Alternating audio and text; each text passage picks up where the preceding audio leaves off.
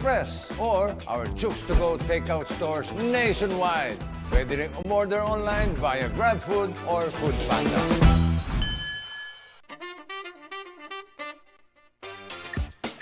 Ano masarap nito noon eh? Mas pinasarap pa ngayon. Hindi ko naman i-endorse yan kundi masarap. Yan ang bagong 𝐤𝐤𝐲. Nag-uumapaw sa flavorful chicken juice. Lahat ng manok nila, laki sa alaga at hindi sa gamot. Kaya garantisadong zero antibiotics. Masarap na, healthy pa. Kaya nga tinawag ng manok ng bayan eh. Sarap nito! O paano? Check muna kami ha. Bye, fans!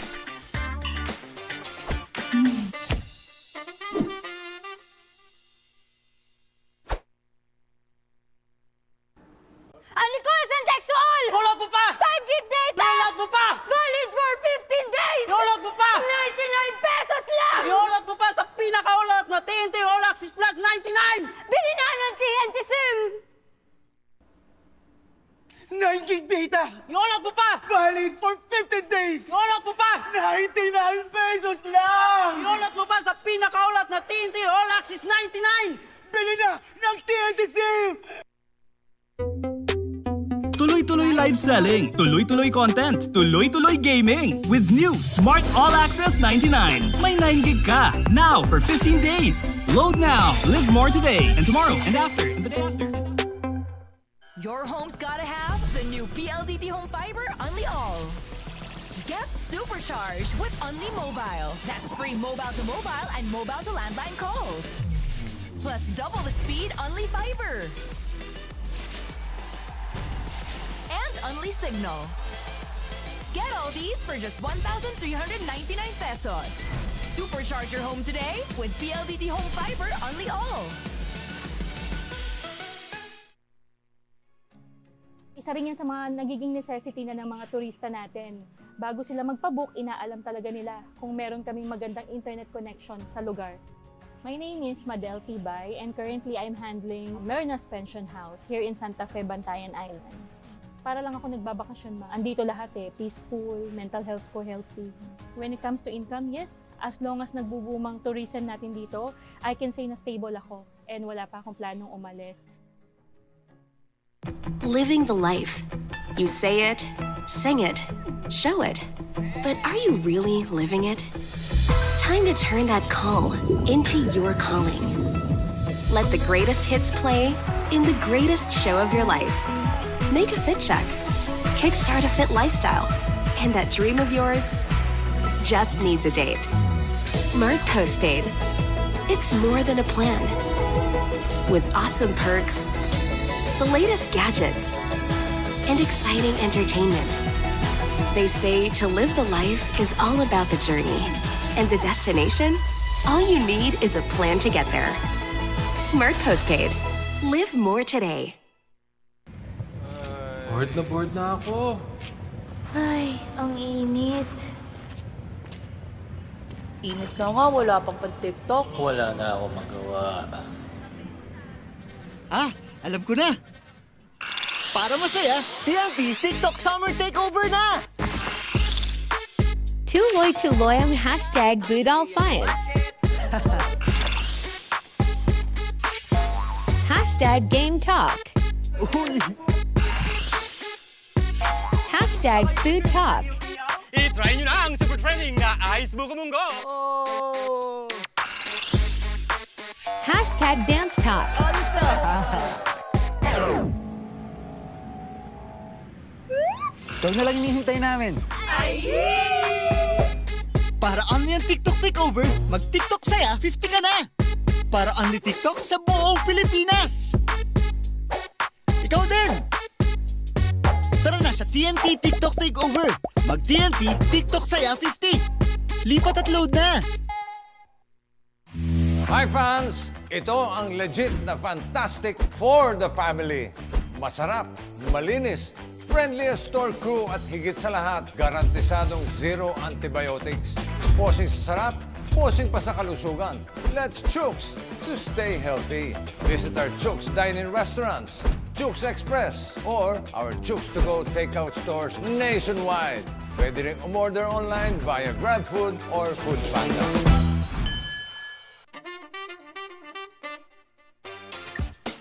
Alam mo, masarap ito noon eh. Mas pinasarap pa ngayon. Hindi ko naman i-endorse yan kundi masarap. Yan ang bagong 𝐤𝐤𝐬𝐬 𝐁𝐿𝐴 sa flavorful chicken juice. Lahat ng manok nila laki sa alaga at hindi sa gamot. Kaya garantisadong zero antibiotics. Masarap na, healthy pa. Kaya nga tinawag ng manok ng bayan eh. Sarap nito! O paano? Check muna kami ha. Bye fans!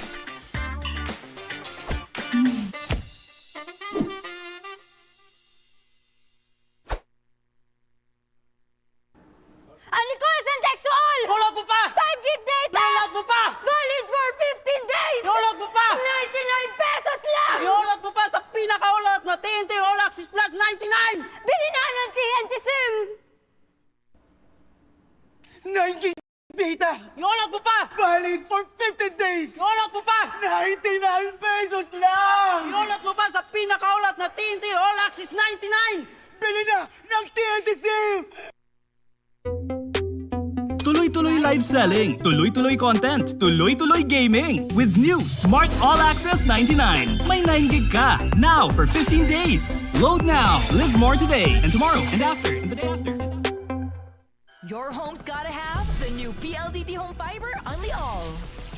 Get supercharged with Unli Mobile. That's free mobile to mobile and mobile to landline calls.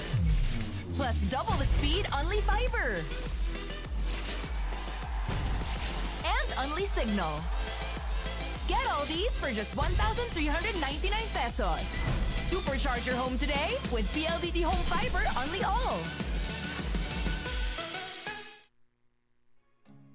Isa rin yan sa mga nagiging necessity na ng mga turista natin. Bago sila magpabook, inaalam talaga nila kung meron kaming magandang internet connection sa lugar. My name is 𝐿𝐴 and currently I'm handling Mernas Pension House here in Santa Fe, Bantayan Island. Para lang ako nagbabakasyon ma. Andito lahat eh, peaceful, mental health ko healthy. When it comes to income, yes, as long as nagbubumang tourism natin dito, I can say na stable ako and wala pa akong planong umalis. Living the life. You say it, sing it, show it. But are you really living it? Time to turn that call into your calling. Let the greatest hits play in the greatest show of your life. Make a fit check. Kickstart a fit lifestyle. And that dream of yours just needs a date. Smart Postpaid. It's more than a plan. With awesome perks, the latest gadgets, and exciting entertainment. They say to live the life is all about the journey. And the destination? All you need is a plan to get there. Smart Postpaid. Live more today. Bored na ako. Ay, ang init. Init na nga, wala pang pan-TikTok. Wala na ako magawa. Ah, alam ko na.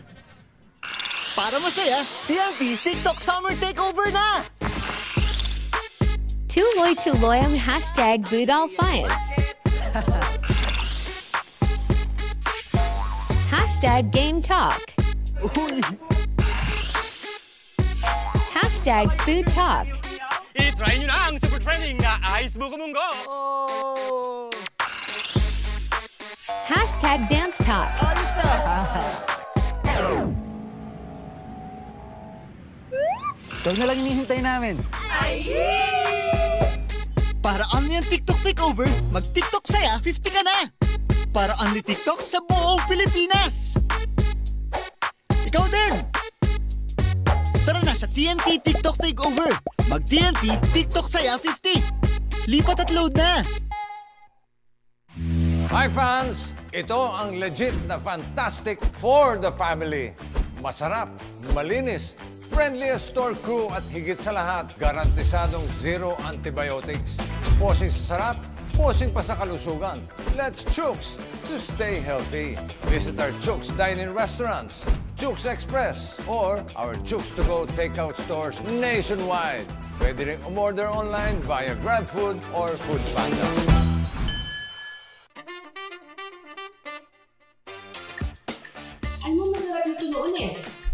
Mas pinasarap pa ngayon. Hindi ko naman i-endorse yan kundi masarap. Yan ang bagong 𝐤𝐤𝐬 na 𝐒𝐞𝐚𝐬𝐤𝐿 sa flavorful chicken juice. Lahat ng manok nila laki sa alaga at hindi sa gamot. Kaya garantisadong zero antibiotics. Masarap na, healthy pa. Kaya nga tinawag ng manok ng bayan eh. Sarap nito! O paano? Check muna kami ha. Bye fans!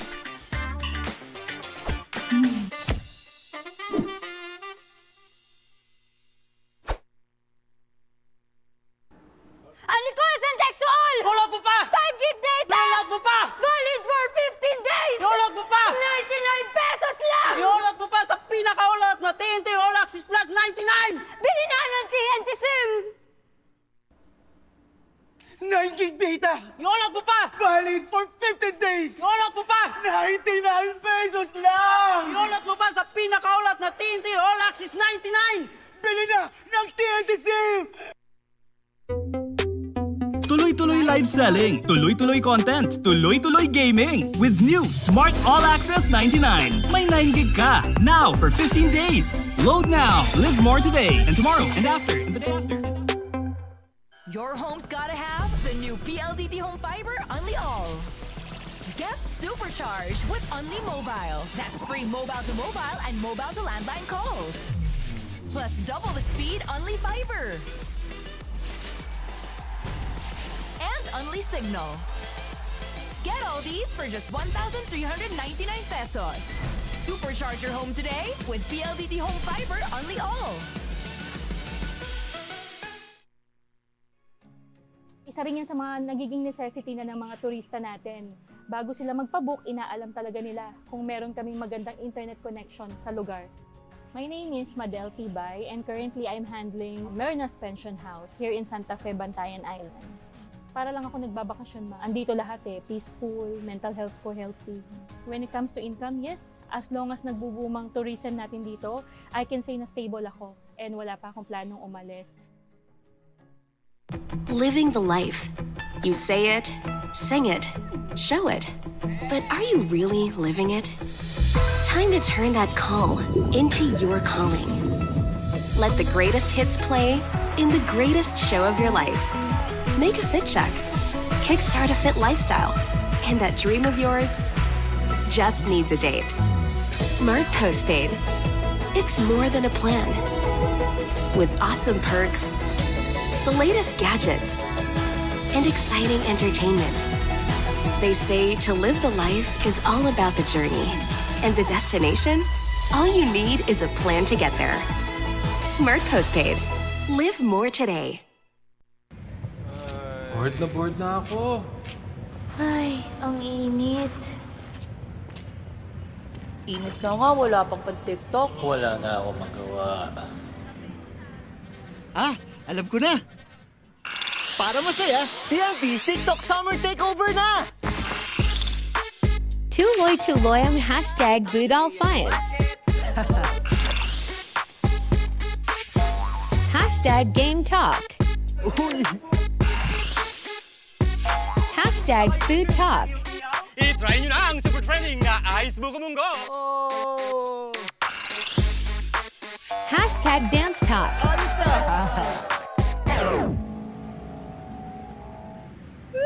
Ikaw na lang hinihintay namin. Para unli ang TikTok takeover, mag-TikTok saya 50 ka na! Para unli TikTok sa buong Pilipinas! Ikaw din! Tara na sa TNT TikTok takeover! Mag-TNT TikTok saya 50! Lipat at load na! Hi fans! Ito ang legit na fantastic for the family. Masarap, malinis, friendliest store crew at higit sa lahat, garantisadong zero antibiotics. Posing sa sarap, posing pa sa kalusugan. Let's 𝐤𝐤𝐬 to stay healthy. Visit our 𝐤𝐤𝐬 dine-in restaurants, 𝐤𝐤𝐬 Express, or our 𝐤𝐤𝐬 to go takeout stores nationwide. Pwede rin umorder online via GrabFood or FoodPanda.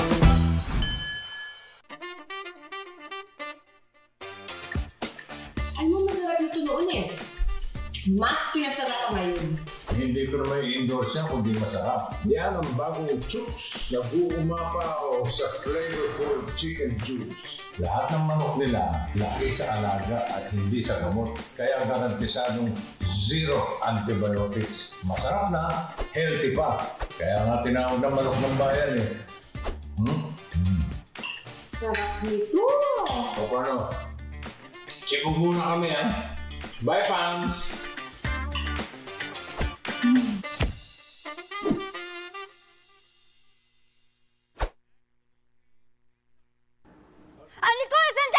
Download mo pa! 5 gig data! Download mo pa! Valid for 15 days! Download mo pa! 99 pesos lang! Download mo pa sa pinakaulot na TNT All Access Plus 99! Bili na ng TNT SIM! 9 gig data! Download mo pa! Valid for 15 days! Download mo pa! 99 pesos lang! Download mo pa sa pinakaulot na TNT All Access 99! Bili na ng TNT SIM! Tuloy-tuloy live selling, tuloy-tuloy content, tuloy-tuloy gaming. With new Smart All Access 99. May 9 gig ka. Now for 15 days. Load now. Live more today and tomorrow and after and the day after. Your home's gotta have the new PLDT Home Fiber Unli All. Get supercharged with Unli Mobile. That's free mobile to mobile and mobile to landline calls. Plus double the speed Unli Fiber. And Unli Signal.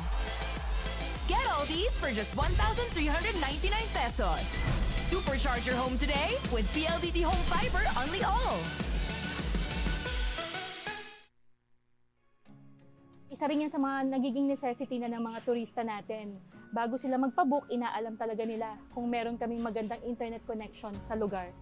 My name is Madel Tibay and currently I'm handling Merna's Pension House here in Santa Fe, Bantayan Island. Para lang ako nagbabakasyon ma. Andito lahat peaceful, mental health ko healthy. When it comes to income, yes, as long as nagbubumang tourism natin dito, I can say na stable ako and wala pa akong planong umalis. Living the life. You say it, sing it, show it. But are you really living it? Time to turn that call into your calling. Let the greatest hits play in the greatest show of your life. Make a fit check. Kickstart a fit lifestyle. And that dream of yours just needs a date. Smart Postpaid. It's more than a plan. With awesome perks, the latest gadgets, and exciting entertainment. They say to live the life is all about the journey. And the destination? All you need is a plan to get there. Smart Postpaid. Live more today. Bored na ako. Ay, ang init. Init na nga, wala pang pan-TikTok. Wala na ako magawa. Ah, alam ko na! Para masaya, TNT TikTok Summer Takeover na! Tuloy-tuloy ang #BootAllFinds.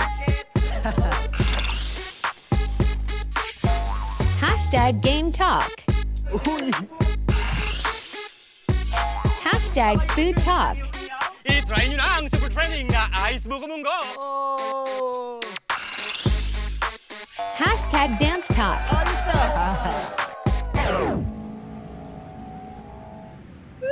Ikaw na lang hinihintay namin. Para only ang TikTok Takeover, mag-TikTok saya, 50 ka na! Para only TikTok sa buong Pilipinas! Ikaw din! Tara na sa TNT TikTok Takeover! Mag-TNT TikTok saya, 50! Lipat at load na! Hi fans! Ito ang legit na fantastic for the family. Masarap, malinis, friendliest store crew at higit sa lahat, garantisadong zero antibiotics. Posing sa sarap, posing pa sa kalusugan. Let's 𝐤𝐤𝐬 to stay healthy.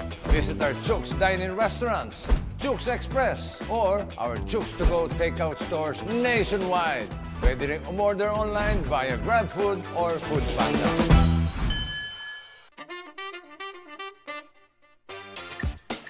Ano masarap nito noon Mas pinasarap pa ngayon. Hindi Hindi ko naman i-endorse yan kundi masarap. Yan ang bagong CESAFI na 𝐒𝐞𝐀𝐅𝐈 sa flavorful chicken juice. Lahat ng manok nila laki sa alaga at hindi sa gamot. Kaya garantisadong zero antibiotics. Masarap na, healthy pa. Kaya nga tinawag ng manok ng bayan eh. Sarap nito! O paano? Sipog muna kami ha. Bye, fans!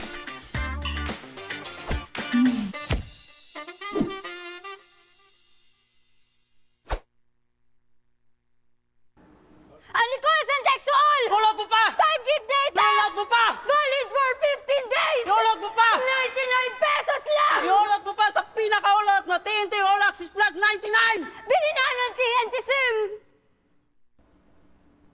9 gig data! Hulot mo pa! Valid for 15 days! Hulot mo pa! 99 pesos lang! Hulot mo pa sa pinakaulot na TNT All Access 99! Bili na ng TNT SIM!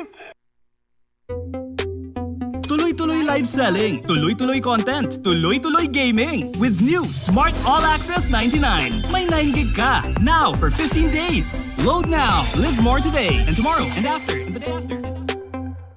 Your home's gotta have the new PLDT Home Fiber Unli All. Get supercharged with Unli Mobile. That's free mobile to mobile and mobile to landline calls. Plus double the speed Unli Fiber. And Unli Signal. Get all these for just 1,399 pesos. Supercharge your home today with PLDT Home Fiber Unli All. Isa rin yan sa mga nagiging necessity na ng mga turista natin. Bago sila magpabook, inaalam talaga nila kung meron kaming magandang internet connection sa lugar. My name is 𝐿𝐷𝐵 and currently I'm handling Mernas Pension House here in Santa Fe, Bantayan Island. Para lang ako nagbabakasyon, andito lahat peaceful, mental health ko healthy. When it comes to income, yes, as long as nagbubumang tourism natin dito, I can say na stable ako and wala pa akong planong umalis. Living the life. You say it, sing it, show it. But are you really living it? Time to turn that call into your calling.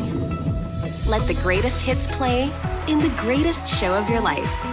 Make a fit check. Kickstart a fit lifestyle. And that dream of yours just needs a date. Smart Postpaid. It's more than a plan. With awesome perks, the latest gadgets, and exciting entertainment. They say to live the life is all about the journey. And the destination? All you need is a plan to get there. Smart Postpaid. Live more today. Bored na ako. Ay, ang init. Init na nga, wala pang pan-TikTok. Wala na ako magawa. Ah, alam ko na! Para masaya, TNT TikTok Summer Takeover na! Tuloy-tuloy ang #BootAllFinds.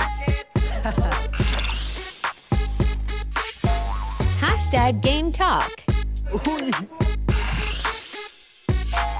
#FoodTalk. I-try nyo na ang super trending na Ice Buko Munggo. Oh! #DanceTalk. Ayos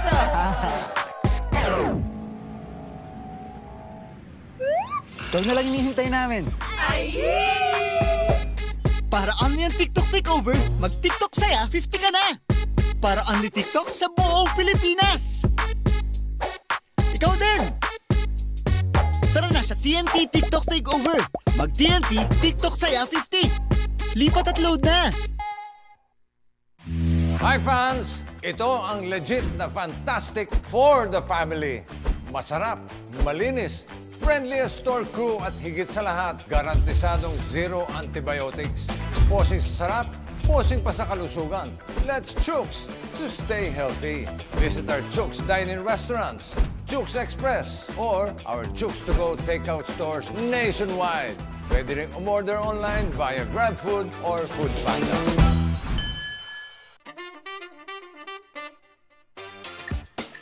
Ano masarap nito noon Mas pinasarap pa ngayon. hindi ko naman i-endorse yan kundi masarap. Yan ang bagong CHOOKS na 𝐒𝐞𝐀𝐅𝐈 sa flavorful chicken juice. Lahat ng manok nila, laki sa alaga at hindi sa gamot. Kaya garantisadong zero antibiotics. Masarap na, healthy pa. Kaya nga tinawag na manok ng bayan eh. Sarap nito! O paano? Sibog muna kami ha. Bye fans!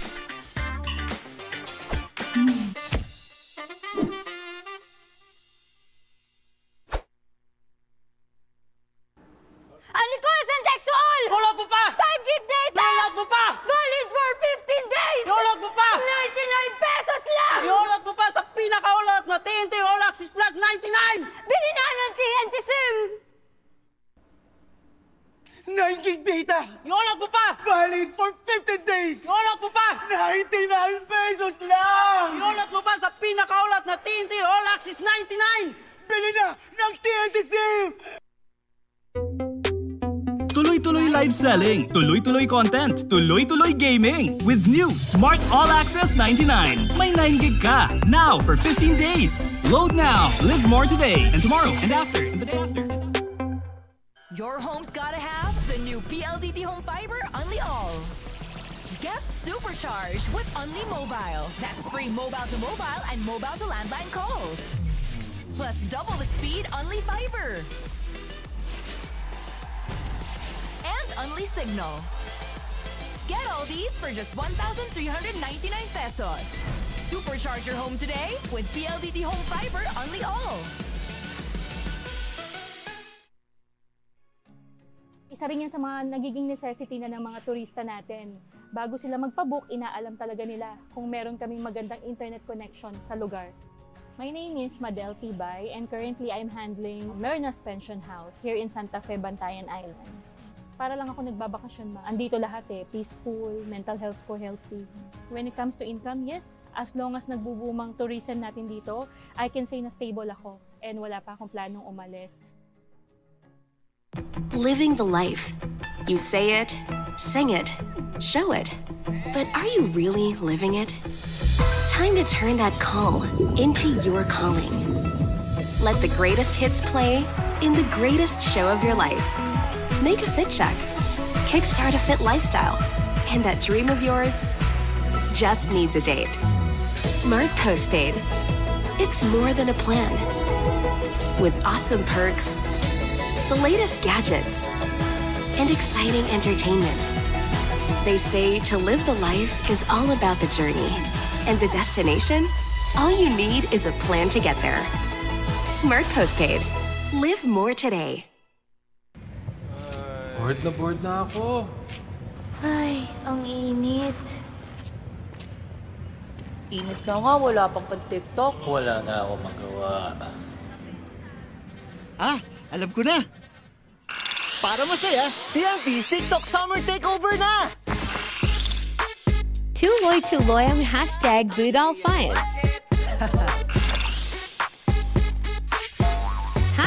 #GameTalk. Uy! #FoodTalk. I-try nyo na ang super trending na Ice Buko Munggo! Oh! #DanceTalk. Ayos ah! Ito na lang hinihintay namin. Para only ang TikTok takeover, mag-TikTok saya, 50 ka na! Para only TikTok sa buong Pilipinas! Ikaw din! Tara na sa TNT TikTok takeover! Mag-TNT TikTok saya, 50! Lipat at load na! Hi fans! Ito ang legit na fantastic for the family. Masarap, malinis, friendly store crew at higit sa lahat, garantisadong zero antibiotics. Posing sa sarap, posing pa sa kalusugan. Let's CHOOKS to stay healthy. Visit our CHOOKS dine-in restaurants, CHOOKS Express, or our CHOOKS to go takeout stores nationwide. Pwede rin umorder online via GrabFood or FoodPanda.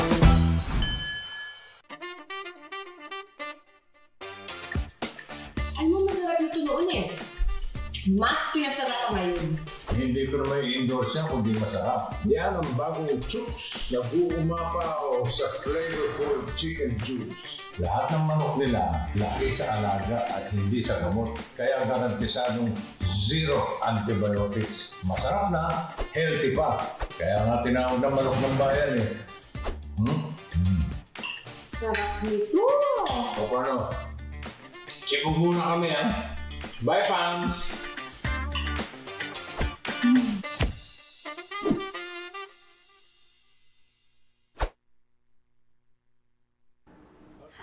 Sexual! Download mo pa! 5 gig data! Download mo pa! Valid for 15 days! Download mo pa! 99 pesos lang! Download mo pa sa pinakaulot na TNT All Access Plus 99! Bili na ng TNT SIM! 9 gig data! Download mo pa! Valid for 15 days! Download mo pa! 99 pesos lang! Download mo pa sa pinakaulot na TNT All Access 99! Bili na ng TNT SIM! Tuloy-tuloy live selling, tuloy-tuloy content, tuloy-tuloy gaming. With new Smart All Access 99. May 9 gig ka. Now for 15 days. Load now. Live more today and tomorrow and after and the day after. Your home's gotta have the new PLDT Home Fiber Unli All. Get supercharged with Unli Mobile. That's free mobile to mobile and mobile to landline calls. Plus double the speed Unli Fiber. And Unli Signal. Get all these for just 1,399 pesos. Supercharge your home today with PLDT Home Fiber Unli All. Isa rin yan sa mga nagiging necessity na ng mga turista natin. Bago sila magpabook, inaalam talaga nila kung meron kaming magandang internet connection sa lugar. My name is 𝐿𝐻𝐻 and currently I'm handling Merna's Pension House here in Santa Fe, Bantayan Island. Para lang ako nagbabakasyon ma. Andito lahat eh, peaceful, mental health ko healthy. When it comes to income, yes, as long as nagbubumang tourism natin dito, I can say na stable ako and wala pa akong planong umalis. Living the life. You say it, sing it, show it. But are you really living it? Time to turn that call into your calling. Let the greatest hits play in the greatest show of your life. Make a fit check. Kickstart a fit lifestyle. And that dream of yours just needs a date. Smart Postpaid. It's more than a plan. With awesome perks, the latest gadgets, and exciting entertainment. They say to live the life is all about the journey. And the destination? All you need is a plan to get there. Smart Postpaid. Live more today. Bored na ako. Ay, ang init. Init na nga, wala pang pan-TikTok. Wala na ako magawa. Alam ko na! Para masaya, TNT TikTok Summer Takeover na! Tuloy-tuloy ang #BootAllFinds.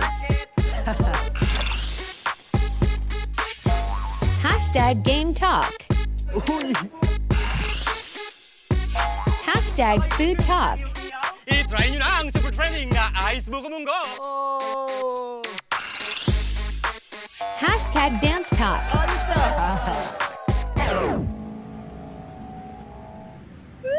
Ito na lang hinihintay namin. Para only ang TikTok Takeover, mag-TikTok saya, 50 ka na! Para only TikTok sa buong Pilipinas! Ikaw din! Tara na sa TNT TikTok Takeover! Mag-TNT TikTok saya, 50! Lipat at load na! Hi fans! Ito ang legit na fantastic for the family. Masarap, malinis, friendliest store crew at higit sa lahat, garantisadong zero antibiotics. Posing sa sarap, posing pa sa kalusugan. Let's 𝐤𝐤𝐬 to stay healthy. Visit our 𝐤𝐤𝐬 dine-in restaurants, 𝐤𝐤𝐬 Express, or our 𝐤𝐤𝐬 to go takeout stores nationwide. Pwede rin umorder online via GrabFood or FoodPanda.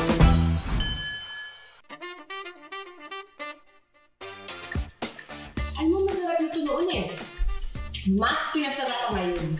Hindi ko naman i-endorse yan kundi masarap. Yan ang bagong CHOOKS na 𝐒𝐞𝐀𝐅𝐈 sa flavorful chicken juice. Lahat ng manok nila laki sa alaga at hindi sa gamot. Kaya garantisadong zero antibiotics. Masarap na, healthy pa. Kaya nga tinawag ng manok ng bayan eh. Sarap nito! O paano? Check muna kami ha. Bye fans!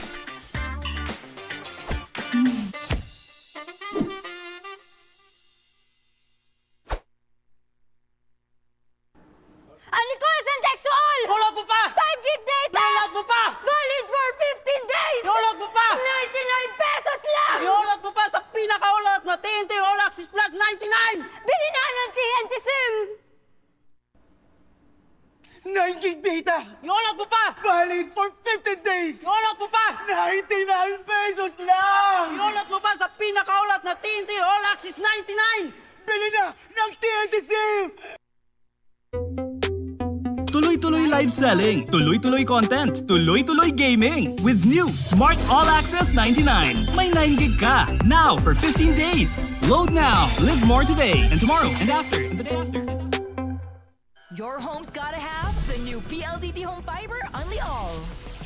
Get supercharged with Unli Mobile. That's free mobile to mobile and mobile to landline calls. Plus double the speed Unli Fiber. And Unli Signal. Get all these for just 1,399 pesos. Supercharge your home today with PLDT Home Fiber Unli All. Isa rin yan sa mga nagiging necessity na ng mga turista natin.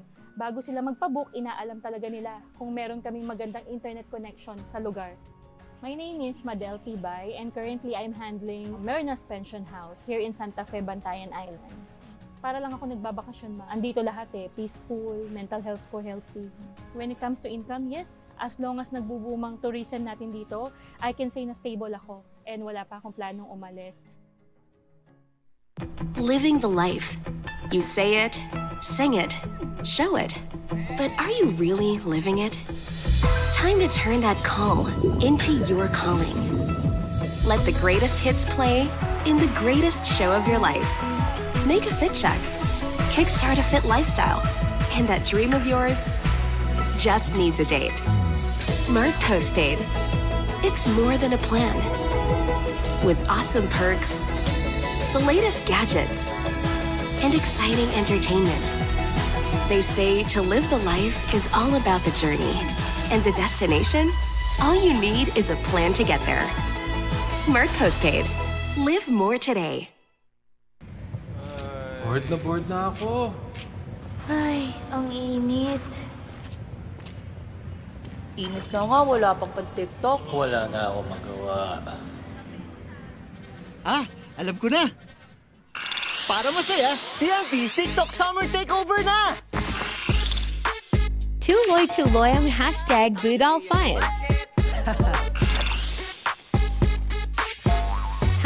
#GameTalk. Uy! #FoodTalk. I-try nyo na ang super trending na Ice Buko Munggo. Oh! #DanceTalk. Ayos ah! Ito na lang hinihintay namin. Para only ang TikTok takeover, mag-TikTok saya, 50 ka na! Para only TikTok sa buong Pilipinas! Ikaw din! Tara na sa TNT TikTok takeover! Mag-TNT TikTok saya, 50! Lipat at load na! Hi fans! Ito ang legit na fantastic for the family. Masarap, malinis, friendliest store crew at higit sa lahat, garantisadong zero antibiotics. Posing sa sarap, posing pa sa kalusugan. Let's CHOOKS to stay healthy. Visit our CHOOKS dine-in restaurants, CHOOKS Express, or our CHOOKS to go takeout stores nationwide. Pwede rin umorder online via GrabFood or FoodPanda.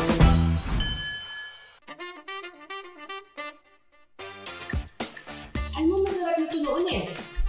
Mas pinasarap pa ngayon. Hindi ko naman i-endorse yan kundi masarap. Yan ang bagong 𝐤𝐤𝐬 na 𝐒𝐞𝐀𝐅𝐈 sa flavorful chicken juice. Lahat ng manok nila, laki sa alaga at hindi sa gamot. Kaya garantisadong zero antibiotics. Masarap na, healthy pa. Kaya nga tinawag na manok ng bayan eh. Sarap nito! O paano? Sibog muna kami ha. Bye, fans!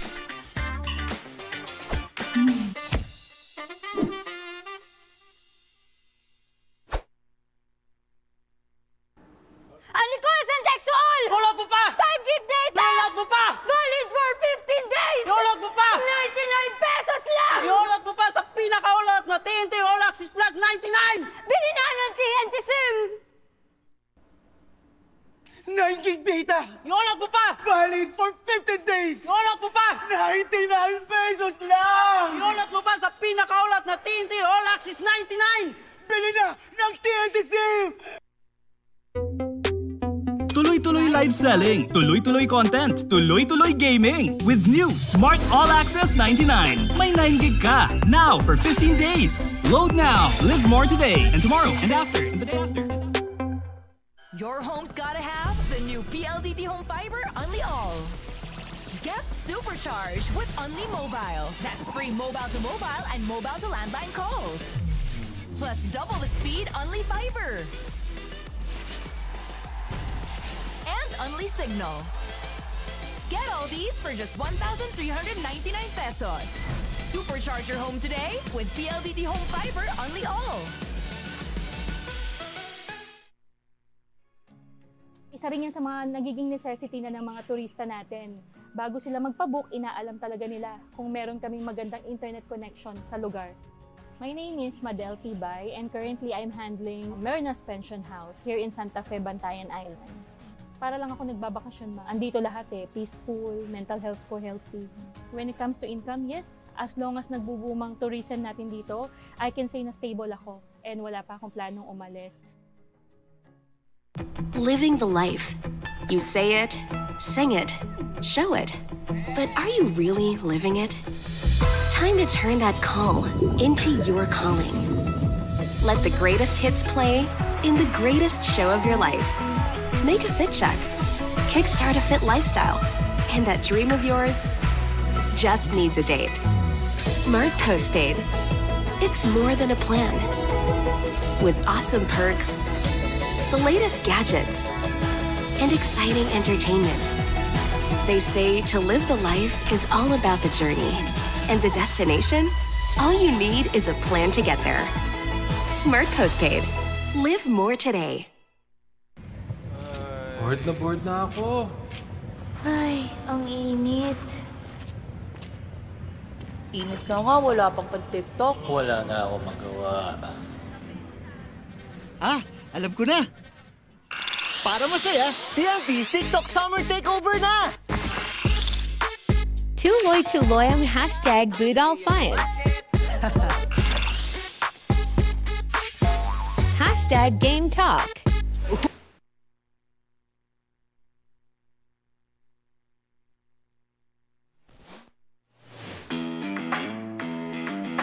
Witness the rise of the next generation. Feel the passion, the pride, and the power of the competition.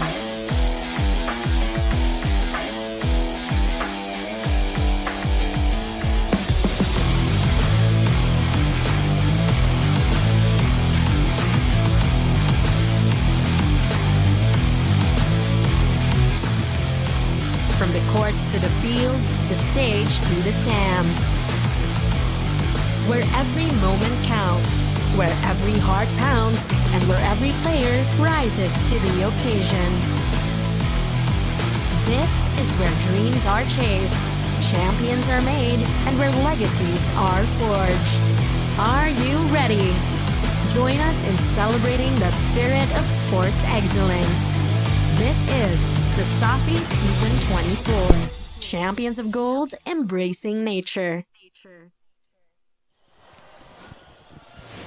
Maayong adlaw, CESAFI fans! The best way to start an afternoon is with some basketball action as we are here on our Week 6, Day 17 of our Season 24 basketball here in CESAFI, here in the Cebu Coliseum. And now here are the team standings for the high school division.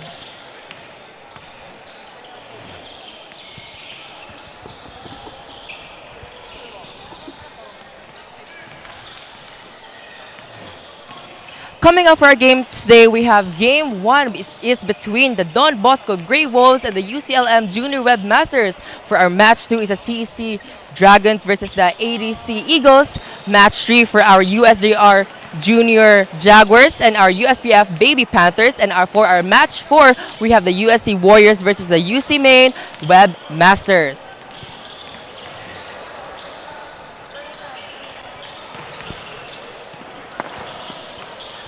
Now we're here to witness our first match, which is between the UCLM Junior Web Masters and the Don Bosco Grey Wolves. Both teams are seeking to redeem themselves after their losses during their previous match and are willing to do everything to secure the second win this season. The team's spirit is on and their strength is like a wolf pack, strong and intact, as said by the assistant coach Fabian Redo of the Grey Wolves, as they aspire to bounce back and secure their second win this season. On the other hand, although frustrations are felt for the UCLM Junior Web Masters after this match between the Baby Lancers, they are staying positive on the outcome for today's match. Although Redeles has a sprained wrist, he is still willing to play and give his all for this match.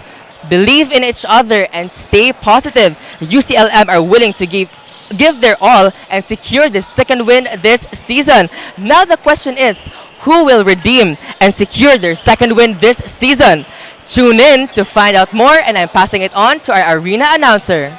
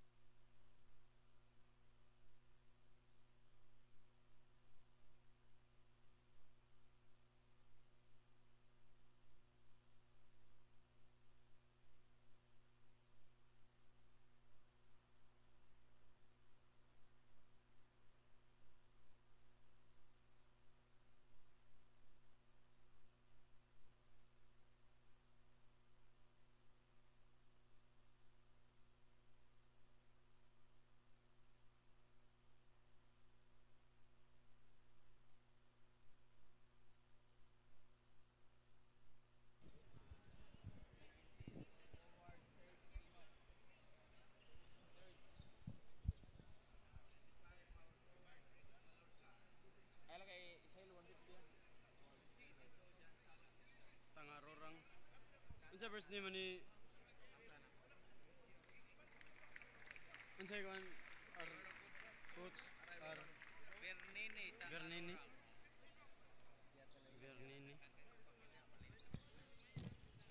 Ipo sa butang sa dasanin.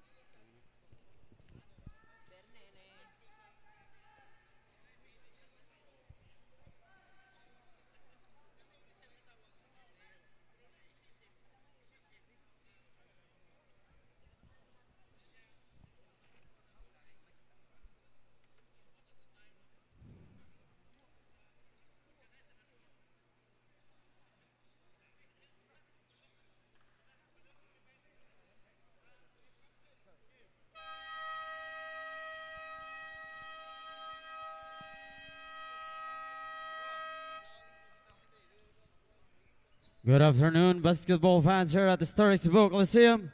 This is your Cebu Schools Athletic Foundation Incorporated Season 24. Presented to us by 𝐤𝐸 nag-iisang manok ng bayan, Virginia Foods and Incorporated, PLDT and Smart, Cebu Landmasters, Cryon Lab, Molten and Mikasa. And the first high school basketball game this afternoon is your DBTC Grey Wolves going up against UCLM Webmasters. Introducing the starting unit of DBTC Grey Wolves. For the starting point guard, wearing jersey number 3, Jose De Barra. Shooting guard, wearing jersey number 16, Archie Sarid. Small forward, wearing jersey number 24, John Nunez. Power forward, wearing jersey number 9, Kid Plano. For the center, wearing jersey number 7, Rom Abansan. Head coach for DBTC Grey Wolves, Bernani Tangarorang, assisted by Jid Cavillon.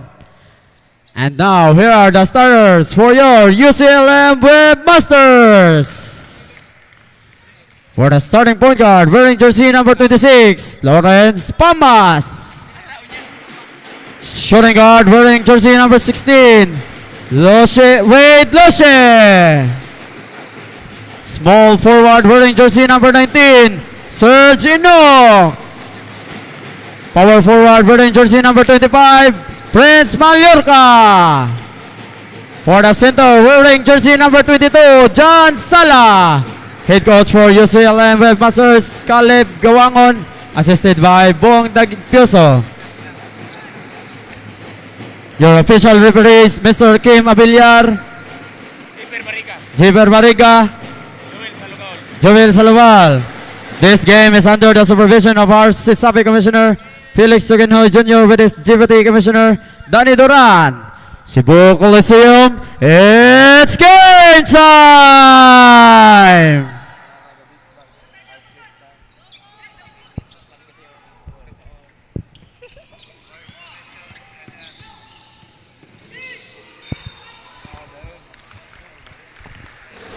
Foul on number 9.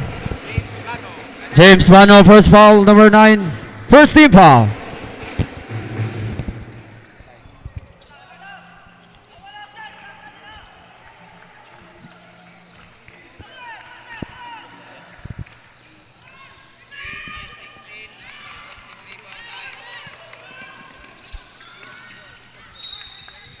Out of bounds, same ball. Shot clock, 19 seconds.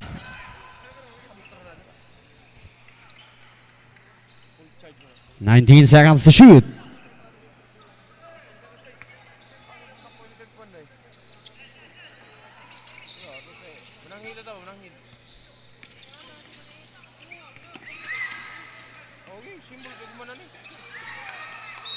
Out of bounds, same ball. 8 seconds on the shot clock. 8 seconds to shoot.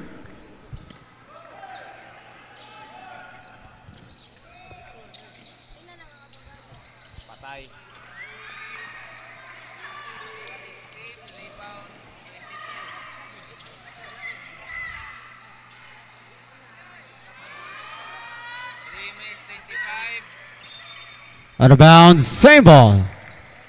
Shot clock, 14 seconds.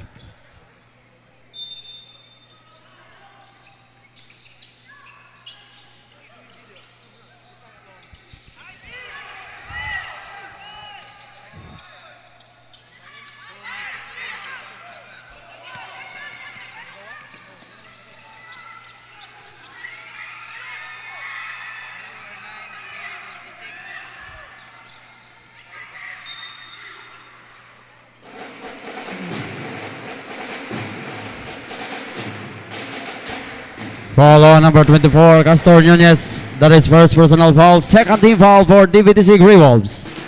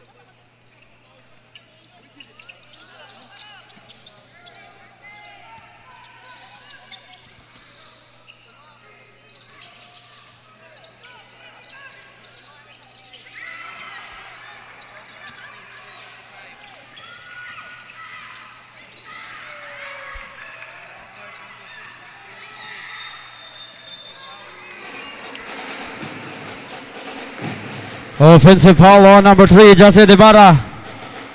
That's his first personal foul. 30.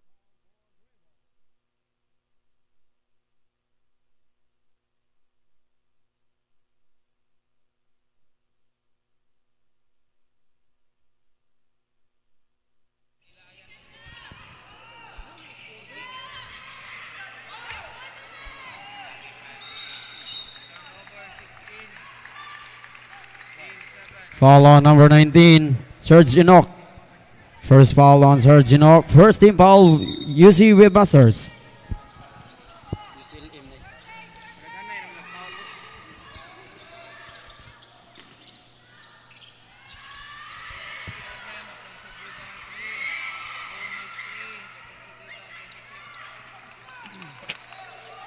Diniscore lahat, foul ni. Foul na sad. Basket count on Prince Mallorca. Foul on number 24, Castor Nunez. Castor Nunez, that's his second personal foul. 4-team foul, Grey Wolves.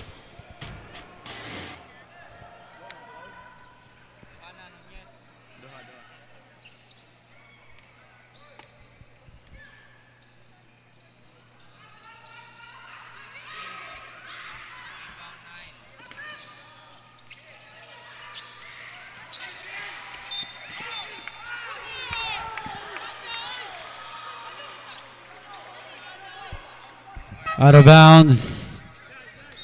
Substitution.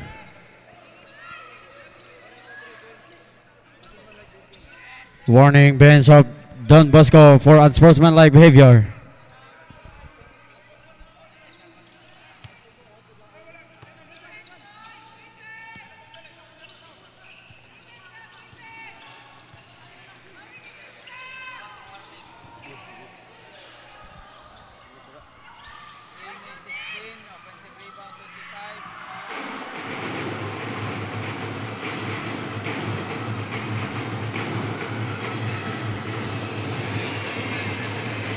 Dave Ever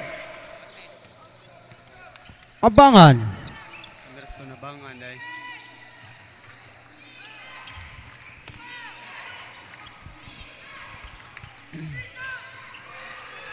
Prince Mallorca from Red Lose.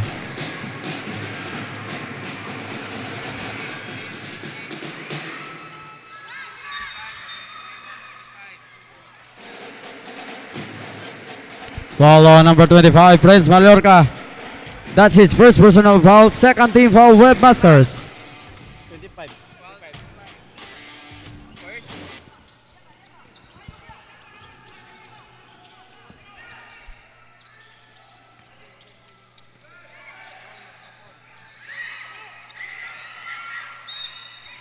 Out of bounds, same ball. Shot clock, 9 seconds. 9 seconds to shoot. Lingkod lang dong.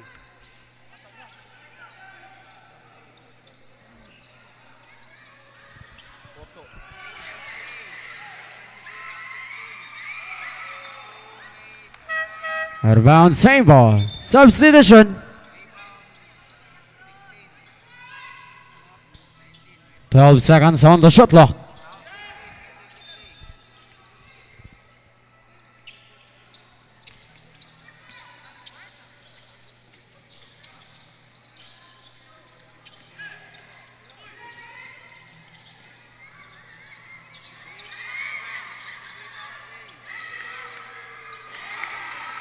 Ronald Aquino.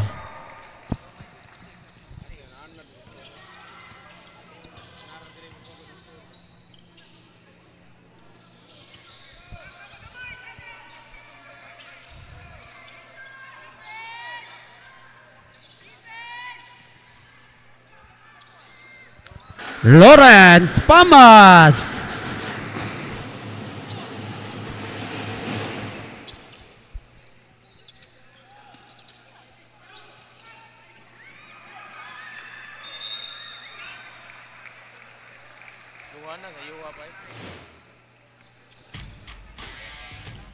Foul on number 25, Prince Mallorca.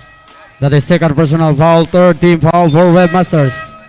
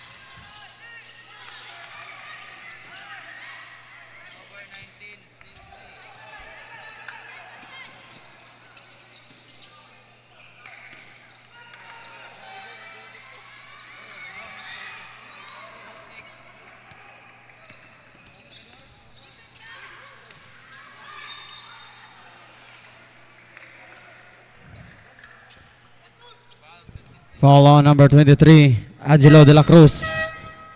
That's his first personal foul, penalty.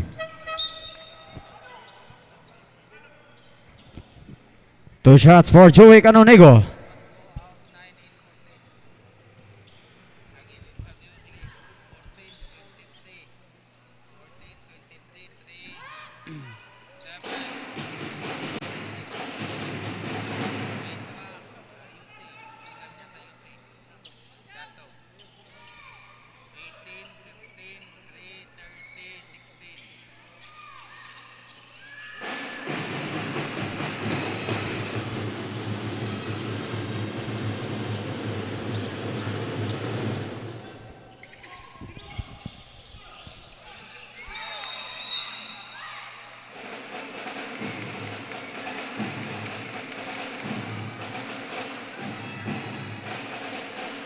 Foul on number 30. First foul on Anthony Lopez. Fourth team foul, Webmasters.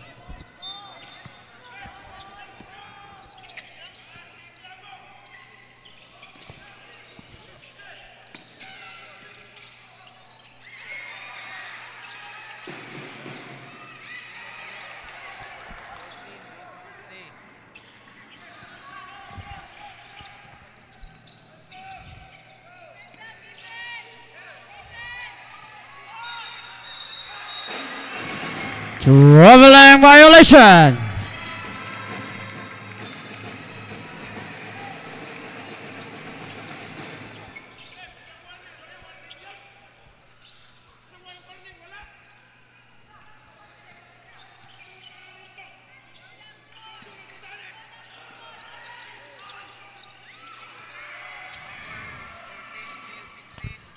Wade Luce.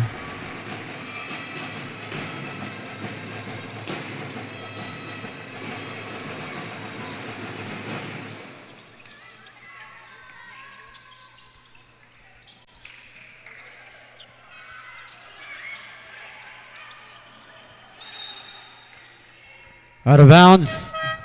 Substitution.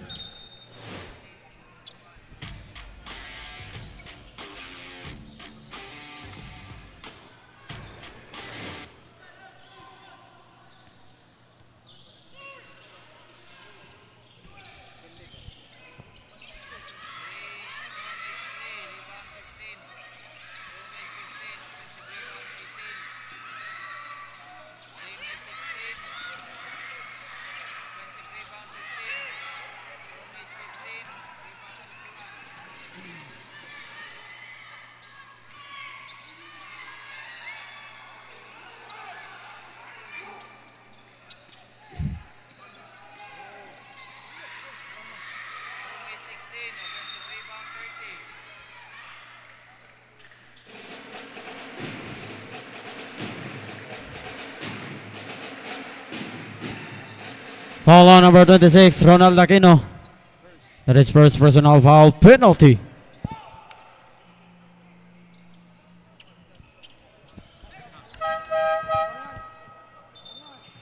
Substitution. 2 shots for Anthony Lopez.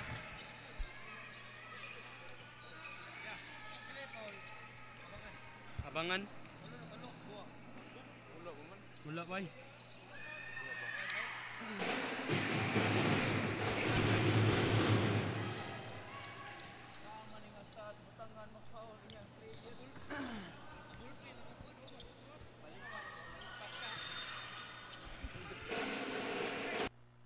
Out of bounds, Grey Wolves basketball.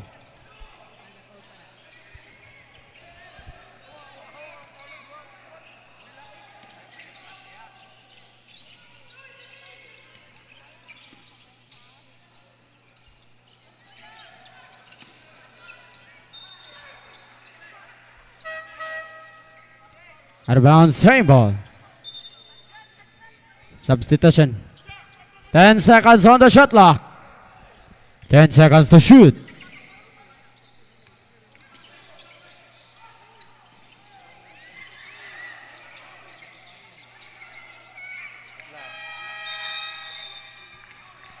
Shot clock violation.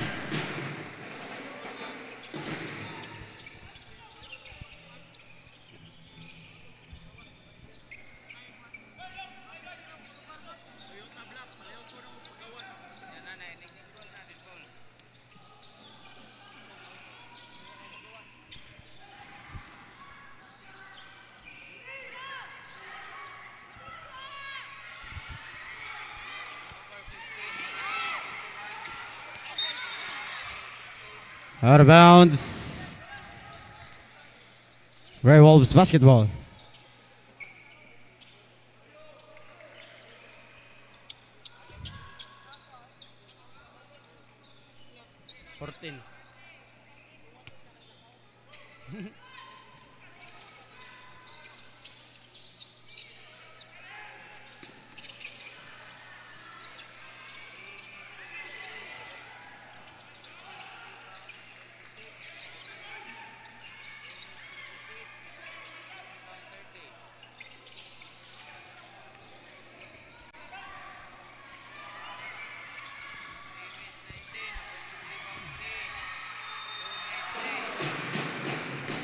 Basket count on 𝐂𝐒𝐀𝐅𝐈. Foul on number 26, Ronald Aquino. Second personal foul on number 26.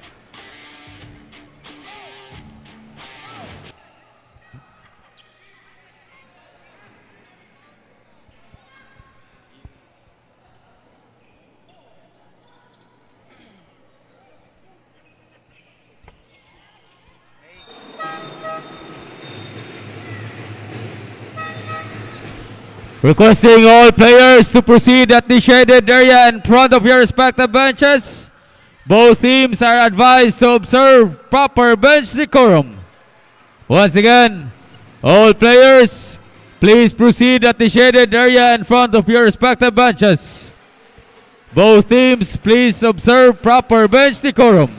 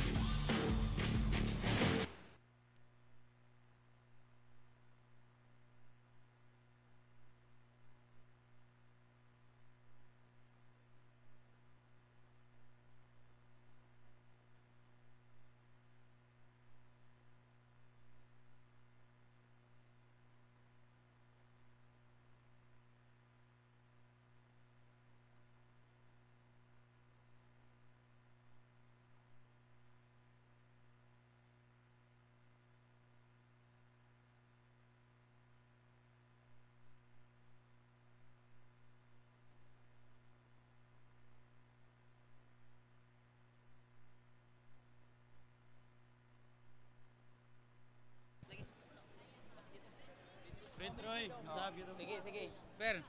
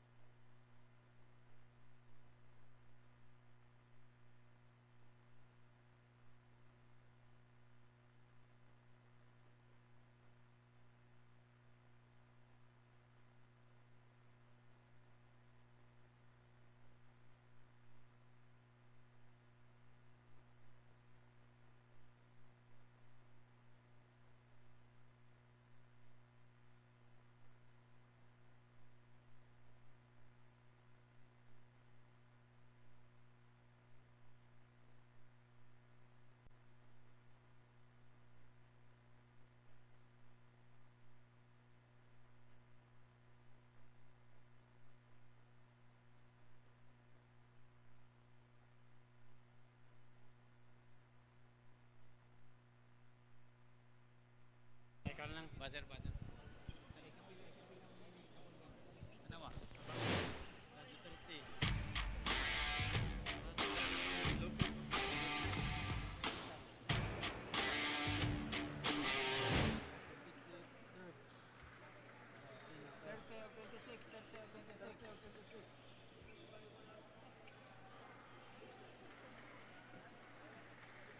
Wala, dai.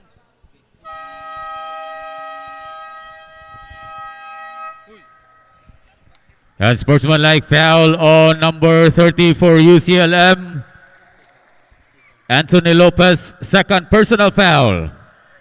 And sportsmanlike foul on number 26, Don Bosco Grey Wolves. Ronald Aquino, that's his third personal foul, both for second motion. Warning on UCLM head coach Caleb Gawangon for unsportsmanlike behavior. Ball possession goes to DBTC Grey Wolves.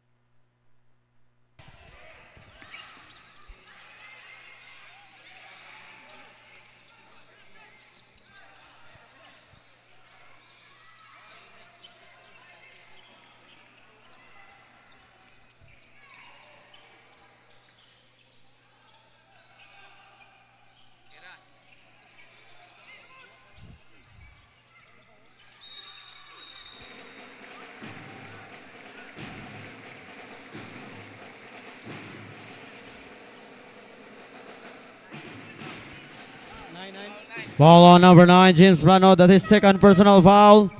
Penalty.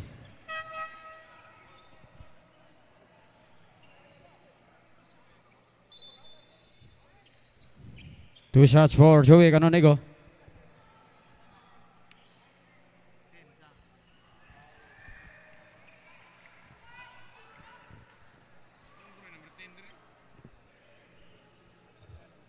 Anthony Lopez. Siya focus siya na, dead ball na. Sabo.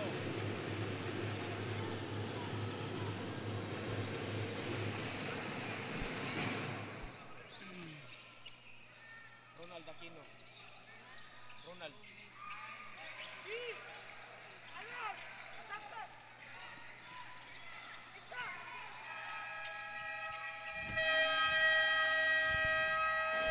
End of the first quarter.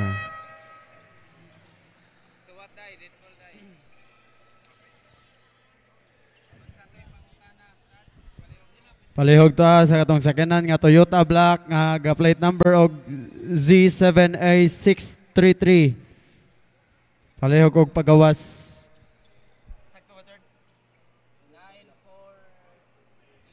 Akong balikon Toyota nga sakyanan nga color black nga plate number og Z7A633. Palihog daw kog pagawas. Daghang salamat.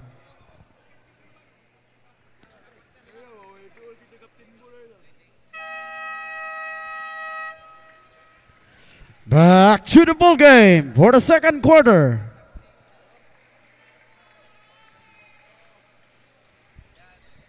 Game time.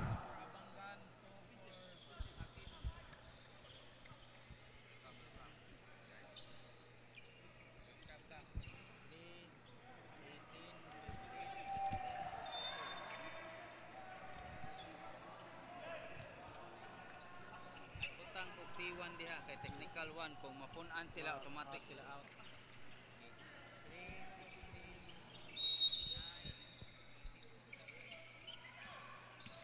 Second quarter.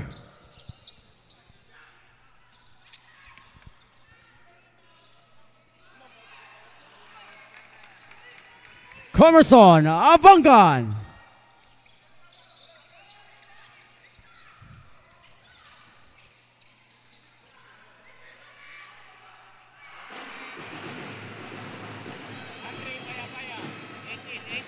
Andre Paya-Paya.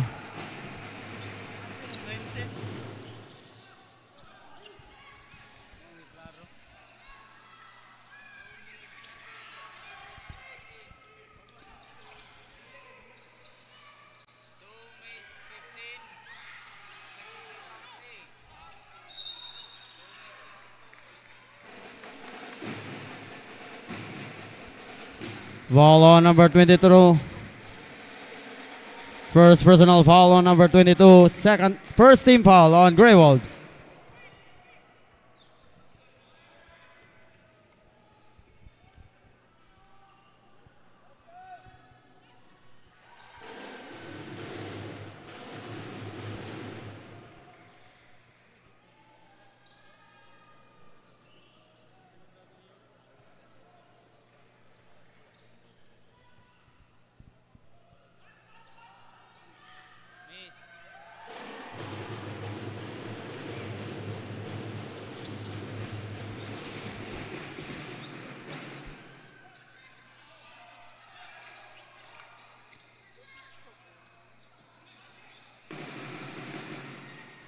Comerson, Labangan 3!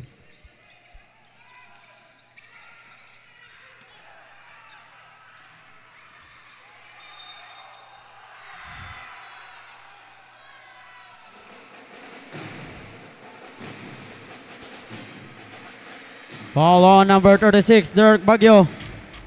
That's his first personal foul. Second team foul on Grey Wolves.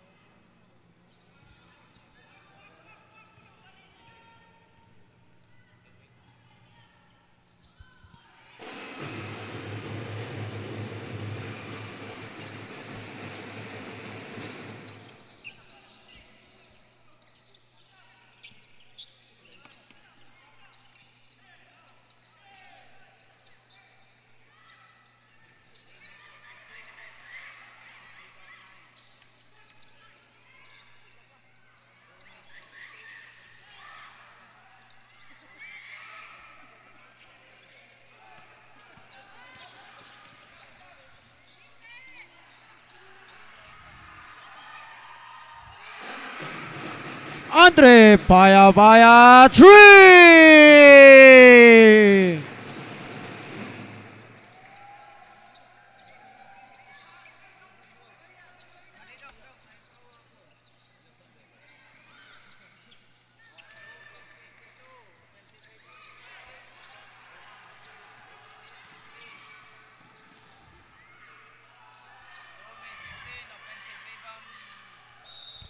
Out of bounds. Grey Wolves basketball substitution.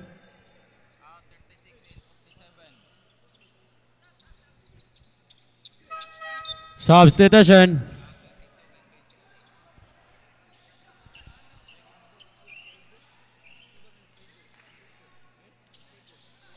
The first quarter between the UCLM Junior Webmasters and the Don Bosco Grey Wolves has been a ride. Although being frustrated by their close win against the Baby Lancers, we are now seeing a good momentum for the Junior Webmasters as they are leading with 13 points during the first quarter. Earlier before the match, I got the chance to interview the UCLM Junior Webmasters assistant coach Carlos Tabaquero, and he highlighted that the majority of the players are demotivated by their 4-game losing streak.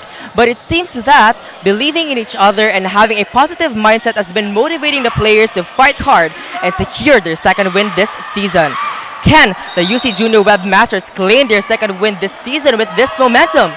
Find out and stay tuned to find out more.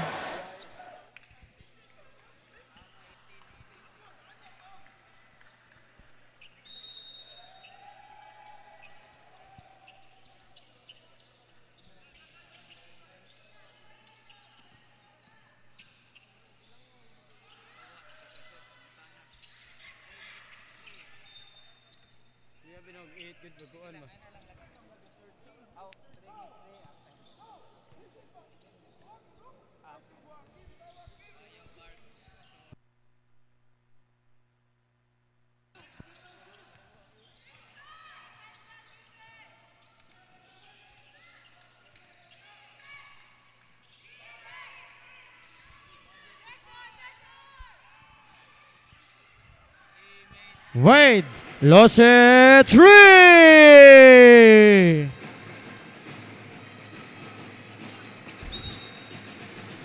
Out of bounds, Grey Wolves basketball.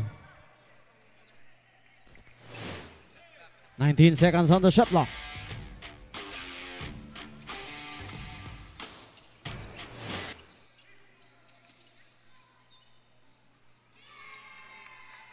Carson Abangan.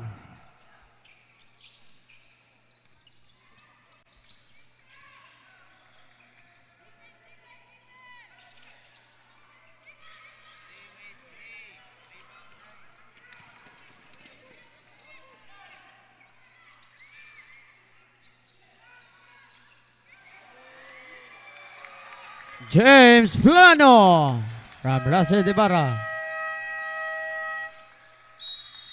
Webmasters timeout.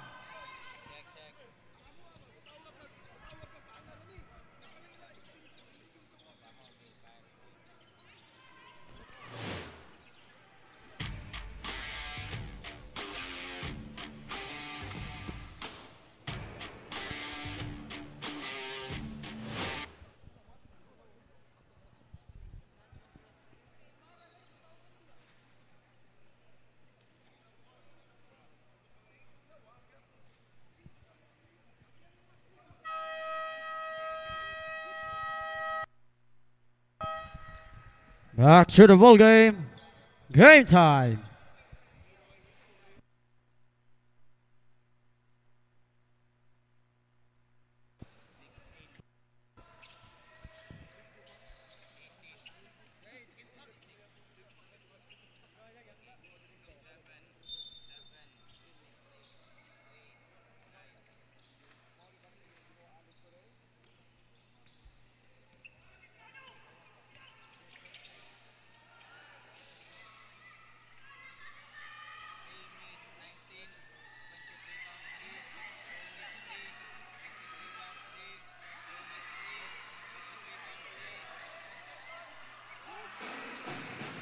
𝐤𝐿𝐀𝐅𝐈.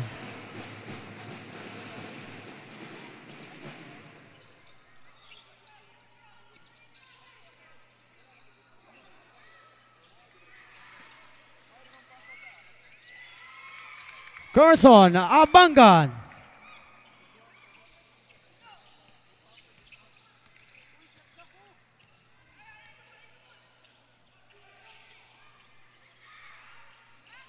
Wade Loche.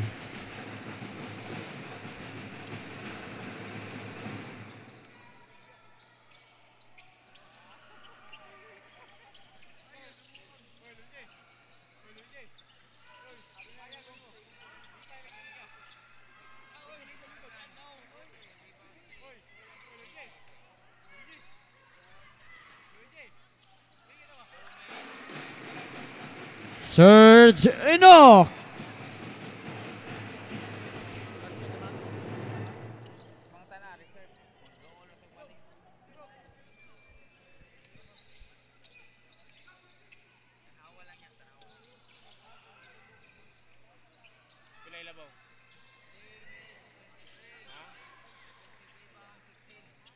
Coach!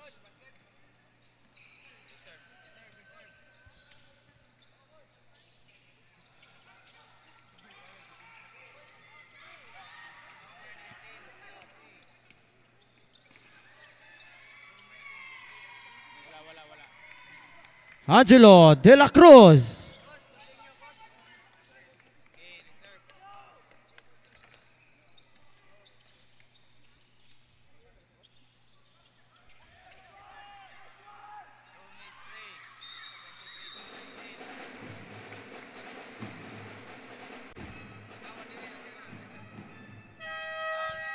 Foul on number 19. Serge Enoch, that is second personal foul. First team foul, UCLM.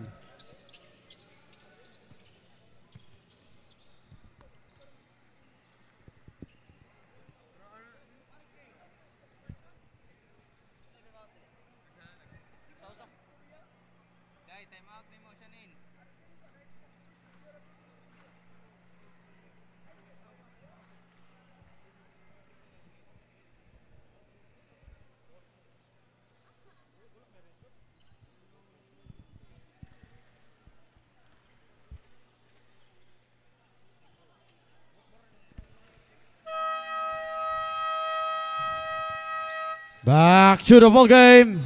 Game time.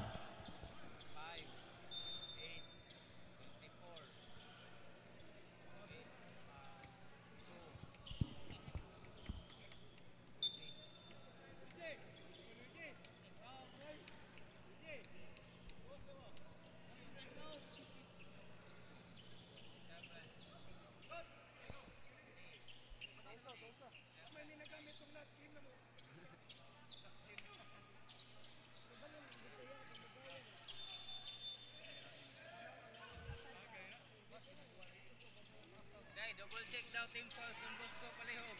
Kanin, Ron, double check daw team fouls Don Bosco inyo ha. Don Bosco duha. Oo. Pagtanaw na.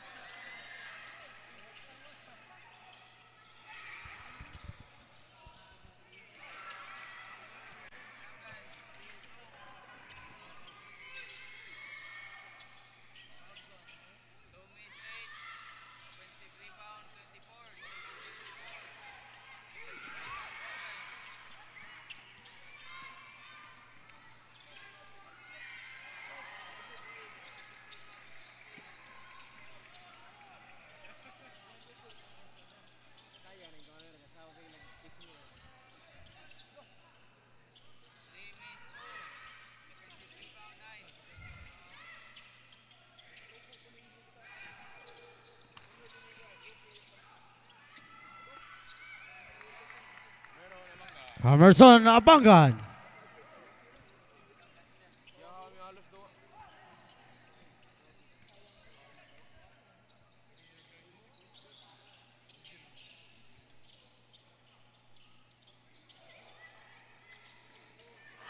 Hello, CESAFI fans! We are now in the second quarter of the game between the Don Bosco Grey Wolves and the UCLM Junior Webmasters.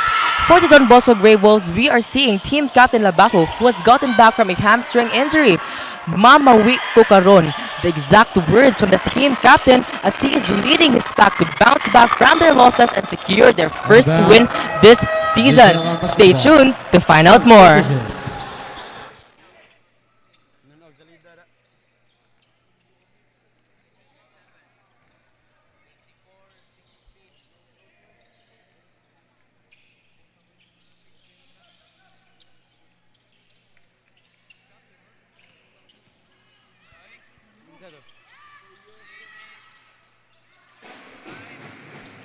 Don Ferraren.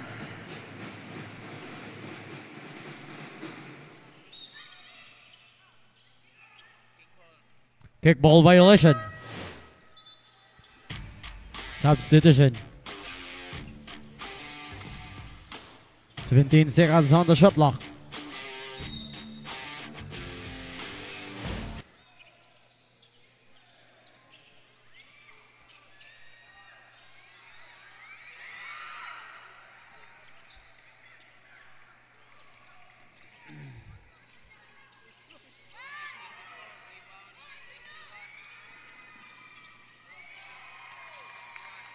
Angelo De La Cruz. Out of bounds, same ball.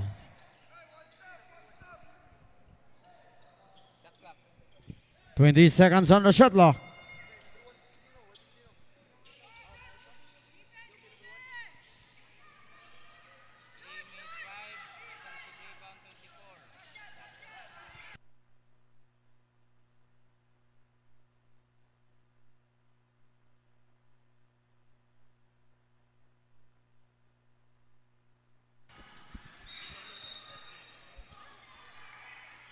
Traveling violation.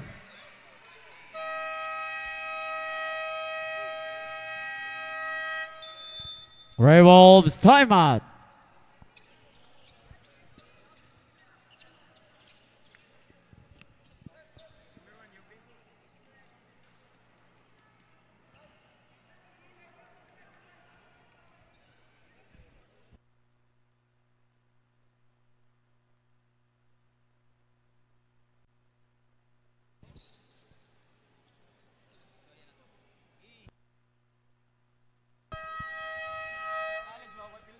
Back to the ball game.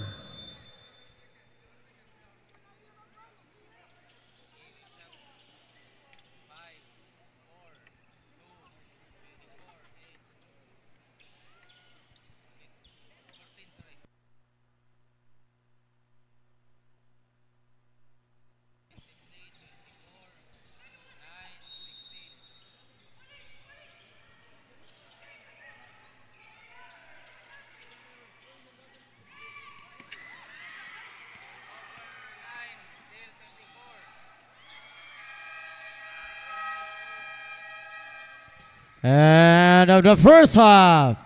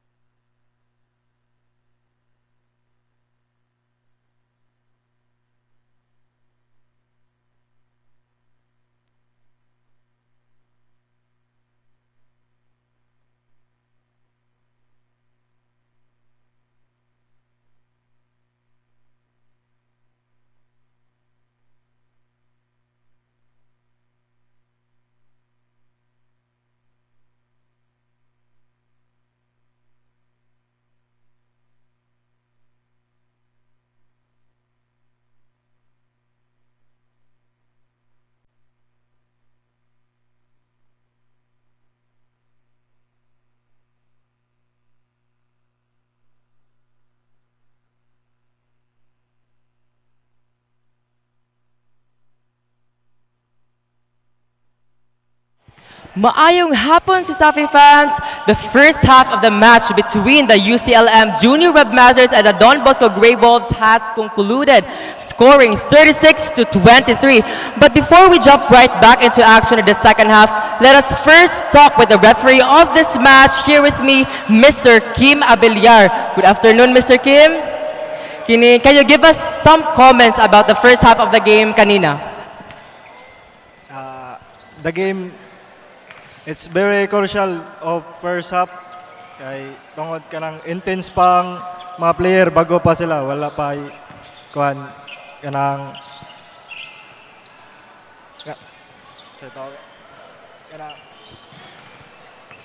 wala confidence pa sila mo duha sa first half. Mga na intense ang duha, daganog warning, technical and unsportsmanlike foul.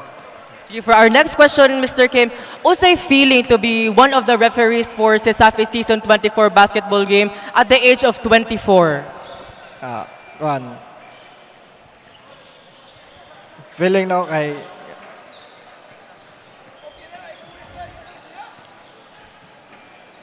crucial sa kuha nga side kay uban nga kuhan kay tanaw nila bata pa nya dili para sa uban mga senior nga kauban ako nga referee. Okay. Can you give us some shout-outs, Kuya? Shoutout ko sa akong uyab, idawag sa akong anak, Keanu. Okay na. Thank you, Mr. Kim. And our second half will be unraveling soon. So CESAFI fans, stay tuned to find out more. And let's get back to the ball game.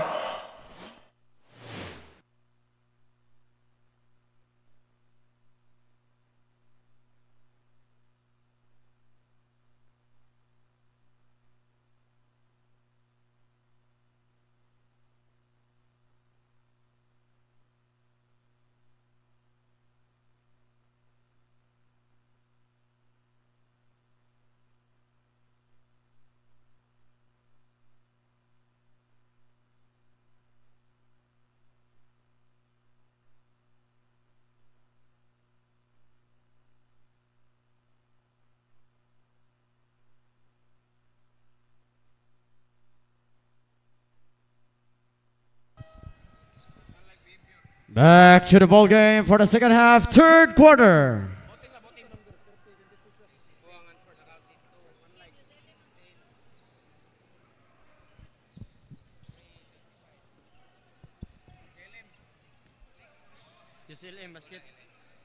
UCLM basketball.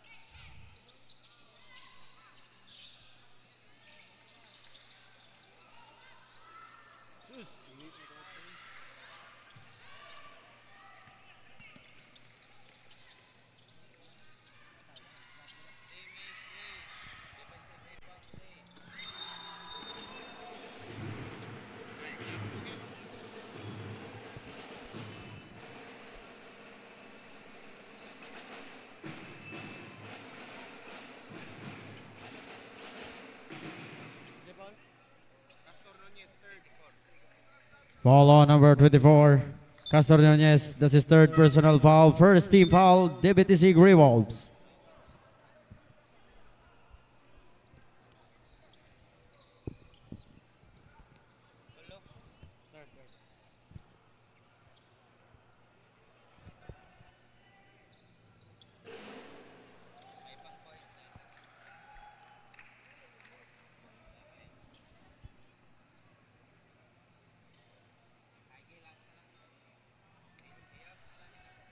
Twenty seconds on the shot clock.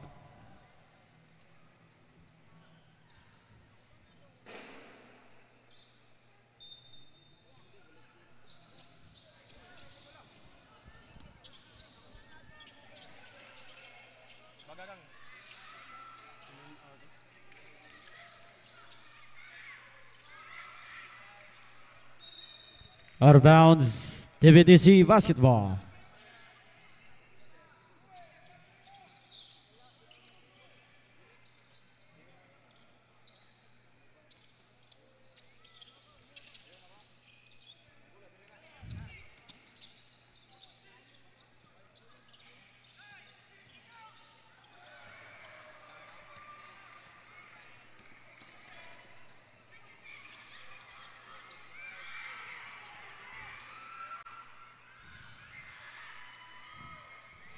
James Plano.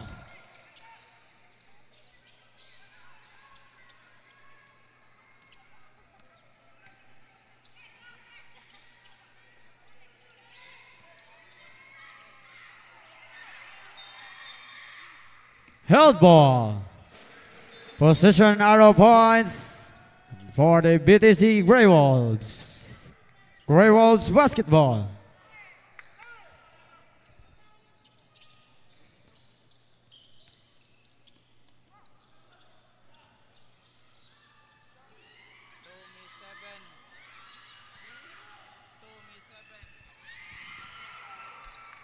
Angelo de la Cruz.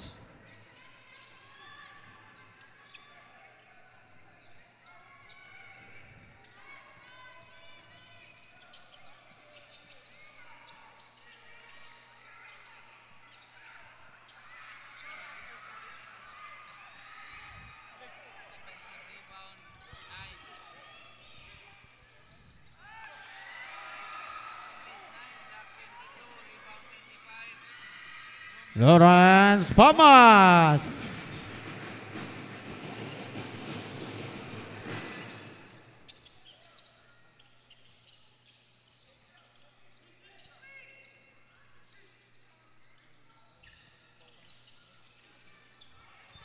Out of bounds, same ball. Substitution. 9 seconds on the shot clock. 9 seconds to shoot.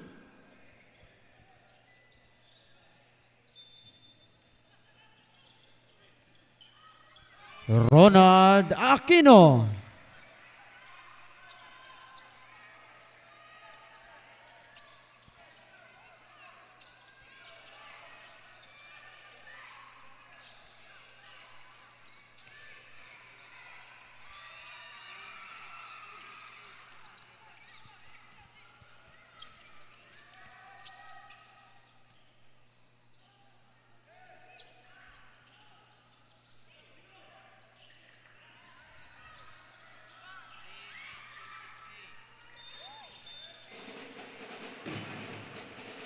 Foul on number 3, Jose Ibarra.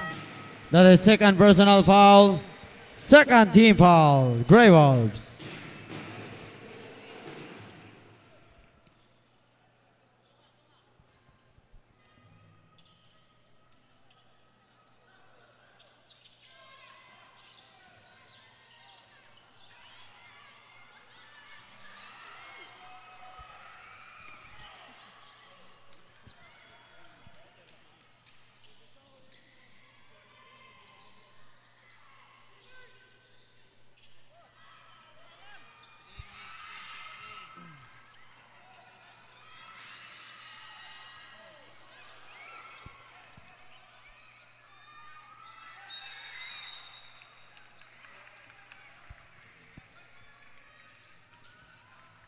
Foul on number 24. First personal foul, number 24. First team foul, UCLM.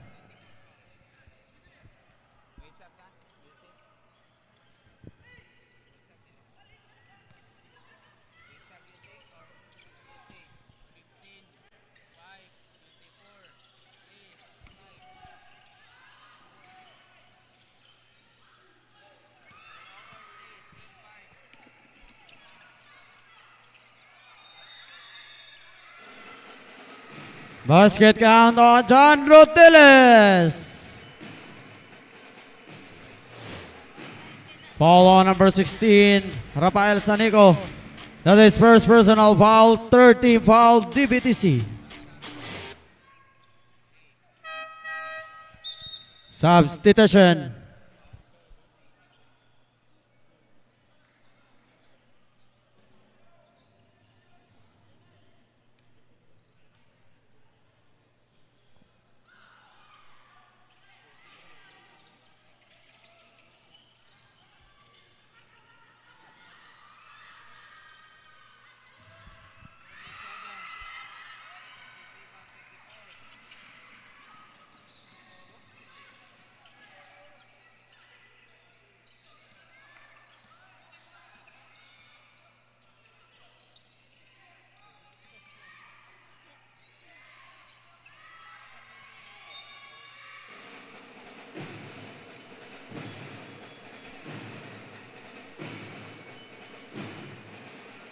Foul on number 22, Peter Labajo.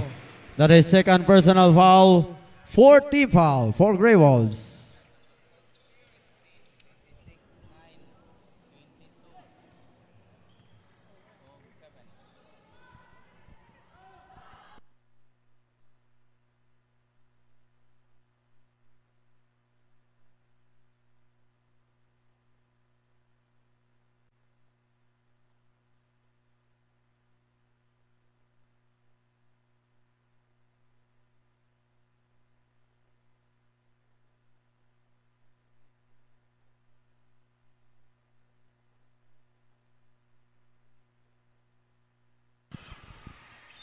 Out of bounds, UCLM basketball.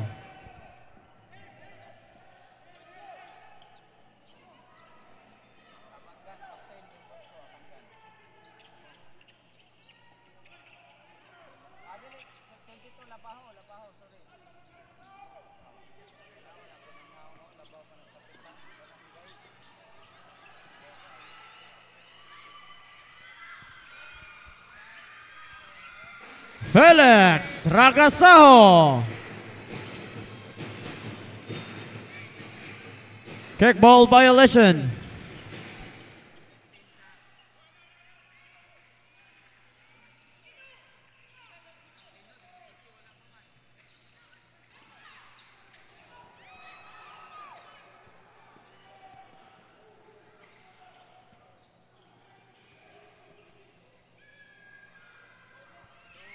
Ronald Aquino.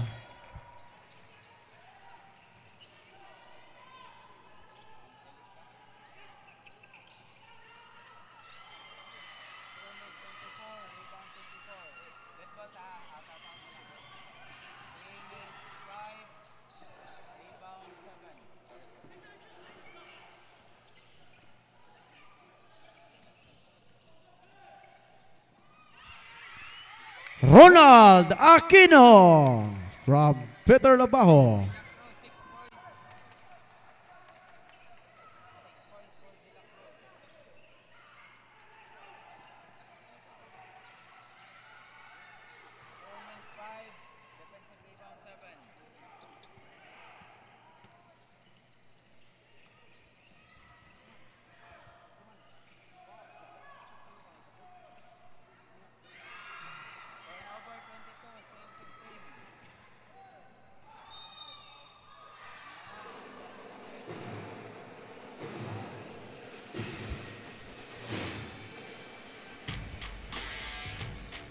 Foul on number 22, Peter Labajo. That is third personal foul. Penalty.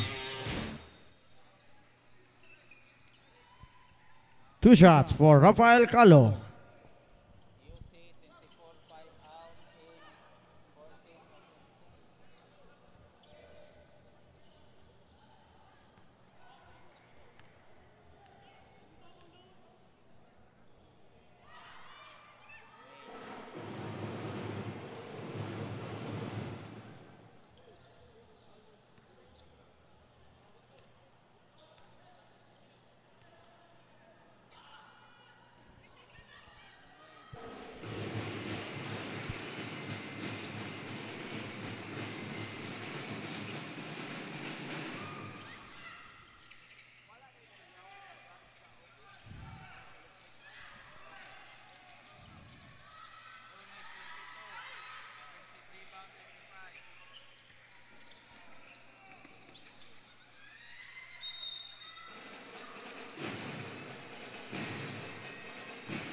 Foul on number 22, Peter Labajo. That is fourth personal foul, penalty. Substitution.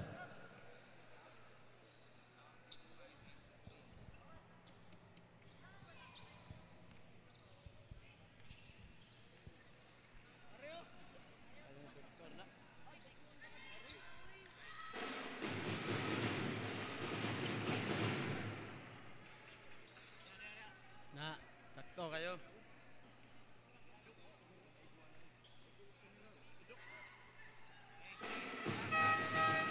Substitution.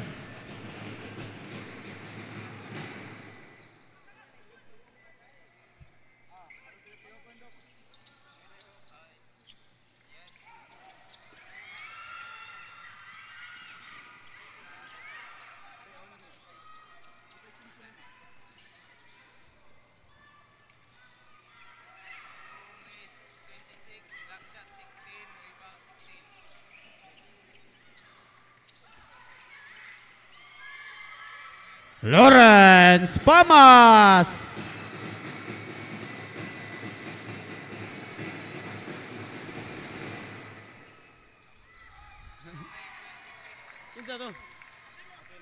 Ronald Aquino. Atras, atras.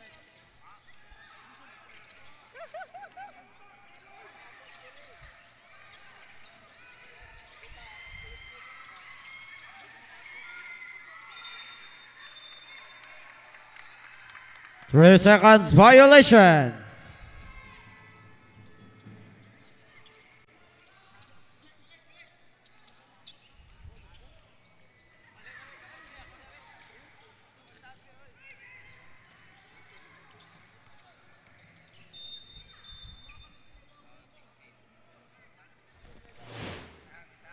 Foul on number 16.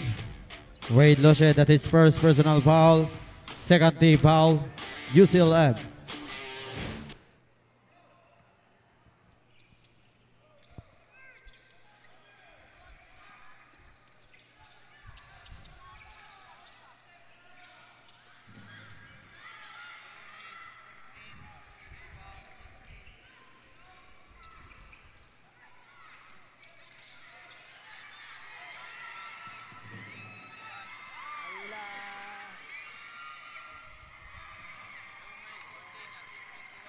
Lord Sariman from Sergio Rodriguez.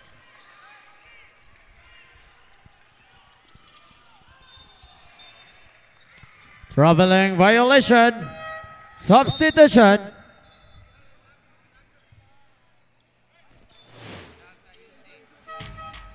Substitution.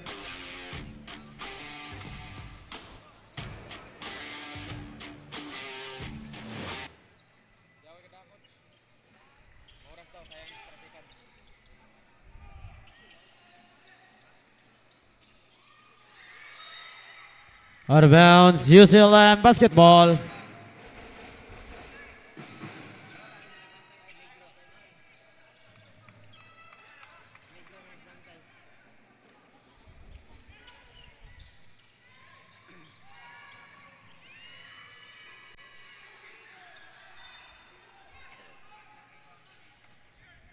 Same ball. 13 seconds on the shot clock. 13 seconds to shoot.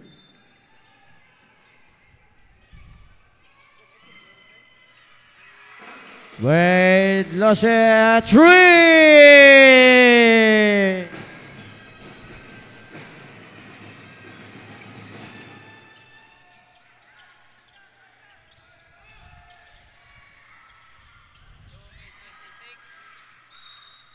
Out of bounds, same ball.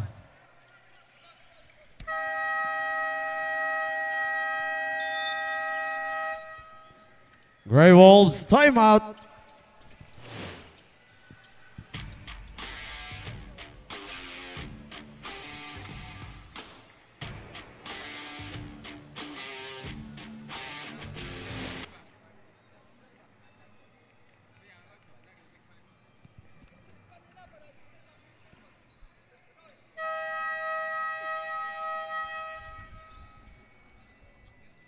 Back to the ball game.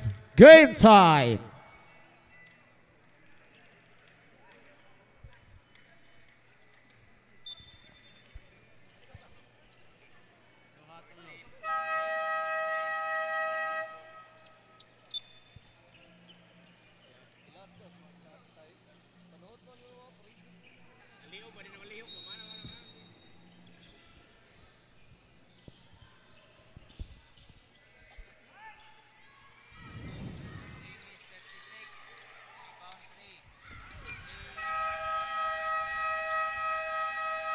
And of the third quarter.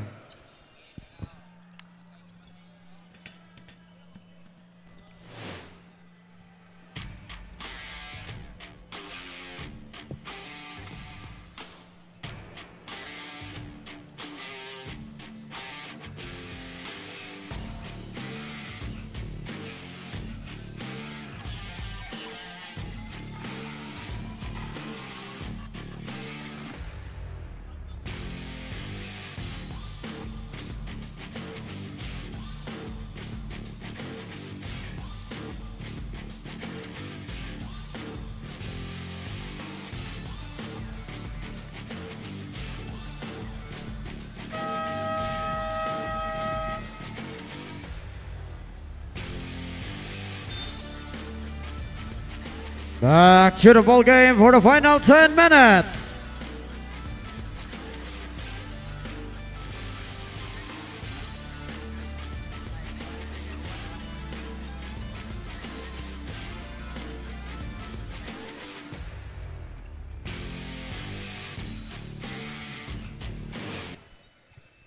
UCLM basketball.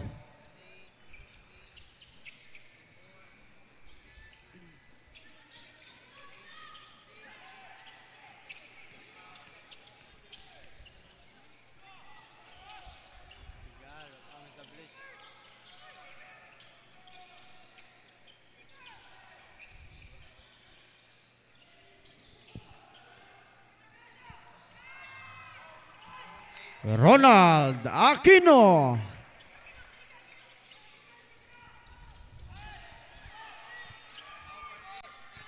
Dirk Baguio. UCLM timeout.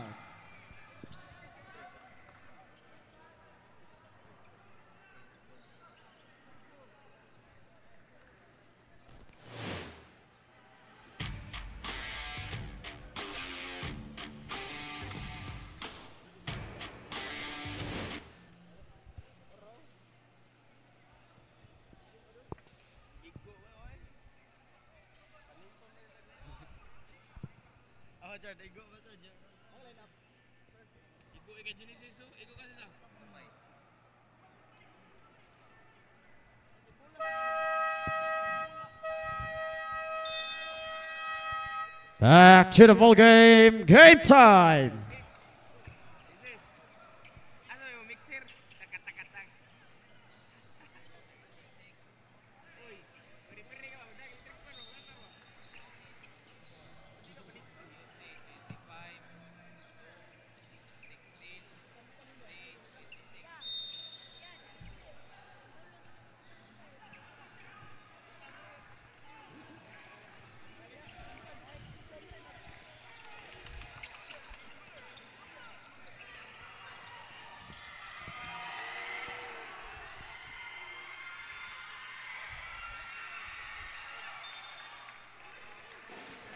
Out of bounds, same ball. 14 seconds on the shot clock. 14 seconds to shoot.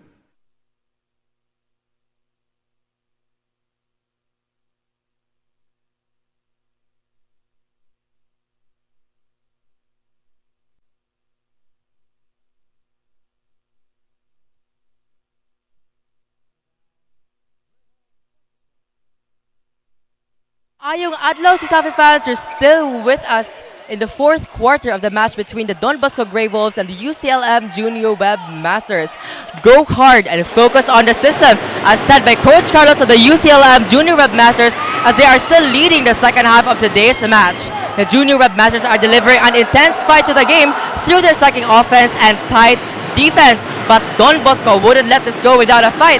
So fight maayo, a word from their coach, as they are still thriving and striving in getting those points and hopefully secure a win for Don Bosco today.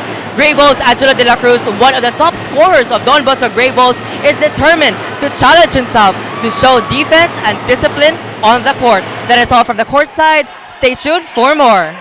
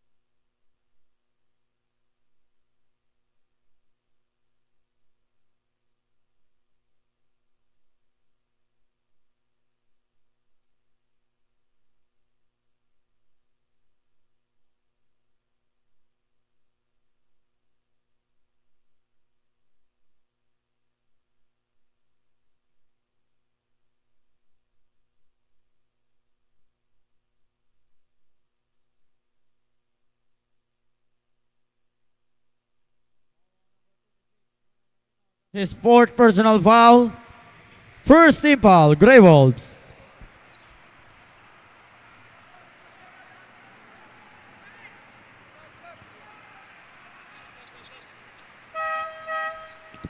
Substitution.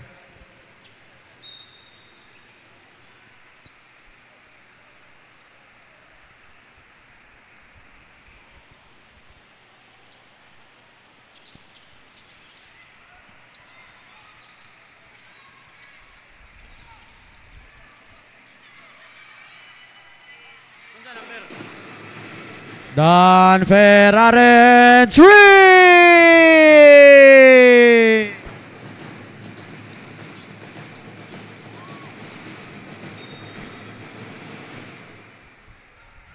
Ball on number 14, Yancy Monte Alto. That is first personal foul, second team foul, UCLM.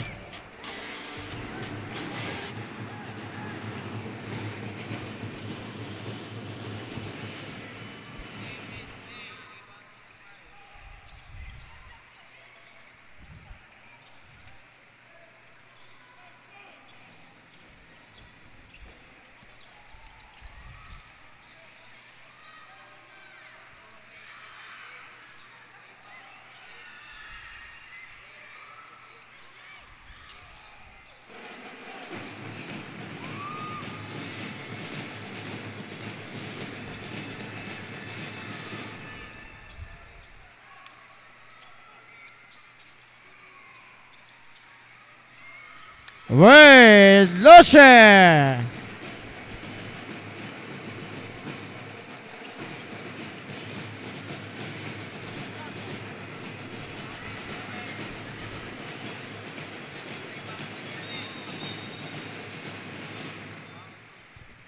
Ball on number 2, Don Ferraren.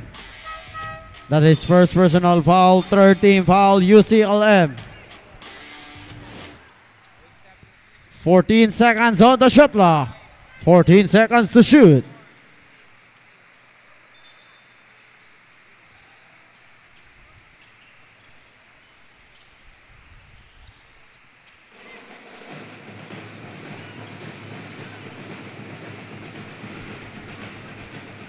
Comerson, Abangan 3!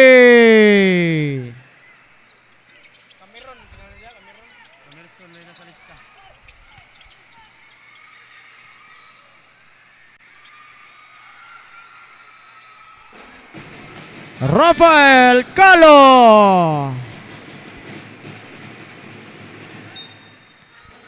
Out of bounds, UCLM basketball.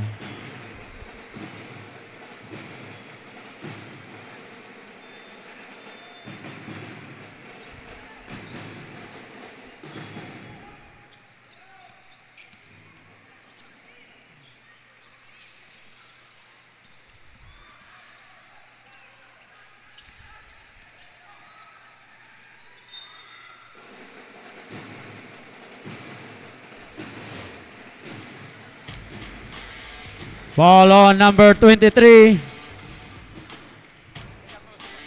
Angelo De La Cruz, that's his second personal foul. Second team foul, Grey Wolves.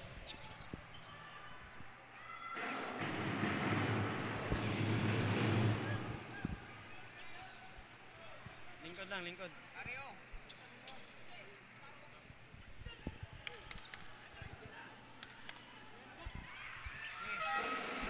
Substitution.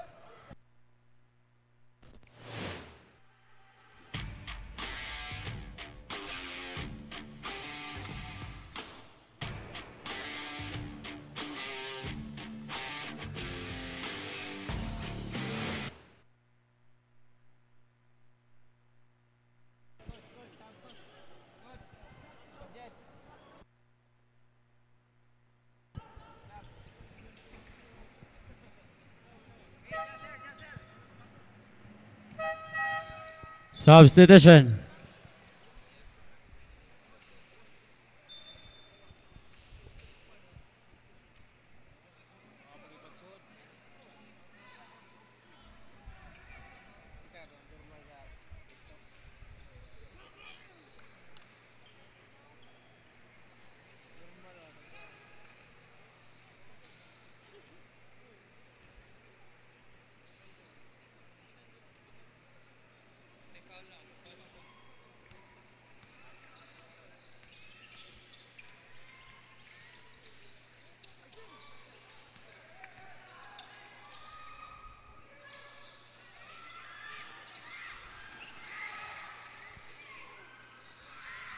Felix Ragasaho.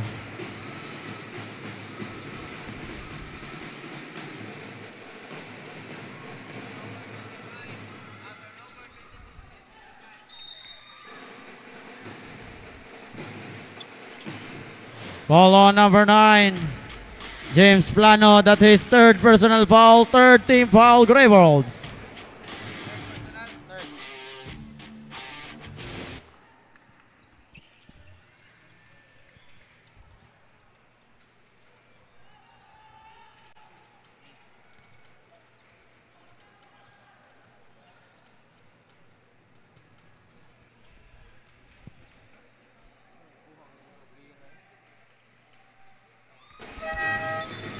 Substitution.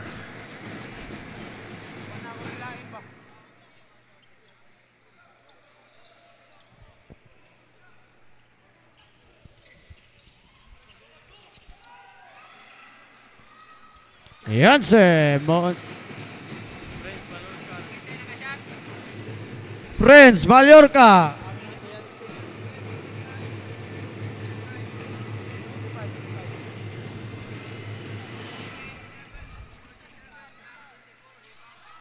Dan Ferraren.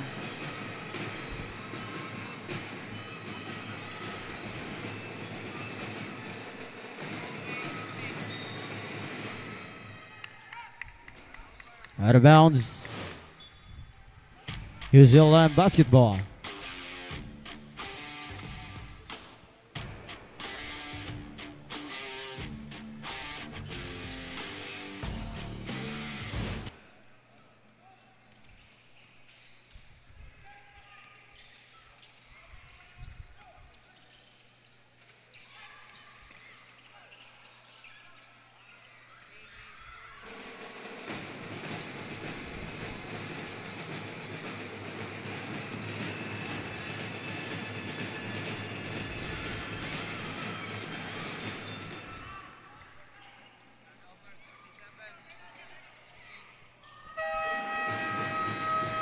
Dan Ferraren.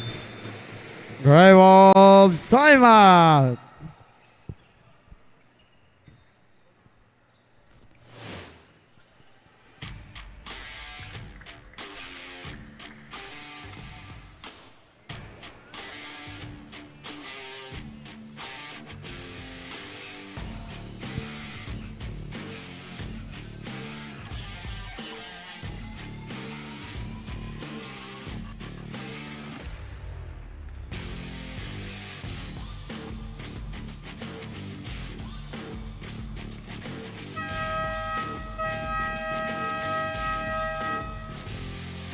Back to the ball game. Game time.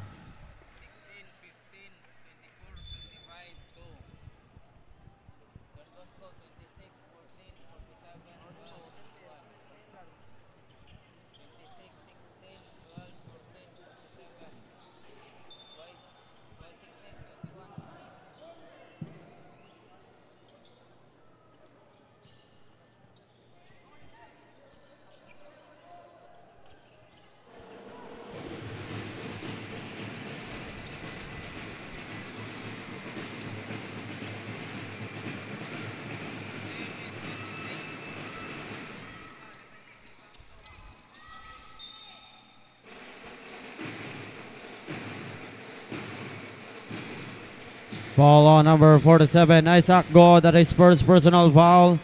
Fourth team foul, Grey Wolves.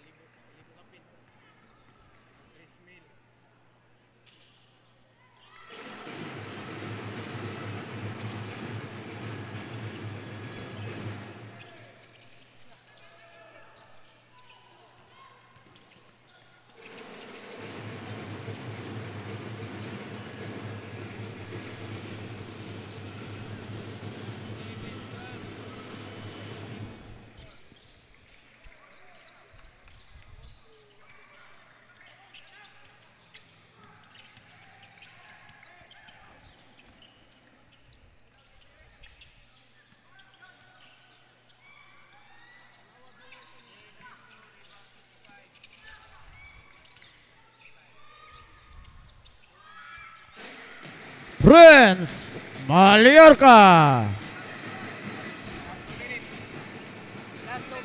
Last 2 minutes.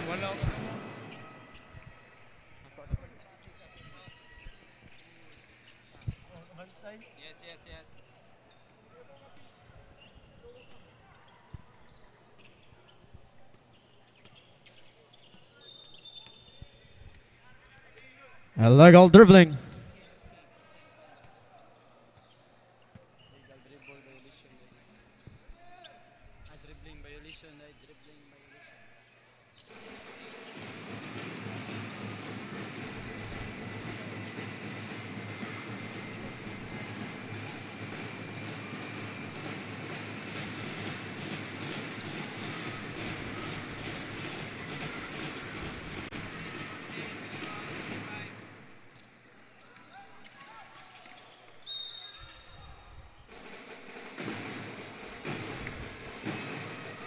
Follow number 14. That's his first personal foul. Penalty.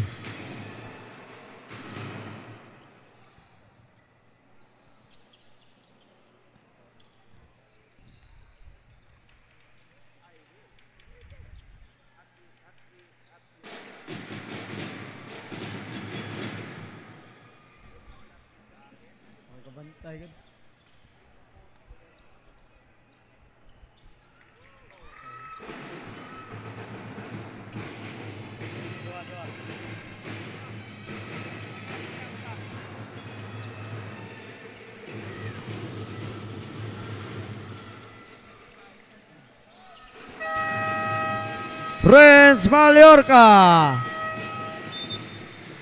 Red Wolves timeout.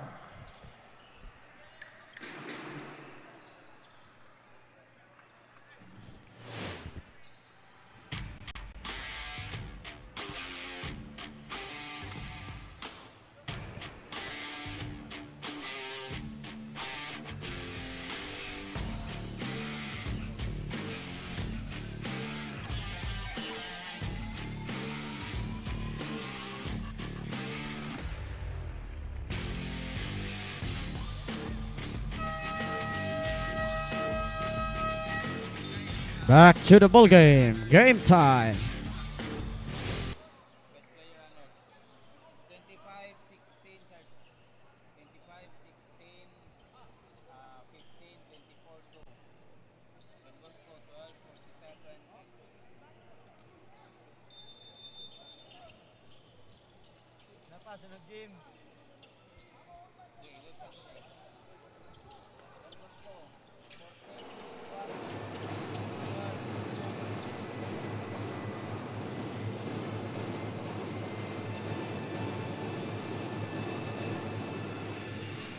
Ronald Aquino.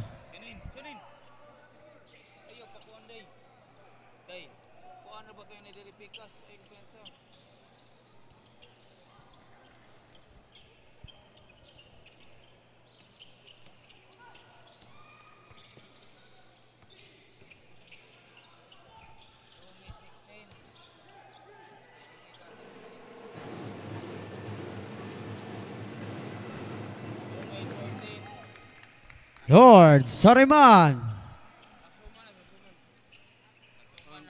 Nasa lista, sa Rayman. Sa Suman. Sandihay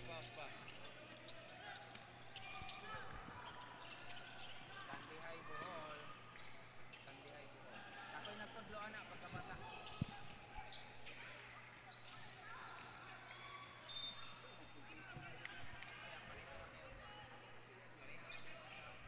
Out of bounds. Same ball.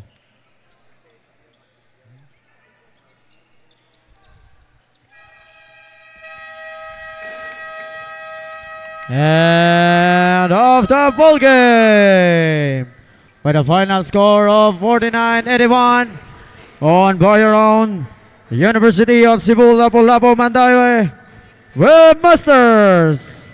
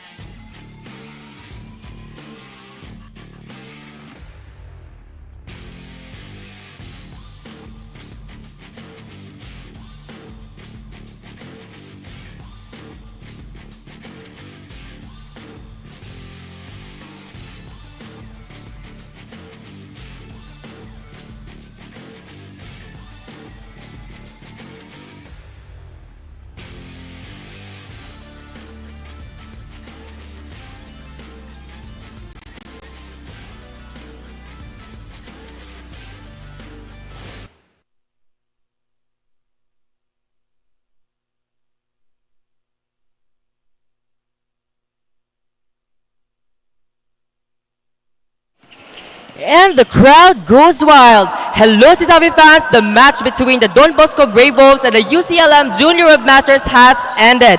As it is raining outside, so is a pouring of cheers and praises for the UCLM Junior Webmasters as they have won and redeemed today's match, scoring 81-49. Here with me is the player of the game, scoring 16 points, 5 steals, 9 rebounds, and a 40% field goal. Number 25, Prince Mallorca of Bohol. So, Prince, earlier today, Coach Carlos said that majority of the players from the team are demotivated. But today, you delivered a powerful match and a powerful performance. So, usa nagpa-motivate nimo karon para mo step up o mag-deliver og usa ka nindot nga laban today? First, na-motivate na ko akong pamilya sa Bohol kay gisuportahan gapon ko. Then second is coach kay gisaligan mi bisan pa mag daghang mga problema pero giingon na gyud ni coach nga duwa. Then ihatag lang ko tanan og thankful kay ko ni coach kay gitagan ko kumpiyansa niya. So Prince, kining usa may amo expect gikan sa UCLM Junior Webmasters para sa ilang mga upcoming matches this week? Nice gabon nga game kay among ihatag ang among best every game. Then always giingon yun ni coach nga one game at a time good. Prince, can you give us a shout out to your family, to friends, or from Bohol? Shout out sa pamilya na ko sa Bohol, Coach Caleb, Coach Along, shout out sa akong teammates, shout out po sa UC community. Okay, that has been Prince Mallorca from the UCLM Junior Webmasters Player of the Game. But before we move into our next match, let's not forget to thank our sponsors, Mikasa, Molten, Crayon Lab, Cebu Land Masters, PLDT, Smart, Virginia, and 𝐤𝐿𝐲, nag-iisang manok ng bayan. This has been Aiden Azarcon, and be sure to stay tuned for our next matches ahead.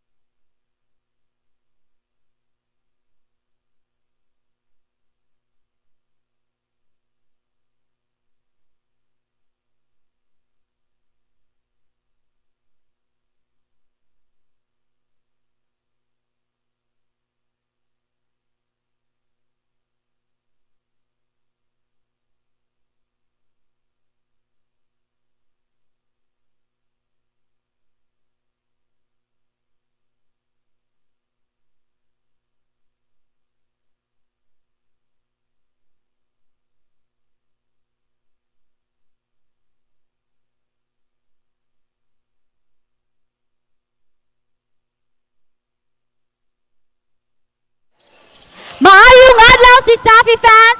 Welcome to Week 6, Game 18 of CESAFI Season 24 Basketball Tournament. We're live from the heart of action, Cebu Coliseum. Before we dive into our next matchup, let's take a quick look at the current team standings of the high school division.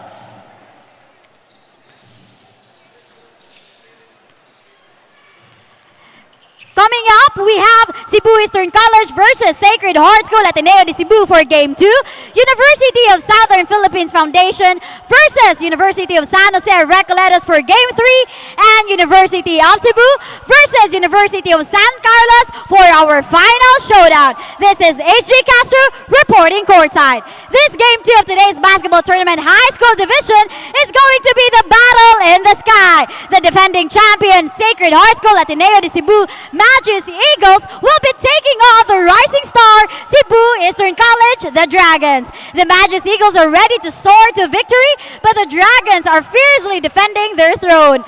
Both teams are locked on their path to the top, but only one team can prevail. Now the question remains, who will reign supreme in this epic battle? To start the game, let's hand it over to our arena announcer, Mr. 𝐒𝐿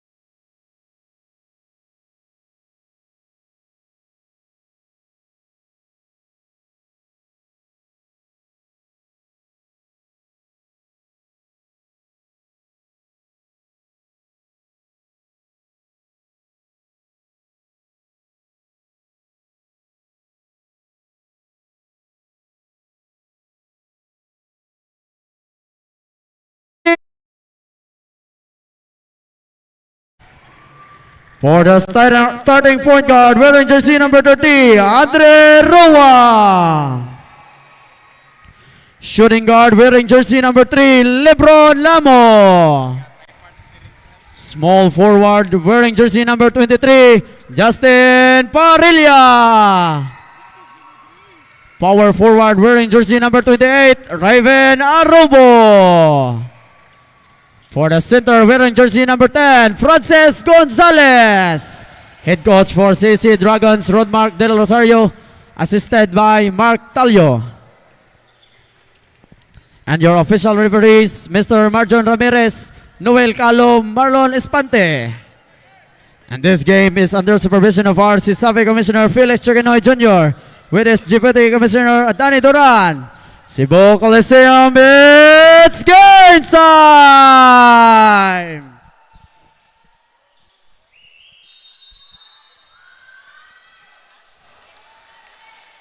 And it's the start of our ball game. It's Ateneo Magus Eagles versus the CEC Baby Dragons. We are your commentators for this game. I am Sean, and together with me is Terence. What do you think about this game so far, Terence? The game that we have today, Ateneo de Cebu Magus Eagles against the CEC Dragons.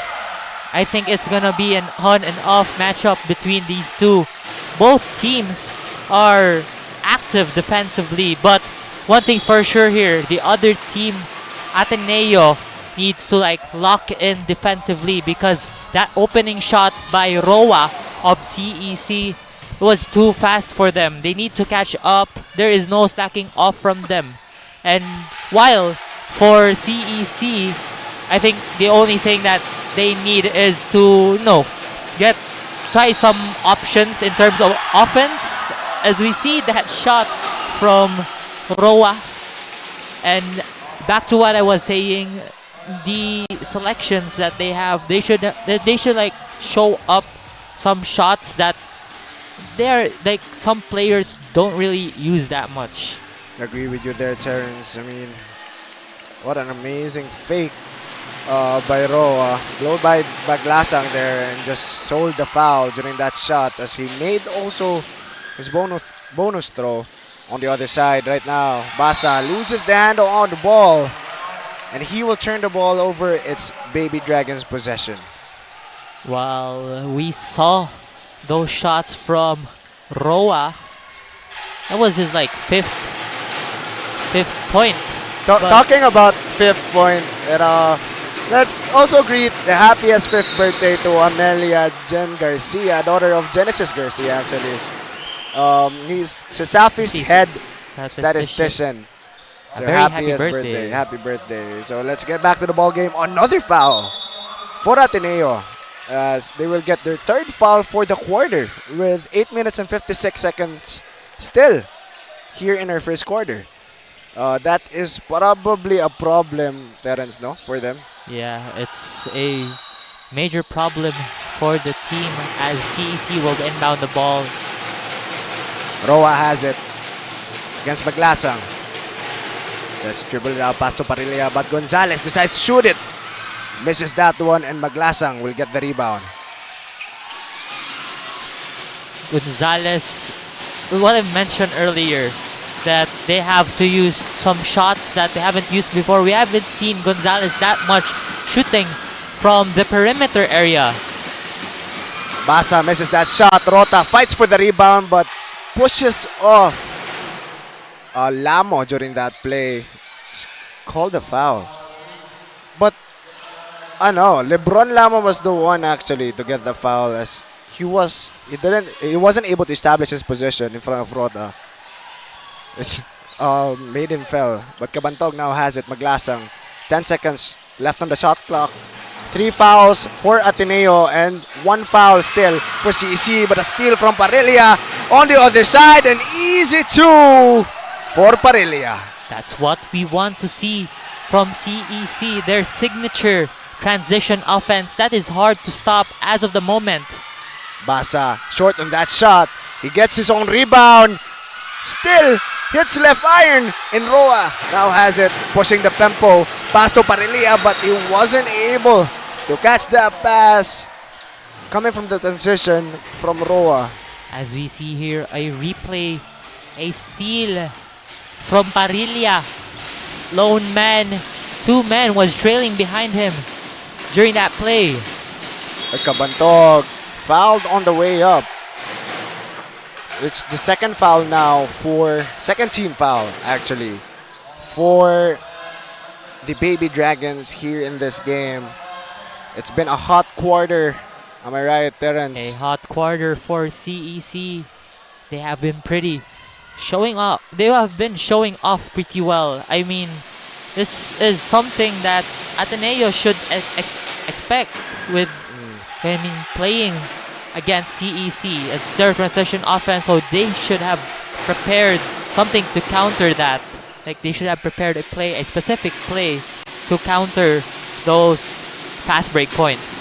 Yeah, I agree with you there, Terrence. And of course, CEC showing that they're not bothered at all by the physicality that the Magus Eagles bring to the court as Roa now versus Maglasang spins, steps back, fakes once again, scoops it off the glass and in. Great move coming from Roa. That's the need of catching up with the speed of CEC, but we also saw some rebounding from the Magus Eagles. So it's not like the rebounding department is not a big deal for them.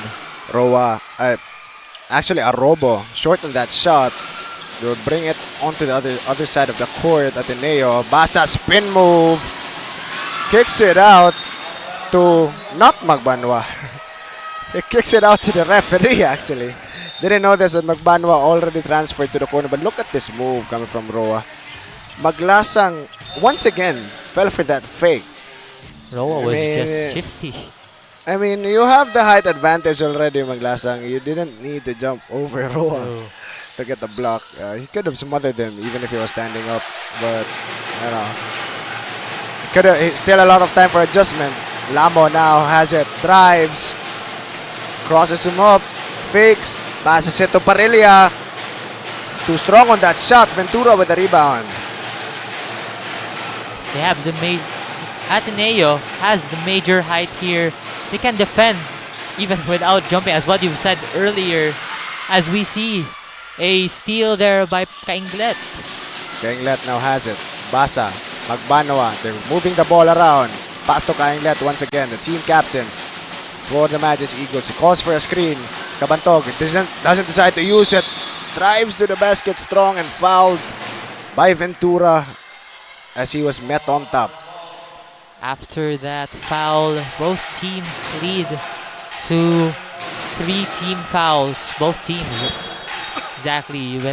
We see here 𝐿𝐸𝐸𝐸 was driving down the lane, but he gets fouled during that play. He decided not to use the screen that I think that was from Cabantog. Cabantog was the one who set that screen. He tries to drive it in, but still a good foul. Right now, 3 team fouls, 4 per team. Actually, Ventura looking like he's hurt a little bit on the private area. In the groin area. Groin area. Looking like probably hit the knee of 𝐿𝐸𝐸𝐸 during that drive. But 𝐿𝐸𝐸𝐸𝐸 will still shoot 2. First one is in. They cut down the lead to 4. What I've seen from the games of Ateneo de Cebu, 𝐿𝐸𝐸𝐸𝐸 have been pretty solid in the line as he shoots 2 for 2. That's one thing that CEC will also have in mind when taking the Ateneo to the free throw lane. Fuller drives, almost loses the ball. Decides to shoot at Gonzalez, but misses it. Fuller with that offensive rebound. But he stepped out of bounds. During that play, he wasn't able to save the possession. Now with CEC, I think one thing they should do is to use their speed, because there's for Ateneo they have the height advantage, while for CEC they have the speed advantage. So they should take opportunities with those. I agree with you there, Terrence, but 𝐿𝐸𝐸𝐸𝐸 tries a 3, too strong on that one, in and out. Another foul for Ateneo is their 4th team foul here in this quarter with 5 minutes and 22 seconds left on the clock still. And as what you've said, Terrence, it's size versus speed really. Who's going to actually win. Speed of CEC or the size of Ateneo. Right now, the Baby Dragons have a lead here. Saroa, isolation play once again, drives. Pass to Gonzalez, he shoots it, bakes that one Gonzalez. Gonzalez has been pretty active. We usually see him down low in the paint, but right now he has been shooting there in the perimeter in the mid-range area. So it's really something good to see from CEC. Finally got that one to go though, Terrence. Three first shots actually. From that same spot, no, he missed it. But finally, during that shot, he made it. He made it. And that could be, a common spot for Gonzalez to shoot from. We've seen him during his past games shoot that shot too during his past games, and he makes it most of the time. He's pretty efficient from that range with that jumper.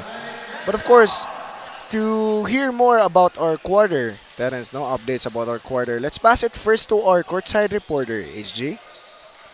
Terrence and Sean, before the game, I had a chance to interview Mr. Zui Duran, the statistician for the Dragons and a former player for CC who helped them secure 5th place last season. When I asked about the condition of the players, he confidently said they are both mentally and physically prepared. Sitting at 2nd in the standings, the Dragons are determined to defend their position and are hungry for success. Let's see if their preparedness can lead them to another victory. Back to you. Thank you for that, HG. I agree with you there. It's all about preparation, really. But 𝐿𝐸𝐬𝐿 fouled on his drive once again. This is also one of the things that good about 𝐿𝐸𝐸𝐿, no, Terrence, the way he gets those fouls. And with the size that he gets, it's tough for his opponent down low. Actually, his opposing side in his position, which is Gonzalez, both of them are big men. But the bigger size that Gonzalez has, his defense surely is strong, but sometimes it's way too much. 14 fouls now for both teams. Saroa, they're pushing the tempo here. Baby Dragons, Villier. Roa, we thought about that three, wasn't able to shoot it. He gets it once again. Drives to the baseline, passes to Gonzalez. Another one of that shot. And he makes it once again. Back to back from Gonzalez. It's his spot now, Terrence. It's his spot. He's marking it. 𝐿𝐸𝐸𝐿 drives once again. No foul during that time, but they get it. And Kabantog with that end one. The big men of Ateneo surely using their body. They're putting their body on the line to catch some fouls. But we all know that CEC is a slightly efficient free throw shooters. If they Ateneo are efficient shooters from the free throw line. From the line. I agree with you there, partner. But for our fouls here in this quarter, 5 fouls already. For CEC, Ateneo still with 4. Next foul would already be on the penalty. But Lamo dribbling the ball for the Baby Dragons. He passes it to Roa. No threes coming from this duo still in this game. He drives, kick out to Villier. He takes that three. Too strong on that one. And a jump ball being called by the referee. Shooting right now for CEC is just on and off, as we have seen that from their previous games. Most of their games prior to this, it's like they shoot 3 shots, then the next they miss, but they come back. I think they slowly come back, but they just recuperate it. They just patch it with their defense. It is also their signature. I agree with you there, Terrence. Right now, Roa will shoot from the line. Also, pretty efficient free throw shooter. All right. First shot for Roa. Caster's curse. We jinxed it. It's a Caster's curse. But for now, both teams are on penalty zone. 5 team fouls. Both of them, Ateneo and CEC. Second shot. Makes the second, 1 for 2 on the line. Moleta now comes in for Arobo. Haven't seen much coming from this guy here from the Baby Dragons, Muleta. Maybe this could be his game, but Magbanwa. Eteriel has it, drives, kicks out to Lacson. Too strong on that pass. Folier pushing the tempo. Lamo passes to Folier once again. They rebound it. Roa. Small guy gets the rebound, fakes, kicks out to Lamo. Thought about a 3. Spins, drives, drop, blocked by the big man of Magus Eagles. And on the other side now, Teruel. He decides to slow it down. Cardenas, pass on the inside, Kabantog. But a foul being called on to Ventura during that play. They will shoot you on the line. Kabantog, one of their big men, CEC, are tightly guarding him down low. As you can see, his sheer size, his strength, his length, his ability to score down low. Of course, centers usually go inside. They shoot inside. So they really, CEC, are really trapping this man, preventing him to shoot from that spot.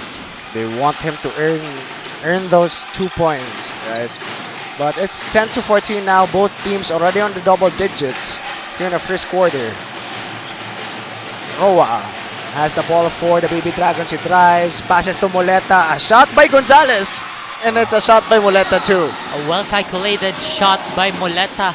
It's the same shot that Gonzalez took. Maybe this is what, this is the option, a real option for their bigs. But Muleta able to catch that scrambled pass by Ateneo. Lamo drives. He's not afraid. He get out. But Ventura gets the rebound. Lamo once again versus Teruel. Waiting. And he shoots it off the glass in. LeBron James Lamo backs in with the shot. He uses his shiftiness. Both Roa and Lamo getting shifty, using their speed to score for the CEC Dragons. But a quick answer there for Ateneo as Kabantog able to answer back with a quick 2 from the paint. And I agree with you there, Terence. No, Lamo just, outrun Teruel during that play. Breaking down. Opted for the fadeaway. Roa now has it. Bit of a mismatch. Stolen, but 𝐤𝐸𝐬, look at the hustle. Wasn't able to secure the ball though. Respect to 𝐤𝐸𝐸, despite him turning it over, still had the hustle for Ateneo. He doesn't want them to lose the ball on their side. That was a pretty good defense to Roa. He mishandled the ball during that play. It looks like 𝐤𝐸𝐸 is still not standing up here. Hope he's okay though. He's taking his time to breathe. He is taking his time to breathe. It's a good strategy too, but he will be subbed out here. Maglasang will come in for 𝐤𝐸𝐸. Another one of the guys who have been pretty efficient offensively for the Magus Eagles. I can see that Maglasang can also be the equalizer of Ateneo in terms of matching up with the backcourts of CEC. Agree with you there, Terence. Terence Abal has it, drives, passes to Gonzalez, but wasn't able to catch that ball. And they will turn the ball over. Last touch by Gonzalez. Ateneo will have it. But of course, Terence, now let's take this time also to thank our partners and sponsors this season. Virginia Foods Incorporated, Basta Hotdog, Virginia, 𝐤𝐸𝐸, ang nag-iisang manok ng bayan. Crayon Lab kasama parang digital prints. The one-stop shop for all your digital needs. Smart PLDT, live more today with Smart, and lead inspire Filipinos to create a better tomorrow with PLDT. Sonac, Cebulan Masters, Moto na Casa. Once again, to our partners and sponsors this season, thank you so much for continued support and more power in the back to the ball game. Almost a made shot from transition there, but they lose the ball over once again. Ateneo. And right now, I think it's going to be Ateneo. Baby Dragons ball. Baby Dragons ball. So for now, we will see. We saw that shot transition earlier. That was a Really, sayang kay to na shot kay. He It was a good He pass. loves it to Larrazabal, but Larrazabal just too strong on that shot, Too no? strong on that shot. That could have been a highlight reel for CEC. Highlight indeed. It was 3v1, by the way. 3v1 on the other side of the court. Roa, if I'm mistaken, decides just to lob it. It was the best play, I mean. Just, lack a little bit just to make that ball go in. But the first shot of Gonzalez misses from the free throw line. Second shot for him. Still a miss, but he gets his own rebound and he gets that too to go in. What a hustle coming from Gonzalez. Quick response from Gonzalez right after he missed that shot. He quickly followed it up for a two-pointer. Exactly, Terence. Right now, on the other side, he tries to shoot it. Magbanua way off during that one. Lamo on the other end. Maglasang is the only one there. Decides to shoot it. Roa makes that three. Roa. We saw that. Lamo Roa connection is back again. They might be on 5G mode right now. They're connecting pretty well. Jael Andre Roa. He has been pretty hot during this first quarter. But we have 15 seconds left on the quarter here. Parelia has it for the Baby Dragons. He jab steps, passes to Ventura, stutters, butt block. Gonzalez wasn't able to recover that possession. 2 seconds left on the clock. They don't have time. And that will be the end of our first quarter. A dominant quarter for the Baby Dragons. Good showing here for CEC offensively and defensively. Big mans that we have been seeing from CEC. I think that was Gonzalez. And who was their other guy? Ventura. Ventura. They have been shooting from the perimeter, something that we haven't seen. It was Moleta. Moleta rather. Shot from perimeter. We haven't seen that from their past games. Those big men shooting from the left of the mid-range. Left, close to the rim, baseline area. It's just a shot for the big men. See right now Gonzalez with that close range jumper. Just the easiest shot that they could have, no? And they know that they have that in their arsenal because sometimes the coaches, they will understand your shot as long as you practice that shot, no? They will saying, "Oh, you're shooting a shot that's not your shot." You own some shots in basketball. For example, a corner three. I just suddenly take a corner three, but my coach doesn't know that I take corner threes that much. So that's going to be a way to scold me because I missed that corner three too. Diba? And that's what happens now. And it's a very high percentage shot for them if they're taking it this amount of times. Like Gonzalez, he has took that shot 4 times, 3 misses before he made one. They didn't give up on it. They didn't even give up on that play. They still went with that play. But we're back here on the second quarter. Ateneo, they need to catch up here. Basa has it. Pass to Maglasang. Drives. Kicks it out to Basa. He thought about that three, but spin move, drive. Great move coming from Basa. Shimmering move by Basa. It was an open three, but he decided to go it in because I think he's the one to get it in, but there's a shot from Jael Andre Roa. Answers back quickly here. Roa. The turnovers here, not so much turnovers actually coming from both teams. 6 and 4. 6 for Ateneo and 4 coming from CEC. But they attempt a 3, too strong on that one, and Arobo gets that rebound.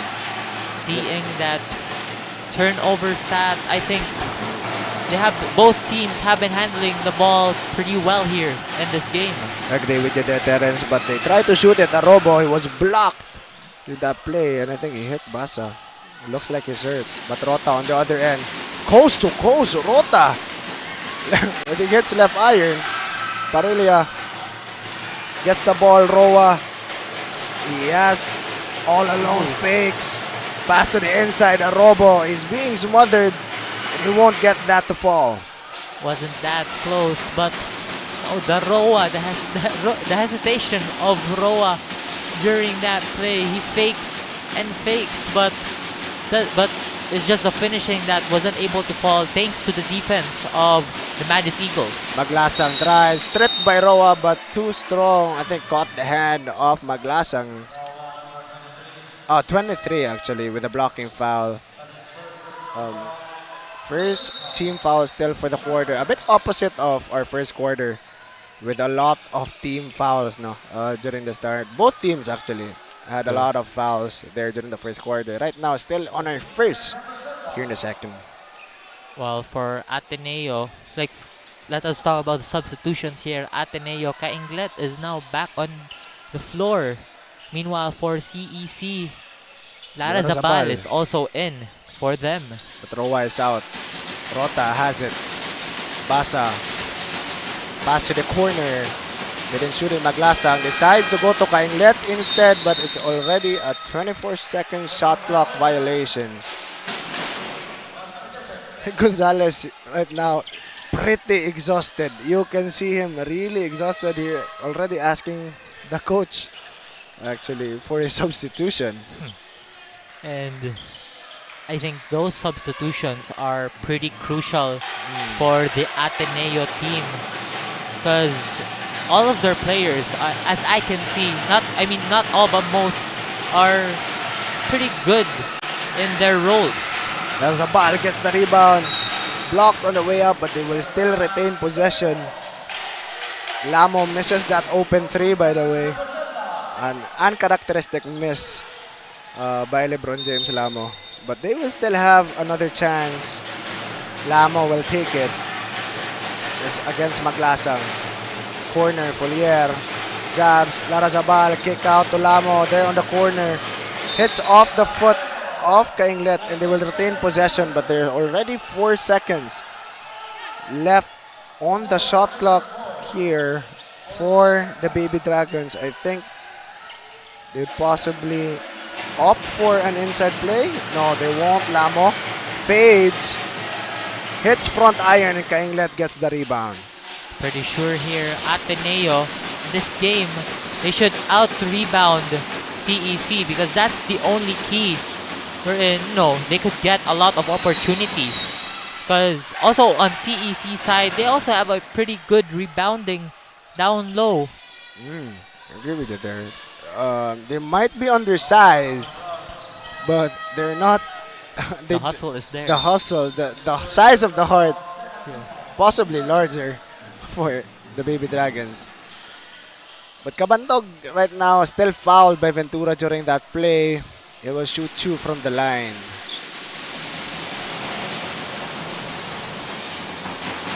Makes the first. I think Kabantog hasn't missed yet. He hasn't from missed. the line. Now let us talk about Ateneo last season. It's a big season for Ateneo, because it was the last season of Ateneo de Manila Blue Eagle Jared Bahay.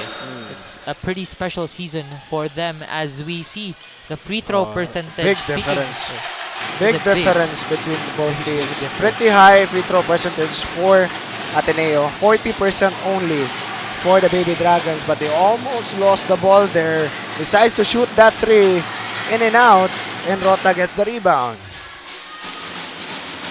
Right now, it seems that the Ateneo team have been making those adjustments, implementing here on our second quarter, but yet they are still trailing. Folier has it. Pass to Estorba. Lamo has it once again. He's heavily guarded by Basa here. He shoots that 3. Too strong on that one. And Maglasang will secure the rebound. They will push the tempo. Drive stolen once again by Folier. Trio of white jerseys here. Eurostep Moleta with that shot, but fouled on the way up. Might get a replay of that foul, because I'm pretty sure that Folier's defender, I think that was Folier on the line, or that was Moleta rather. Moleta. You can see that contact by 𝐤𝐿𝐬 in the forearm of Moleta. It could have been sold as a clean defense if he just jumped straight up, but he jumped towards Muleta. So it's an obvious foul there, and Muleta will now shoot from the free throw line as he misses the first one. The cold streak from the free throw line for the Baby Dragons is still continuing, actually. It's getting low as we saw the percentage they have that was flashed earlier on our scoreboard. That was 40% from the free throw line for CEC. Yeah, I agree with you there, partner. That's a problem. You need to work on those. You know how this Baby Dragons team play. They're good at fishing for those fouls, but Maglasang now has it for the Magic Eagles. Magbanwa on the other side. Basa past the corner. Maglasang didn't still shoot, but he pops and makes that jumper. What I've mentioned last quarter, Maglasang is the ultimate equalizer for Ateneo against the CC team. Great fake coming from Gonzalez. Able to let the defender blow by. And they will still retain this 10-point lead. Said Gonzalez is now acting up down low. A hard foul. Estorba, I think, with that foul. But a great series of events between two teams. A great shot coming from Maglasang and a great fake here. Same play, by the way, Fulier did. Euro step to drop pass to Gonzalez, but that time, Gonzalez was able to time his fake too. Able to fake one. That's what's good about Gonzalez too. He's a pretty patient player. He's not a very common patient player. That's what you want from a big man.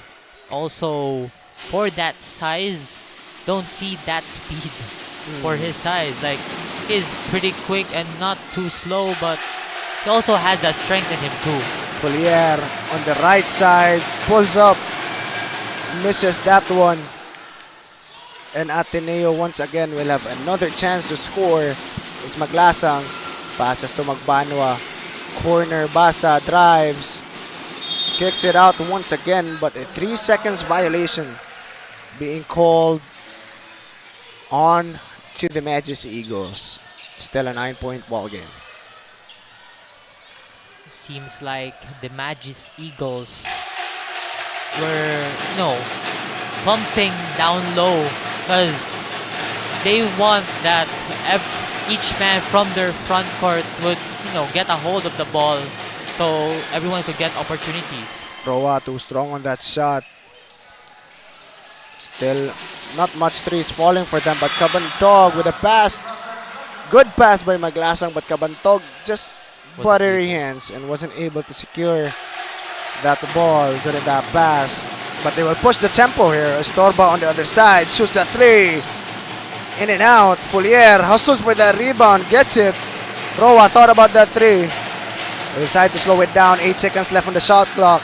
Estorba tries once again. Still short on that one, and Ateneo will get possession. Estorba went 0 for 2 from the three-point line from that play. Magbanwa gets one to go from deep as they will cut down the lead to 6. Timeout being called here by the Baby Dragons, so at least stop the momentum a little bit by Ateneo.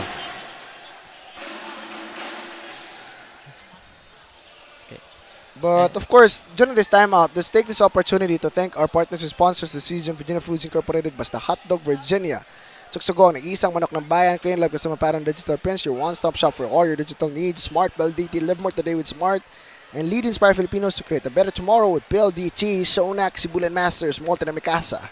Once again, to our partners and sponsors this season, thank you so much for your continued support and more power. Now back to the ball game. So here, updates on our current quarter, the second quarter. Let's pass it first to our courtside reporter, HG. In this fast-paced game, it's clear the Dragons are capitalizing on their speed, but the Eagles' size is making it tough even for Lamo to get a clean shot. However, the Dragons keep bringing the heat, making it seem like size doesn't matter at all. Assistant coach Mark Talio of CEC reminded the players, be patient, be patient, be patient. Indeed, speed is an asset, but rushing can lead to mistakes. Back to you, Sean and Terence.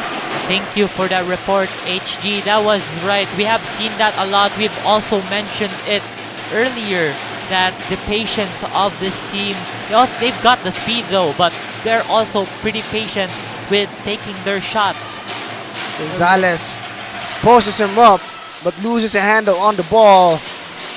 On the other side now, Ateneo on the attack. Drives from the baseline, drops pass to 𝐿𝐵𝐵𝐷. He wasn't able to catch it. Lamo on the other side, pass to Roa, and he lays it up and in with a foul. Again, the duo strikes once again. They're connecting pretty well, like your 5G connection at home. Here is your Virginia Sassy assist of the quarter. Lamo dropping a dime to Roa.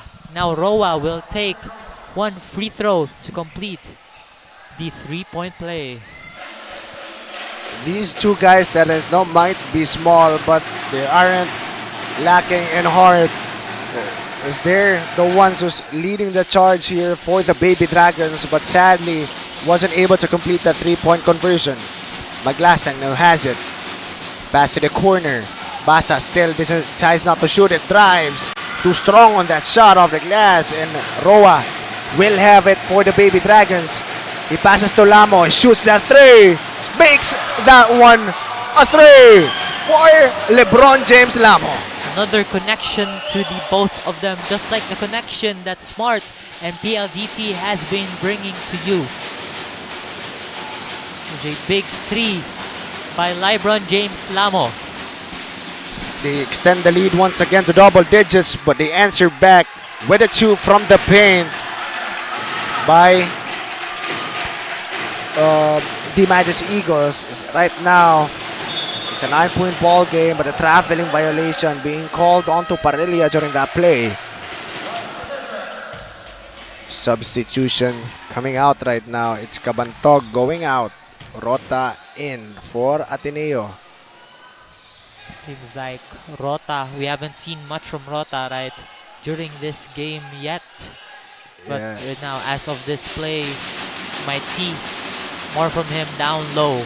Haven't been taking advantage much of their size, but Magbanwa has it. Pass to Rota. He's from deep. He drives. Too strong during that shot. And the Baby Dragons will get possession once again. Parilla shoots a three.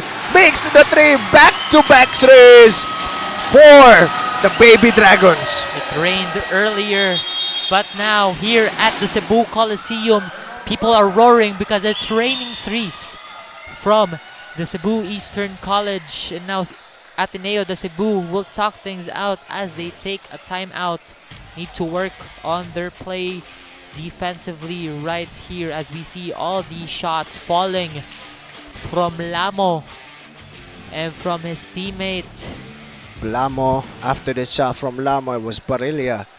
And the offense from the Baby Dragons just it's at its peak right now in this quarter.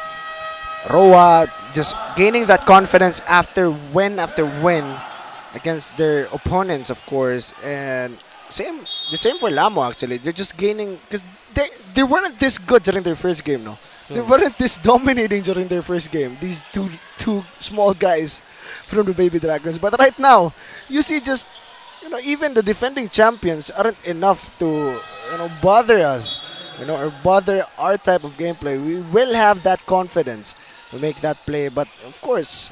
And we now, as we speak, we've been talking much about the transition offense of CEC.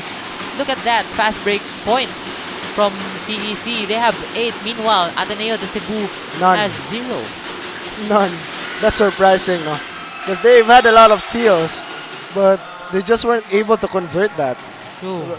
But the Baby Dragons will retain possession after the miss. Will get possession here after that missed shot from the Magic Eagles. But mind you, CEC were also good in defending. I mean, also Ateneo had a lot of fast break opportunities. Great efforts from the bigs once again. Look at Gonzalez, really happy with that play as he gets the offensive rebound and puts it back in. Gonzalez was having fun down low, as I think he's really right for his position. He fits in his position right now, that he's the man down low. He's been like dominating in the paint for the past 2 quarters. Baby Dragons just pretty confident during this game. Roa drives, kicks it out to Gonzalez once again. Too strong during that time. And Basa, will this be their first fast break point? Yes, it will. As they score 2 and get a chance to convert it into a 3-point play. Good balance by Basa as he drives to the lane. Gonzalez and Parilla were guarding him. He also had that balance as he floats it up in the air to score an and one. A lefty layup by Basa. Great move also coming from him, able to calm himself up in the air. Still able to make that shot, but this will be the bonus throw. Misses, but Rota with that rebound, and they will make it a 4-point possession. The Ateneo have been boxing out pretty well during that play, wherein they have the opportunity to score the ball for a second chance point. Magbanwa gets that foul there onto Lamo, but Moleta comes in for Arobo. Lamo has it. It's against Magbanwa.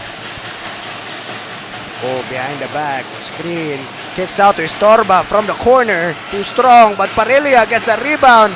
He misses, but they will retain possession as Basa was the last one to touch that ball. Nice hustle, rebound by Parilla. That one, he was way far from the rim, but he rushed it in, but he surely did anticipate it. That's why he rushed it inside to get the rebound, but they still retain possession right now. Let us see what they have in mind offensively. Great positioning now coming from Parilla, but they will inbound the ball. Arobo still here for the Baby Dragons. Lamo has it. It's against Magbanwa still. Drives, spins, fades, way off during that shot, but no foul being called onto Gonzalez. I think Maglasang tried to sell that foul, but it was just too close to the referee. Referee thinks no foul at all, and they will turn the ball over. 1 second to shoot, actually, for the Baby Dragons. Gonzalez gets it. Maglasang gets a steal. On the other end, Cardenas, he gets that easy 2 coming from the transition. They will cut down the lead to single digits. 10 seconds left on the clock. Estorba has it. Arobo, questionable shot. He had time. 2 seconds. Lobs, but way off during that one. That's the end of our first half. It's an 8-point lead for the Baby Dragons. And it's been a great first quarter coming from them. At the same time, kind of cold. A great first half actually, but kind of cold coming from the Magus Eagles. But we saw, like, I kind of agree with you with the kind of cold, but we saw here on the second quarter, they have been acting up during the last minutes. They have been catching up. As we end the first half, they have an 8-point lead. That's a pretty small lead. They're slowly cutting it down. That in the third or fourth quarter, it won't be a problem for them to catch up.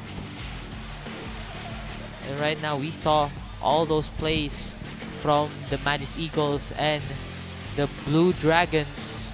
The Blue Dragons have been more on the transition offense side, like from the defense to the offense.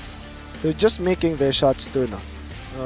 Because some of those shots are not easy shots at all, Terrence. True. The fader coming from Lamo, heavily guarded by the way. Roa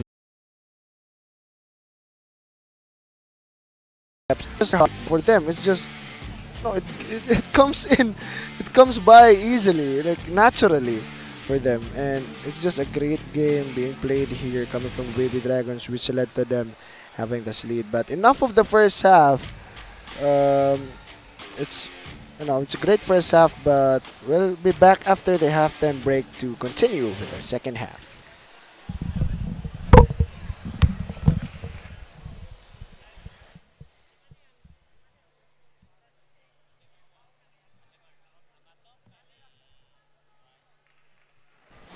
You're still tuning to CESAFI Season 24, and we're at halftime with the score standing at 38-30 in favor of CEC. There's nothing quite like having family support while playing the game. Before we head into the second half, I'm joined by Miss Hazel Sanchez, the aunt of Jelu Ruta from the Magis Eagles, and Mr. Leopardas, father of Kirby Castro from the Dragon. So, hello Miss Hazel. So I have a question for you. How important is it for you to support your nephew during games? Of course, it is very important to be here to support him physically in the absence of his mom. And it is always nice to be with the entire Ateneo community, the entire basketball community of Cebu as well. Thank you so much, Miss. So what's your message to your nephew to keep them motivated? I would just like to tell him that this is not just about basketball. This is about his education. This is about his future. This is about his discipline. And this message goes out to all the Ateneo Magis Eagles basketball players as well. All right. Thank you so much. How about any shout-outs you'd like to give? I would like to say hi to the entire Ateneo de Cebu community, to our Vice President, Father Nono, and to our President, Father Michael Pineda. So much, Miss Hazel. How about you, Mr. Leopards? How important is it for you to support your son during games? Importante kayo para matagaag moral support para sa game and makahelp sad sa basketball community sa Cebu para masuportahan ng CESAFI. All right. So what's your message to your son to keep them motivated? Just play hard lang, stay focused, and dapat dunay disiplina. Then maminaw dyan sa coaches sa mga advices nila. Alright, so any shout-out, sir? Shout-out dahil ko sa mga CEC parents din na.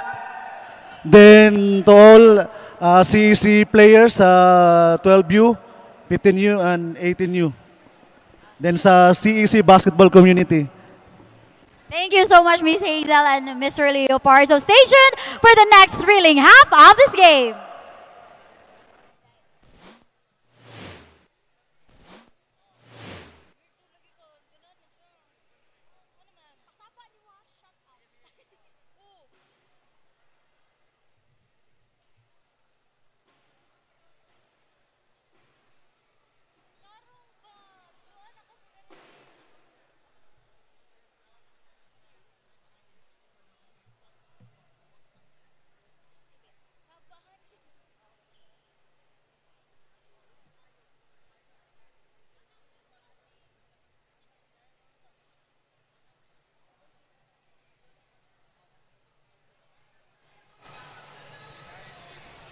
As we enter, before I say the game stats right now, welcome back to CESAFI fans. As we enter the second half, we saw the field goal percentage of CEC and ADC.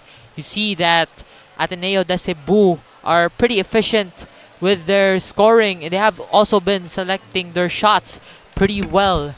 But for their free throw also, they have been also efficient with it, with 9 out of 12 in the line. There's not much turnovers too. And it's quite surprising, Terence, because CEC is undersized. We know this. It's an obvious fact. But they still have more rebounds than Ateneo. And it's quite surprising to see this now. And they're getting more attempts too. And we've been expecting that from Ateneo because Ateneo, the past games, they capitalized on that second chance point, second chance opportunities, even third, fourth, fifth chance opportunities. And that's how they were able to dominate against their opponents during their past games. But right now, I don't know what's happening with Ateneo. What do you think? And also, before I say that, I've seen something here on our game stat, the points in the paint. I've even thought that Ateneo has been scoring more in the paint. But I think this is also the one thing that contributes this is the fast break points of CEC. No, the defense to offense transition. Easy choose. They've had that all along in this game. It's quite surprising, no? It's quite surprising, really. But still a lot of time for Ateneo Mantis Eagles to make a comeback here in this game. Might be just a cold first half for them. You know, they might need to warm up, might need to do some adjustments, of course. Because you can adjust. You can adjust. We've seen them do this. They did this against UCLM. Are they able to adjust against their very explosive bigs, by the way? By the hands of Mallorca, for example, and Ragasaho, very explosive bigs, able to overpower you on the inside with those pretty high verticals coming from those two. And yeah, once again, I hope we're going to see some adjustment coming from Ateneo. But of course, I'm sure Baby Dragons will still continue to do this. They will capitalize on what they did good. But they need to adjust the adjustment. You know, like predict the adjustment. Like maybe upgrade it a little bit, because there are still some flaws, like a little bit of flaws in it, especially in their shot selections. I mean, in the first quarter, they have pretty good shot selections. Those shots were falling. But during the second quarter, especially in the last minutes, it is those shots that they are making are just way off. But the quick answer there for the Mantis Eagles is Cabantog able to secure the first point for the Eagles. But of course, Andre Roa, the leading scorer of our first half, 15 points already for him. But another steal, transition once again for the Mantis Eagles. But sadly, they will turn the ball over. Roa, great transition defense there. Able to anticipate the pass to Magbanwa and heavily guarding him to at least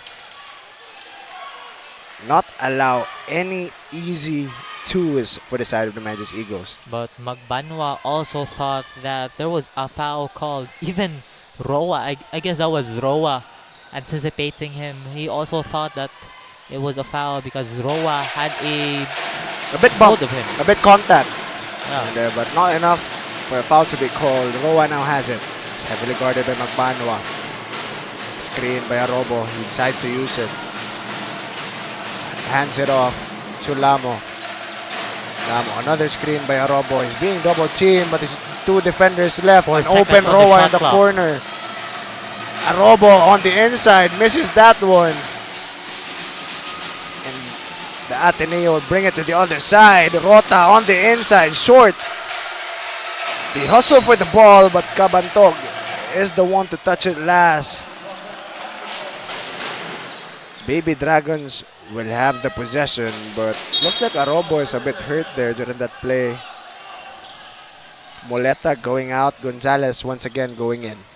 But as of now, I think like one of our staff here in CESAFI, Mac Talio is in attendance. A CESAFI legend, has won 3 championships, 1 for CIT, 2 for Southwestern University. He's a great man. He has been playing in the PBA and D and BPL as of the moment. 𝐤𝐿𝐻 not happy with that call.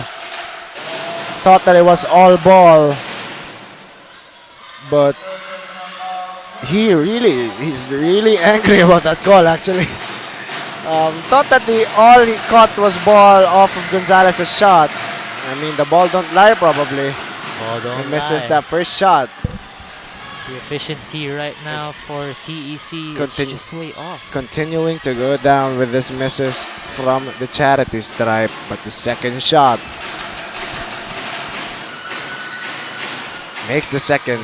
1 for 2 from the line. They will have still a 7-point lead here in this game. Naglasing has it. Pass to the corner. 𝐤𝐿𝐻. 3 from 𝐤𝐿𝐻. Something we don't see much from Aiden Paul 𝐤𝐿𝐻 of the Ateneo de Cebu Mantis Eagles. They hustle for the ball. Cabantog able to touch it last. Ateneo Even the coaching staff not happy with the calls they're getting. Aroba will take it out for the Baby Dragons. Still a lot of time left on the shot clock with 15 seconds left. They don't go to the inside. Lamo has it against Maglasang once again. He has beaten this guy play after play, but it will be a double team. No switch. Roa drives. 5 seconds. Parelia with a 3. Too strong on that one. Basa will get the rebound. On the other side, Magbanwa pushes the tempo. Tries to slow it down. Passes to Rota on the inside. But a foul being called onto Arobo. CEC, they have been racking up fouls since the first half, first and second quarter. On the first half, they had that penalty. I mean, this is still their first, but I really do hope that they would be, careful with defending their opponents. Another 3 for the Majestic Eagles. They cut down the lead to 1. Coming alive here in our second half. Lamo has it. Still 1 point coming from them in the quarter. Gonzalez, pass to Roa. 9 seconds left. Parelia once again. Too strong. And Ateneo will have a chance to take the lead. And with Ateneo holding down the ball, they still have 1 second left. Stolen by Lamo but fouled instantly by Rota. Parelia not feeling it after 2 open shots. Larazabal will come in for Parelia. Haven't seen that much from Larazabal too here in this game. I think we will see in the later minutes of this quarter, or maybe in the fourth quarter, he might be the one to spark up late game. As we see here, Fialvang enters. He wasn't in yet. It's his first. It's his first. Right, during this game. And fans are clapping, cheering for him. Great pass onto Roa, and Roa not scared at all.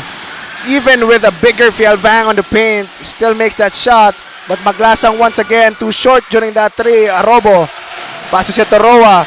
Stolen once again but recovered by Arobo. Roa shoots that 3. Blocked from the back by Basa.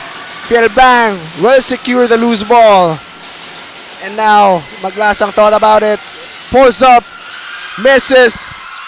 They will retain possession. Magbanwa stripped by Gonzalez, and they will still have possession with 11 seconds left on the shot clock. And Maglasang way off on the right, 3-pointer and a mid-range shot. He is not feeling well in terms of shooting. I think he had that shot before that, right? Yeah, he had a 3-point from the right wing. He was way off with his 2 of his shots. Fresh off the bench. Opens his minutes with a shot. And Larazabal will have it. Lamo is drawing up a play. 11 seconds left on the shot clock. 8. Larazabal almost loses the handle. Drives. Euros. Too strong. And they will get the rebound. Another chance to take the lead, by the way, for the Majestic Eagles. Basa, Maglasang, he will try another 3. Makes it that time. They get the lead here in this game. A 2-point lead for Ateneo. They're coming alive here in the start of our second half. This is the first lead change of the game. If I'm not mistaken, this is also the first time that Ateneo, the Cebu Majestic Eagles, has taken the lead. Exactly there, Terence. Just been firing. After like 2 misses from Maglasang in his favorite spot, I think for sure his favorite spot when shooting is on the right. He has been shooting there, I think 2 misses from the right wing 3, and also in the right perimeter, but he also equalized it with some 2 3-point makes. Agree with you there, Terence. They just need that confidence booster after that shot by King Let from deep. They just didn't hesitate to pull the trigger from 3, especially Maglasang. Now he has 2 threes here in this quarter. How will the Baby Dragons answer back? Roa has it. Passes to Larrazabal. Still no points coming from him. Roa pass to Larrazabal once again. Estorba. Gonzalez on an island, but Larrazabal on the inside tries to pass it to Robo, but stripped by Magbanwa. They can extend the lead here. Ateneo. Basa has it. He attempts a 3 of his own. In and out during that time, and a Robo gets the rebound. Robo double teamed by Felvang and Rota. Estorba. Corner 3 by Estorba. Another lead change. They get a 1-point lead here in this game. Basa drives. Too strong off the glass, but a foul being called onto Estorba. This game is getting heated as we see a 3-point shot here by the Baby Dragons. And you look, at the side of Ateneo, Felvang, we've seen it earlier that Felvang was in. Here we see the 3-point of per 4 team. They have 4 respectively, but the attempts that CEZ has are way up high. They have 15 attempts. They only made 4. Stolen by the Baby Dragons. They can extend the lead here. Roa has it. Heavily guarded by Magbanwa. Step back. Too short on that one. Felvang gets the rebound. Maglasang behind the back. Loses Roa. They lack one defender on the inside. Magbanwa, extra pass to Kabantog. And one. Will get the chance to complete the 3-point play. Ateneo flipping the script in this game. I think that halftime adjustment worked out pretty well as Felvang heads to the bench, because earlier I thought that Felvang was, the timing of Felvang subbing in is pretty great because of the lead that they had earlier. It was still a short lead, but Felvang as a defender down low, he is pretty efficient in defending his opponents. Pretty scary to go against a guy that size on the inside. Am I right? Yeah, Felvang in Ateneo, he's a big man, something that you don't want to mess with. He's been a threat since last season, leading to their team to a championship. Intensity coming from the Magic Eagles lineup now as they get a full court. They have a full court trap. Pass to Estorba once again.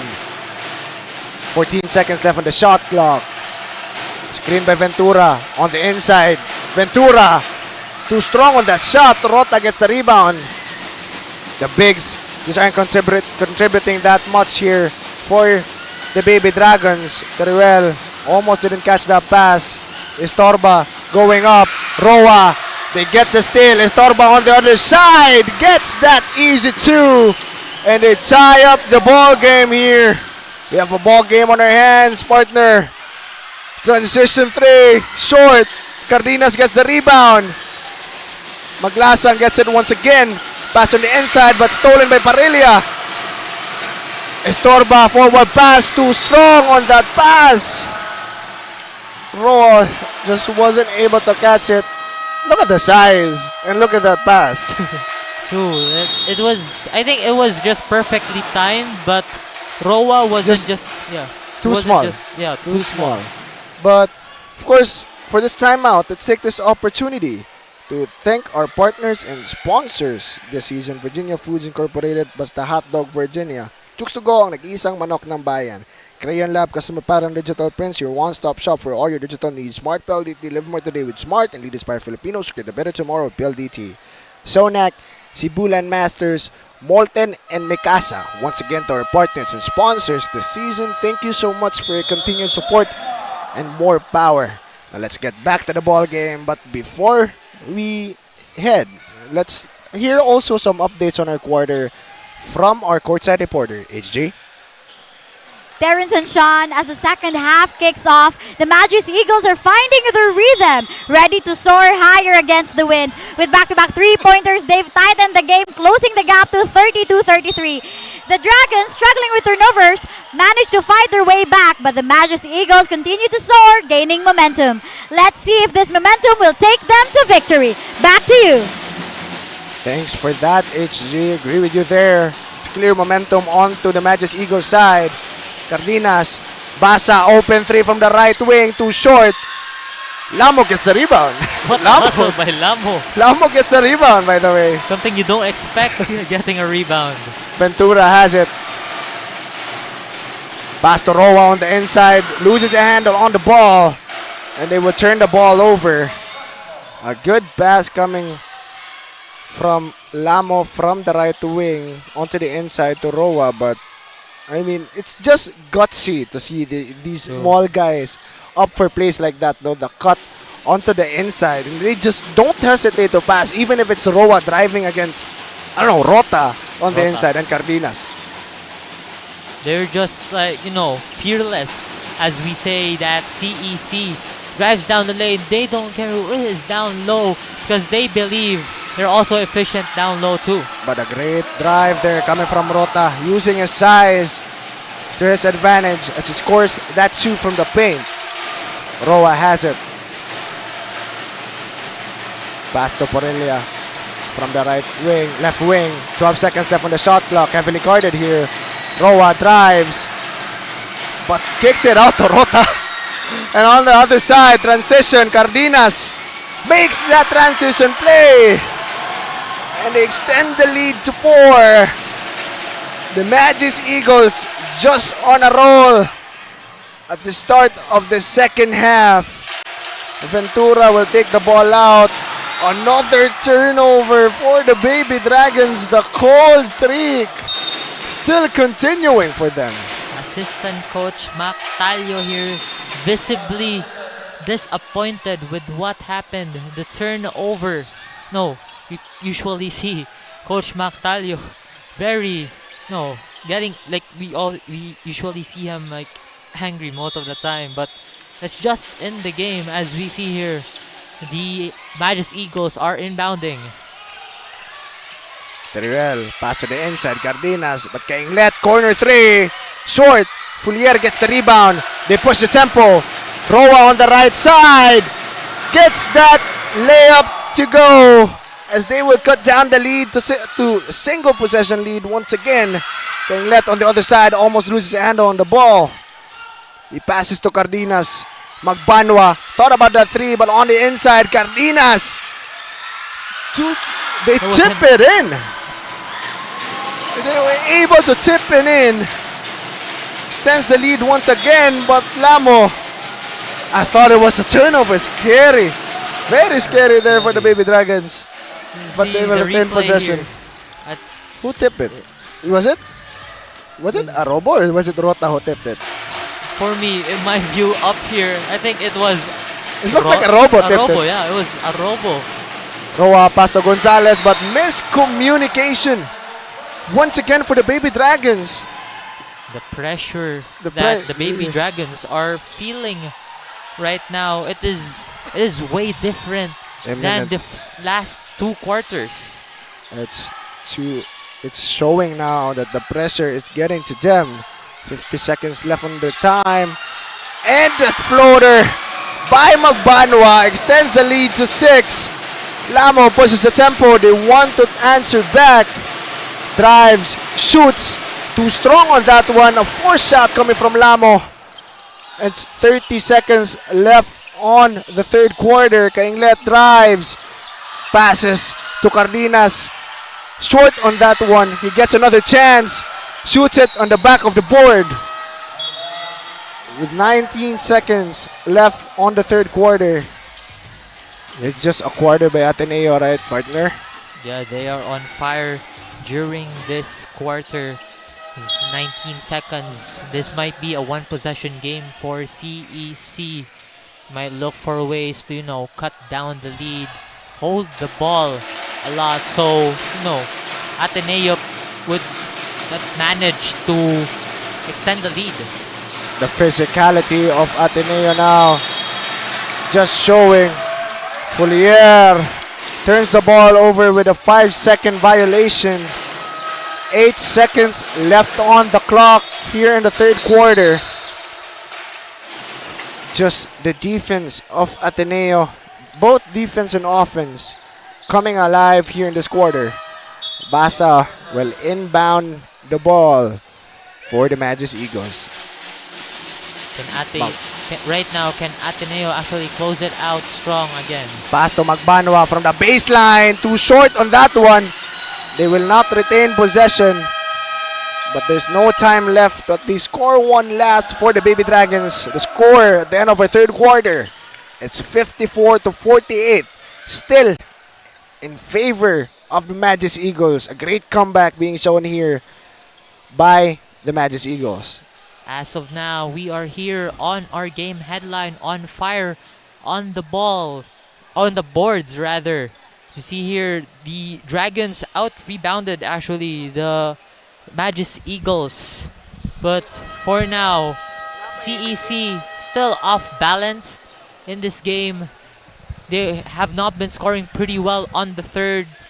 We haven't seen much. We have seen a lot of rebounds from them, but the scoring is just not way falling. off. It's not falling. But right now, as we enter, there's still another headline here, extinguishing the fire. In the first half, the Ateneo de Cebu. This was the start trailing, of their momentum. The three-pointers, after those three-pointers, they just gained confidence.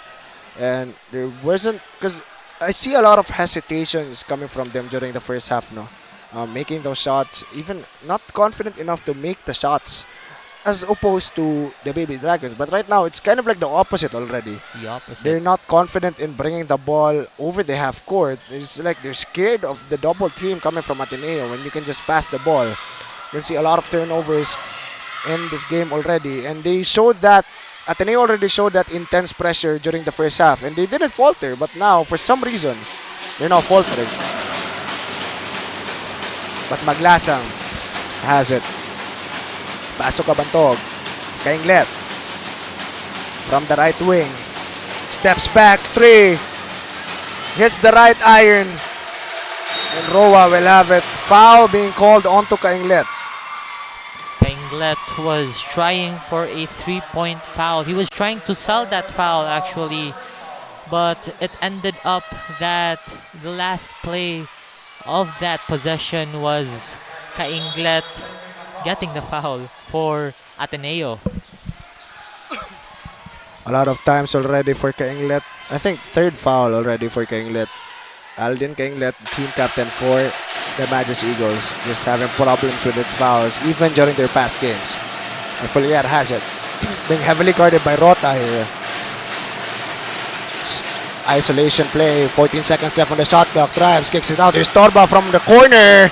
Too short on that one. Rota with the rebound. That was still a good look from Estorba despite missing it. He was still wide open and was not hesitating to shoot that shot. Magbanwa drives, corner, Basa, three. In and out. Kabantog gets the rebound and foul on the way up. It will gain a chance for a trip to the free throw line.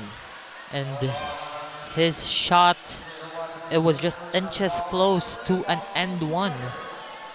You see here the fast break points from turnover. It's just it was just the opposite as what you've said earlier from the last two quarters, like the last half rather. Because at that time CEC was, it was pretty clear like from their steals that CEC has been scoring a lot from the turnovers. It's looking like the Baby Dragons running out of gas here in the game. 8-point lead already for the Magus Eagles. Roa has it, spins, stops, he won't shoot. Estorba has it from the right wing. Folier from the baseline to Gonzalez. Pass to Estorba, left wing, three, short. Folier gets a rebound. And they will not be able to score once again. Magbanwa pushing the tempo on the inside. Rota outside. Maglasang, three. He is on fire on the three-point line. Maglasang, I think he only missed two or one from the three-point line, but nonetheless, he's still bringing up Ateneo de Cebu's offense in this game. Just gassed. That's the perfect description for the Baby Dragons lineup right now. They're gassed. All their plays they've been showing there on the first half just wasn't showing enough. And the bench points, of course, from Ateneo just showing in this game, the bench depth. Now, that's one importance that you want to see, because you need to rest your stars. You need to rest players like, for example, Roa, Lamo. They're playing a lot of minutes as compared. Also Gonzalez too. As compared to Maglasang, for example, or 𝐤𝐤𝐬. The main scorers for Ateneo, but Roa has it. Screen by Arobo, pick and roll. Will he roll? He will travel. He will travel instead of rolling. It is just the turnovers that CEC. No, that's the thing that they are having a hard time here on the second half. I think they weren't expecting that, that Ateneo would spark up here on the I mean, they might be anticipating though, but not this much that we're seeing right now from Ateneo. Double digits lead right now for Ateneo. 10 seconds on the shot clock. Maglasang will shoot it short on that shot, but Rota gets the rebound.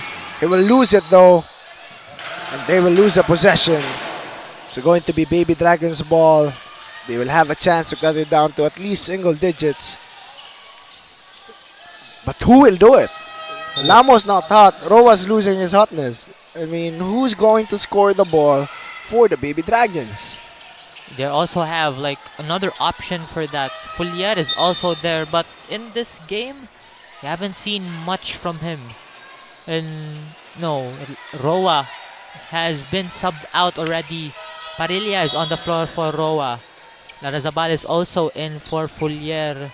So, Roa, I think for the team, Roa has a lot of, playing time in this game. I've seen much from him on the floor.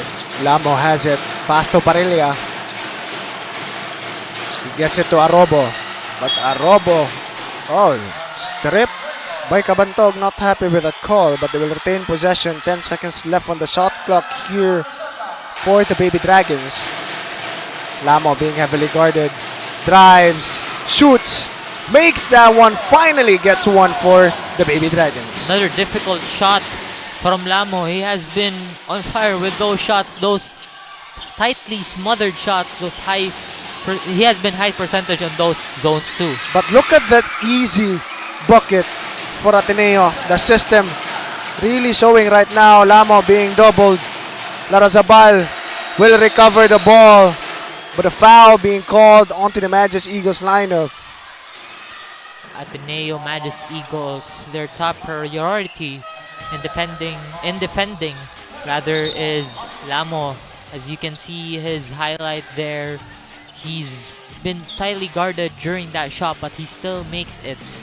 But again, speaking about the Ateneo tightly guarding Lamo, it's just also a way for, to make Lamo exhausted. Because Lamo is it's already gassed, yeah, but he will be more gassed if he gets defended pretty well by the Magus Eagles. But we have 7 minutes left on the clock here on our fourth quarter. So Ventura will have it. It's heavily guarded by Cardenas. Double team. He drives, makes that layup. Great move coming from Ventura. Not looking like a big man with that drive. Ventura was rushing down low, and Lamo was wide open during that play, but he decides to go in because there is a high opportunity on that one. But a 3 seconds violation being called onto Cabantog. Keen eye by the referee. I even thought that wasn't a 3-second violation because it was way off the mark, but props to the referee. Istorba brings the ball out. Larazabal gets it. Still opting for this full court defense here by Ateneo. Larazabal spin move, drops pass to Arobo. Great connection between Larazabal and Arobo. They cut down the lead once again Still a lot of try. time. Maglasang. He misses that one, but Rota short. Magbanwa has it, drive, strip. But Rota saves it once again. They're not answering Rota right now. And it's still a 9-point ball game. Foul. There, he spiked the ball. Loses it, but Rota is down low to catch it. He's wide open on the shot. His defender was on his back. All he had in focus was just the rim above him. Baby Dragons will have it. Larazabal almost loses a hand on the ball. What a wild pass. What are you doing? Baby Dragons just losing that confidence that they had. That was a thrown possession. Just like threw it all the way. They wasted that possession after a bad pass. Bad pass, exactly. A wild pass. Even it wasn't even pressured. That's what I didn't understand. But they will have possession once again. Rota on the inside. Great pass to Magbanwa. It's the opposite. The other, because it's usually the other way around. But they get a steal. Magbanwa, Felvang on the inside, fakes. He loses hand on the ball though. But they will still retain possession. Right now, 5 minutes and 30 seconds remaining. 𝐤𝐬 is now on the floor. Also earlier we saw Felvang getting on the floor. There, Ateneo is going all out. They're letting their bench, especially Felvang, out to secure their victory in the last 5 minutes of this match. 𝐤𝐬 from the baseline pass to Rota. Short but fouled during that shot. Will gain a chance to shoot two from the charity stripe. Much aggressiveness and defense here for CEC. They are frustrated with what happened to their defense. They're just conceding the shots of Ateneo, then also taking them to the line. Talking about their stats from the free throw line, they are efficient in shooting it from the charity stripe. Miss by Rota. Forward pass to Roa. Another one. They're just throwing the ball over. Just chucking it in each other. Like, that was the same there. We saw Rota, double-digit rebounding from Rota, but we also might expect double-digit points from him as he have been falling off those shots. A close 5-second call there by the referee to Ateneo. 11 seconds. 11-point ball game here in our fourth and final quarter in favor of the Magus Eagles.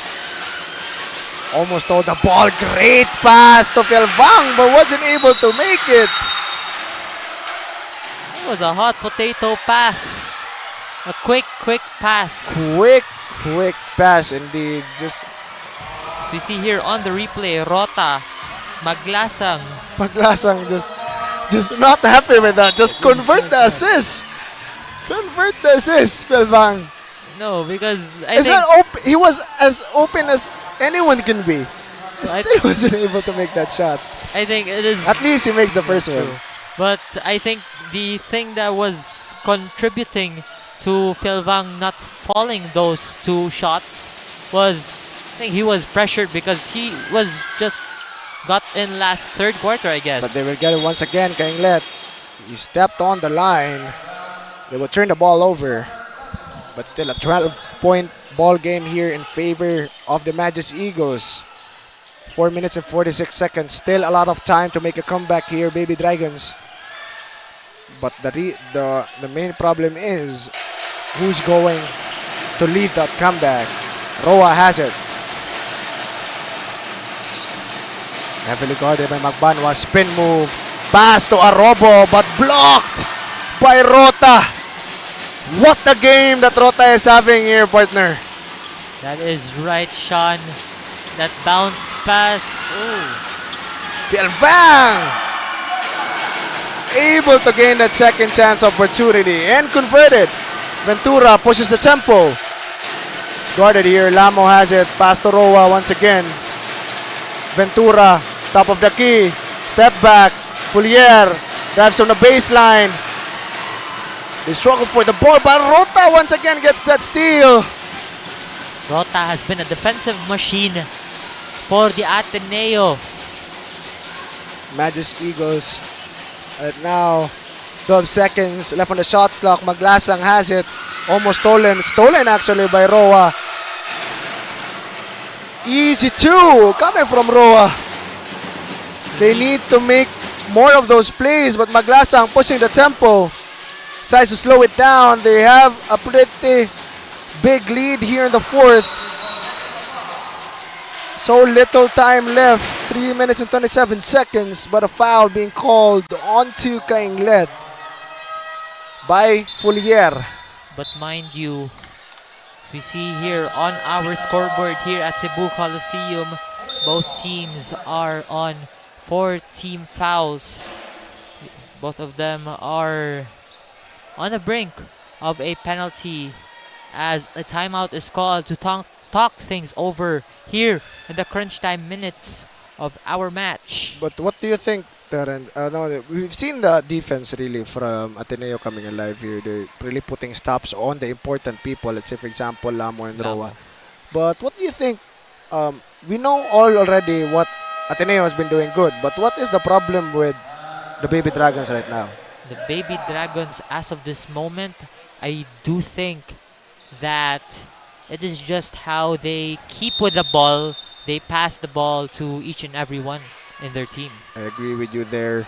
Terren. It's just the ball movement not being seen here for the Baby Dragons. But to hear more about our quarter, let's pass it first to our courtside reporter, SJ. You can feel the intensity as these two teams clash on the court. With the Magis Eagles leading at the start of the fourth quarter, the Dragons are struggling to keep pace as their speed begins to wear them down. Meanwhile, the Eagles keep racking up points with every shot. It won't be long before we find out which team will snatch the win in this thrilling game. Back to you, Sean and Terrence. Thank you for that, HG. Back to the ball game here. Still a big lead for the Magis Eagles. Cabantog has it. Drives. Strong finish by Cabantog. They're really happy with that play. They extend the lead to 14. Roa now looking for a way to answer back. Lamo has it. Drives. She's an open lane. Drops pass to Aroba but blocked by Basa. And Moleta wasn't even able to secure the rebound. Basa from the left corner. 𝐤𝐿 told them to slow it down. Almost stolen by Estorba. 𝐤𝐿 drives. As over a smaller Lamo. Lamo couldn't even pose a challenge. It's just a hot second half for the Magis Eagles. A mismatch we are seeing. Lamo attempts a long three. Short. We haven't seen that much coming from him. And that's a shot that he takes, and he makes it also sometimes. But an open 𝐤𝐿 on the right side, and an easy two once again for the Magis Eagles. It's almost a 20-point ball game right now, partner. It's a cold game for CEC. They have not been doing much. They have not been productive in this quarter. No shots have been falling from them as we see that air ball by Estorba. But I want to talk something in terms of the defense of Ateneo in this quarter. They have been using the size advantage. They have been assigning 𝐤𝐿 to a shorter Lamo. That's why Lamo has not been draining all his shots. Lamo just having a hard time. We know how 𝐤𝐿 also executes that defense, but Ventura heavily guarding Cabantog here. Cabantog tries to drive. Actually thought about that three, but Maglasang's the one to pull the trigger. Hits back iron. Arobo gets the rebound. Roa has it. 1 minute and 30 seconds left on the ball game. Estorba from the left wing drives to the baseline, but fouled by Lacson. That was a foul, leading 2 points, 2-point attempts in the free throw line as we see the shot by 𝐤𝐿 driving down the lane. Scaring his opponents by using his size too. And You can see really, partner, no? Just looking at the players right now, the Baby Dragons, if you can see the 5 that they have on the court right now, they're heavily breathing. they are But look at exhausted. Maglasang. Look, look at Maglasang. It looks like he's just, relaxing there on the court. He is not bothered at He's all. not bothered. It's not even. It looks like he isn't breathing even. They already have a safe lead right now. As you Safe can see. lead, but again, that also shows the minutes that are being distributed by the team. No, they're rested pretty well, and they can get that rest to at least get back to 90% of their actual stamina that they have. So the But rotation. not the same for the Baby Dragons, though. They have, like, I think what the thing that the Baby Dragons have right now, they're like severely utilizing their star players, their key players. You can see that, I can see here from above that Gonzalez is super exhausted, opening his mouth, while for Roa and Lamo, I think they're just slowing things down because they are so tough, and that's the reason wherein Ateneo is taking advantage of it. They are taking advantage of how tired CEC is right now. That's why they are giving off more energy. They are also letting in those bench players who have not been playing for maybe a couple of minutes. Yeah, exactly. You need to rest Roa and Lamo here for the Baby Dragons. They're really gas here. They're lacking just the fuel to execute that fourth and final, most important quarter of the game. But Maglasang has it. I think they're just deciding to slow it down. Larazabal steals the ball. Roa on the other end. Left hand layup by Larazabal. A quick one for the Baby Dragons. But we only have 1 minute and 10 seconds left on the clock. Maglasang gets it. He slows it down. They know they have this game already. Maglasang on the inside to Kabantog. They lose the ball. Lamo has it. 54 seconds left on the game clock. Roa thought about the 3, drives, passes to Arobo, and fouled on the way up. You see here, Look at Roa. He is down and out. He's just so tired. So tired. But it's also a good game we're seeing from him. It's just that I think we won't see the light that CEC is trying to show us, the win that they are striving to get, because in the first 2 quarters they were leading in terms of scoring. Exactly. Roa also was the one to lead that team when it comes to scoring. 15 points off the first half. Points. That's a great stat here in the high school division. Exactly, but Arobo once again misses that first shot. 14-point ball game still. Misses the second one, 0 for 2 from the line. Also an imminent problem for the Baby Dragons here in this game. Maglasang has it. Being heavily guarded by Larazabal. They're not giving up here. Maglasang once again to Kabantog to an open Chua. Misses that one. They will get the rebound though. 25 seconds left on the clock, but an offensive foul being called as he shoves Mangunlay. Shoves Arobo. Arobo is down here on the floor. To be holding the groin area. Hope he's okay though. A pretty intense game here against CEC going up against Ateneo. It just shows we have 24 seconds here. The small differential, 0.2. 0.6. Yeah, 0.2 millisecond differential between shot clock and game clock. I think there's no way that CEC is already coming back in this. It's a 14-point lead.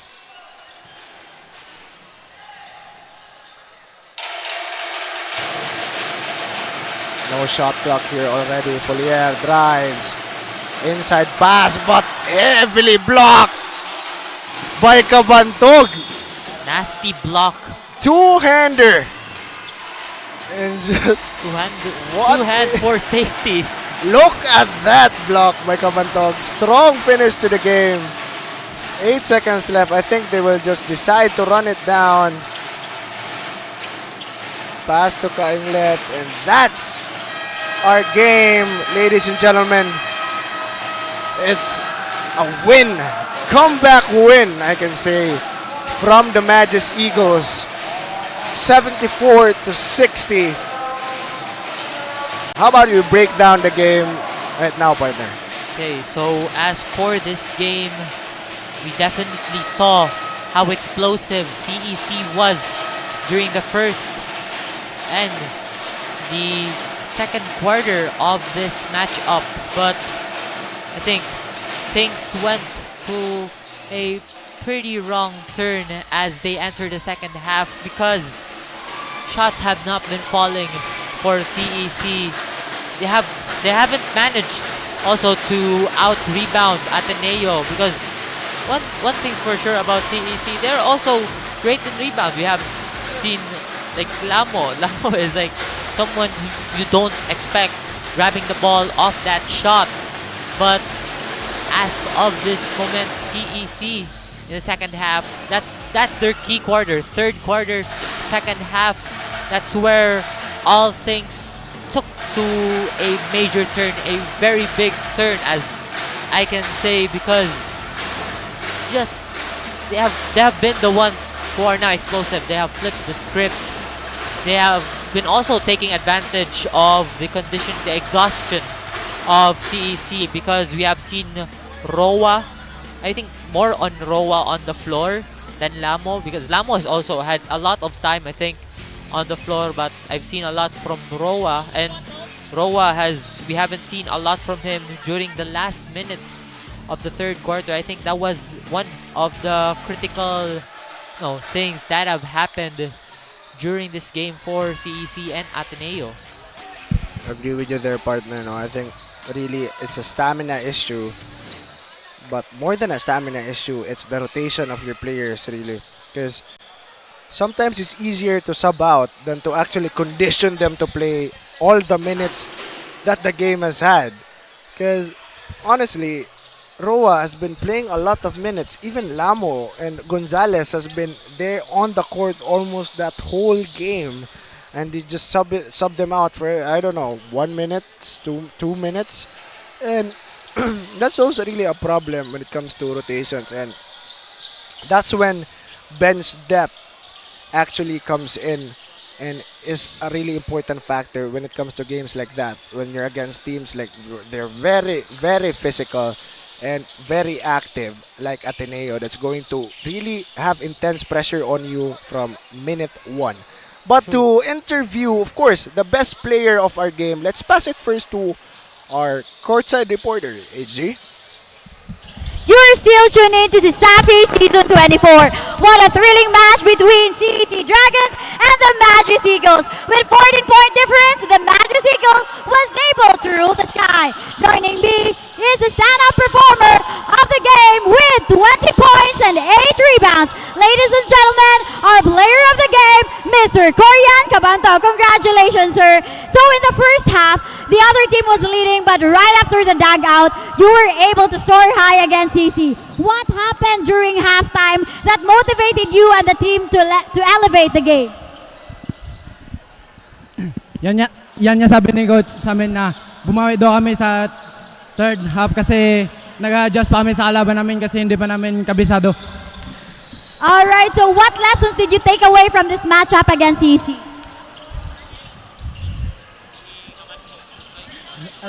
Anong natutunan mo? Ang natutunan ko ngayon sa kalaban namin na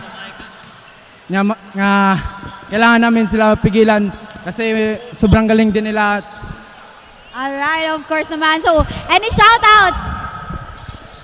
Shoutout pala sa pamilya ko sa Iloilo at saka sa mga barkada ko sa Iloilo. Shoutout din sa kasama ko sa dorm, Ivan, Jello, Lars, Ken, Dwayne, Coach Gio, Coach Francis, and Coach Mel, and Tita Tintin. Alright, thank you so much, Korean. So, thank you so much. Once again, congratulations.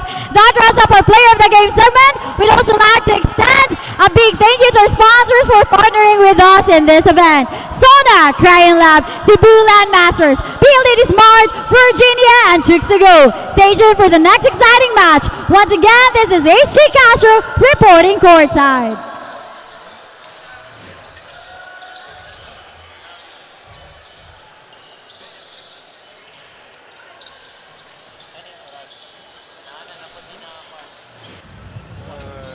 Bored na ako. Ay, ang init. Init na nga, wala pang pag-tiktok. Wala na ako magawa. Alam ko na.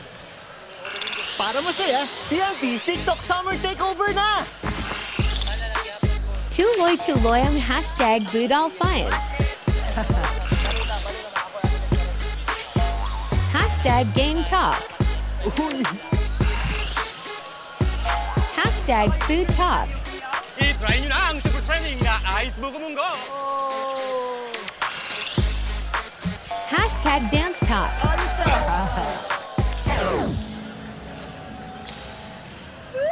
Ito na lang hinihintay namin. Para only ang TikTok Takeover, mag-TikTok saya 50 ka na! Para only TikTok sa buong Pilipinas! Ikaw din! Tara na sa TNT TikTok Takeover! Mag-TNT TikTok saya 50! Lipat at load na! Hi fans! Ito ang legit na fantastic for the family. Masarap, malinis, friendliest store crew at higit sa lahat, garantisadong zero antibiotics. Posing sa sarap, posing pa sa kalusugan. Let's Chooks to stay healthy.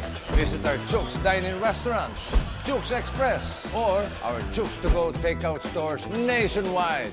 Pwede rin umorder online via GrabFood or Foodpanda.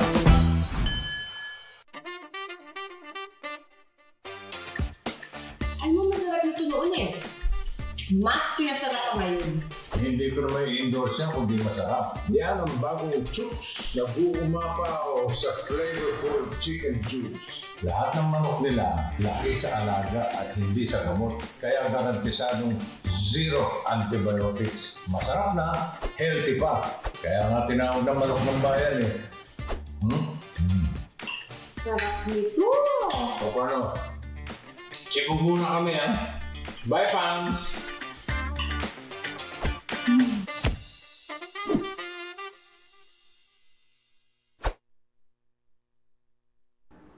Unikosentexual! Hulog mo pa! 5 gig data! Hulog mo pa! Valid for 15 days! Hulog mo pa! 99 pesos lang! Hulog mo pa sa pinakaulot na TNT All Access Plus 99! Bili na ng TNT SIM!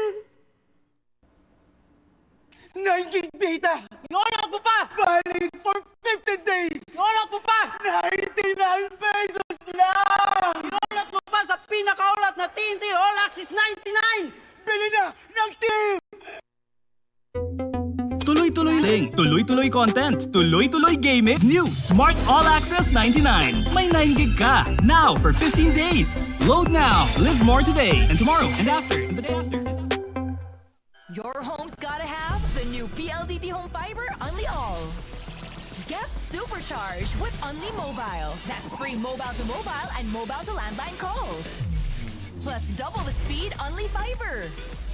Maayong hapon sa CESAFI fans, and you're still tuning in to CESAFI Season 24 Basketball Tournament. This is Week 6, Day 18, and we are still live here at the heart of the basketball action, Cebu Coliseum. So to all the people who are watching this Facebook Live, you can actually come here in our very beautiful venue because this is still game number 3 for this afternoon. At this juncture, we are about to see a battle between the USJ-R Jaguar Cubs versus the USPF Baby Panthers. And before we go into the details of these teams, let's look into the team standings. As for the USJ-R Jaguar Cubs, it's 4-1. That's 4 wins and 1 loss. And as for the USPF Baby Panthers, it's 3-1. 3 wins with 1 loss. As you can see, both of these teams have good momentum on their side, so it's going to be an exciting match for this afternoon. This is Nashville Baba, and I'm going to give you the freshest news on the sidelines. Earlier, I actually got the chance to interview Coach Davis of the USJ-R Jaguar Cubs, and he highlighted that he consistently reminds the players to give their all and not to be complacent complacent as they are aiming to get the #1 spot in the team standings. On the other hand, as for the USPF Baby Panthers, Coach Jover expressed that this game is very important for the team, and he is expecting that all of the Panthers are going to step up as he will use all of the team scores in today's game. It's a battle between two strong teams in the high school division, so let's try to see as to who among these teams will dominate this match. And to start the basketball game, I'm going to pass it on to our game announcer.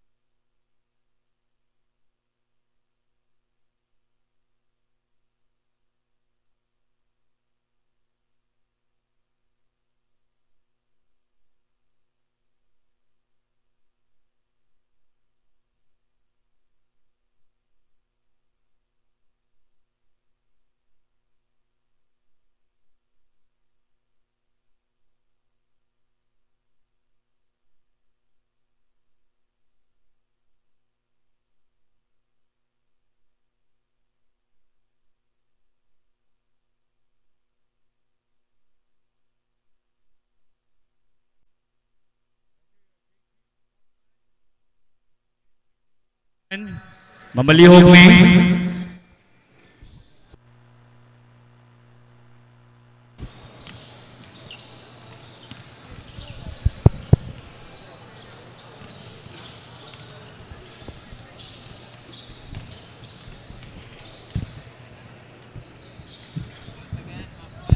Okay, once again, Mapman.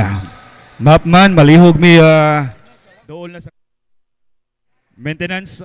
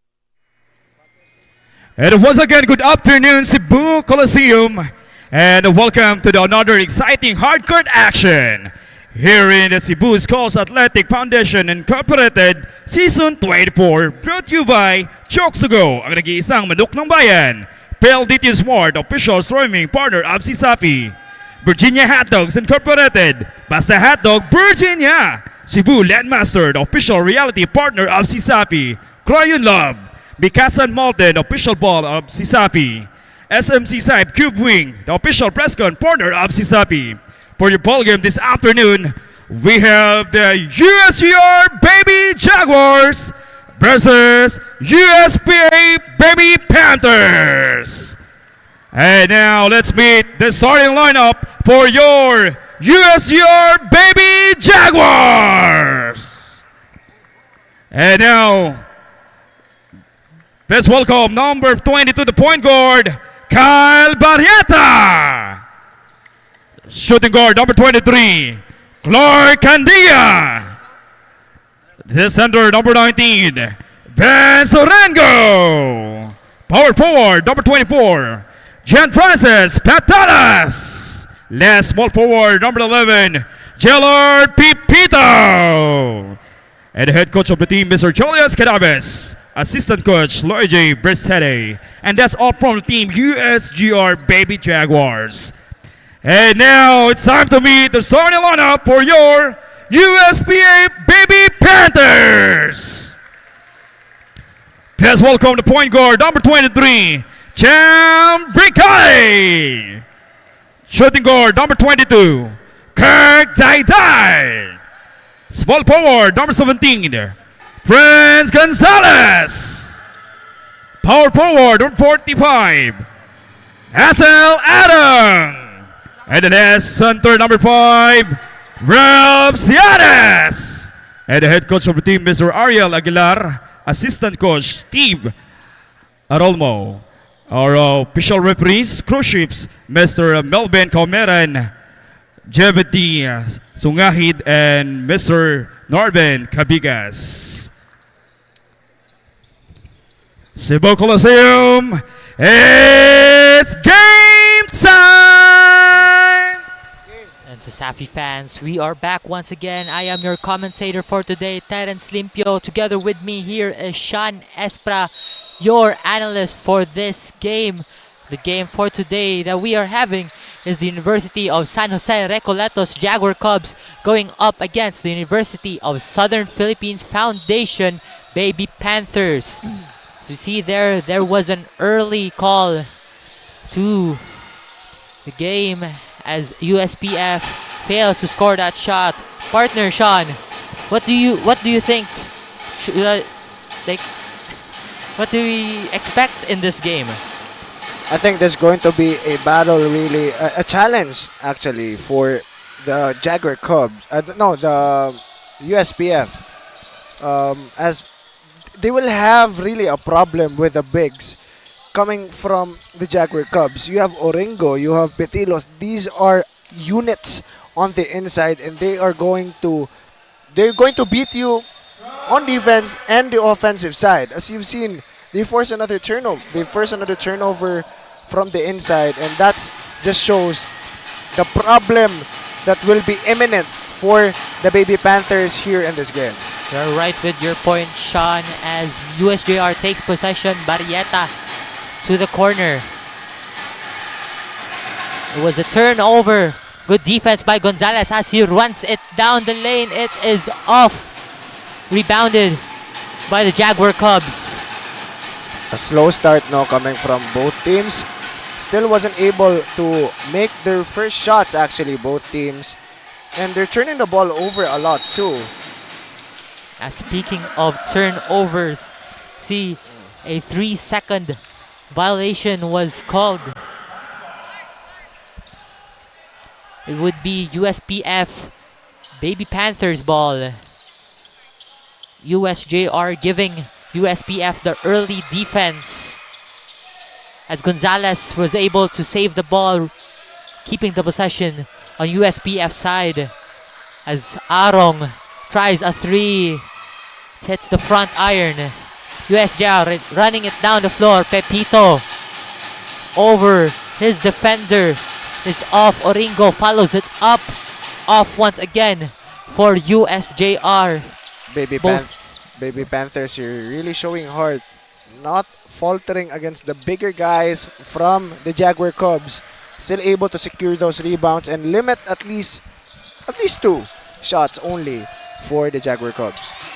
So, but right now we're seeing a back and forth game, rather, as USJ-R was able to steal the ball off from USPF. As your points were right earlier, USJ-R a pretty defensive team as we speak. As of the moment, we are also seeing the Panthers acting up defensively. There are still no offensive shots here. Both teams still 0 as we enter 3 minutes of the first quarter. And for the game in general, USPF will inbound the ball. 14 minutes on the shot clock as Arong will try its way off. Gonzalez will retain possession but hits the board. It goes in. Finally for a the Baby score Panthers here in our game. Of course, who's better to start the game other than Gonzalez, a team captain for the Baby Panthers? That is also your player of the game during their last game. Fritz John Gonzalez, the unit of USPF, has been working hard offensively and defensively too. One of the things I've noticed about Gonzalez's game is his outside shooting is just pretty efficient. And you need to try to put a stop to his scoring, really. He's an offensive unit. He can score from the outside. That's the more dangerous part is he can also blow by you as a defender. And he can score those tough shots on the inside, even during transition, because of his speed as well and his handle. So it's a pretty complete player. And the one that completes it is his outside shooting. You're right with that point, partner, as Oringo makes his first on the free throw line. Going back to your point on Gonzalez, he also has that body to, cut in the offense down low. As USJ-R will try to put it back. Both shots, no good, way off. I've been struggling already down low here. USJ-R really showing that size advantage as they get another opportunity there to score. Just pretty unlucky here in this game. Just not able to get into any sort of rhythm yet. But still early on the first quarter, so still a lot of time for them to pick up the pace. But mind you, both teams are still shaky as USPF will rotate in the 4th minute of the quarter D, and Lozano is in for the USPF Baby Panthers. USJ-R here will try on to lock USPF down with their defense. Pepito guarding Gonzalez. Barrieta tries to intercept that pass.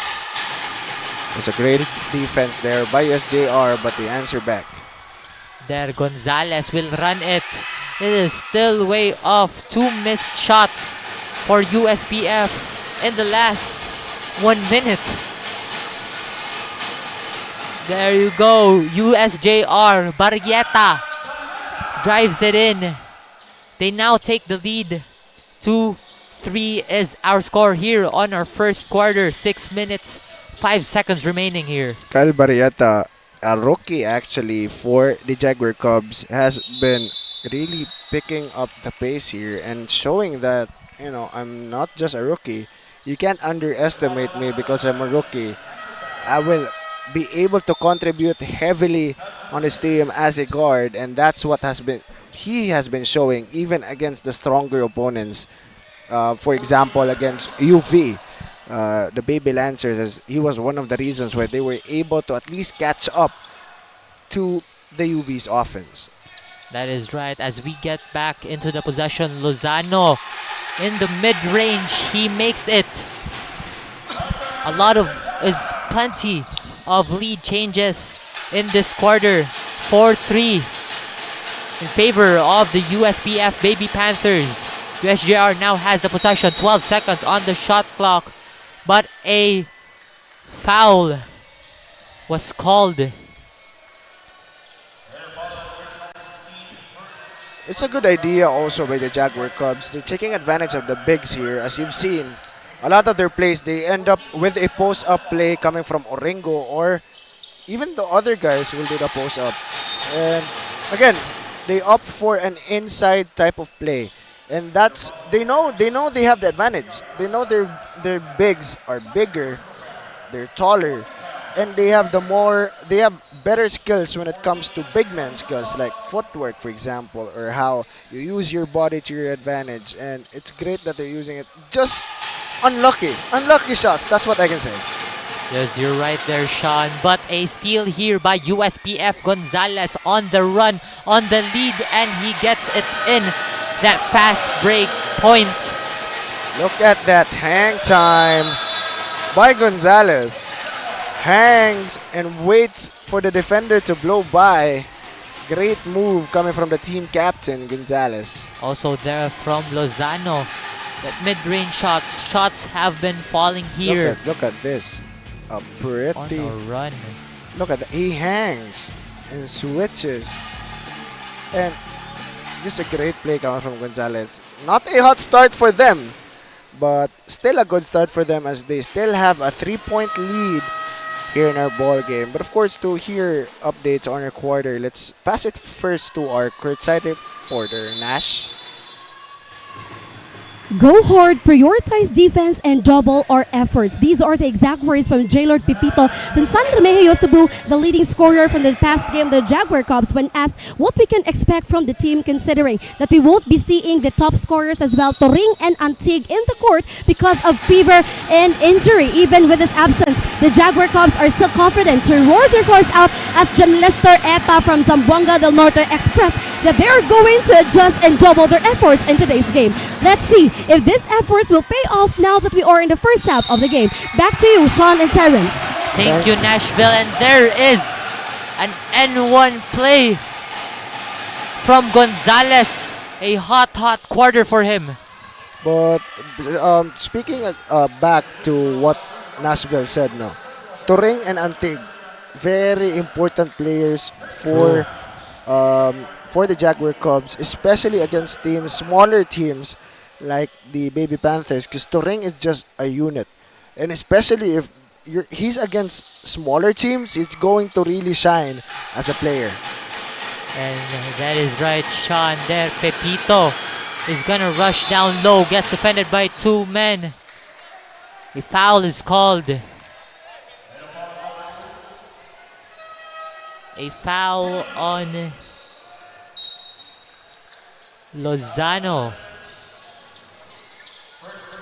USPF, that is his first personal foul. J-Lord Pipito will head into the line for two. Pipito makes his first basket.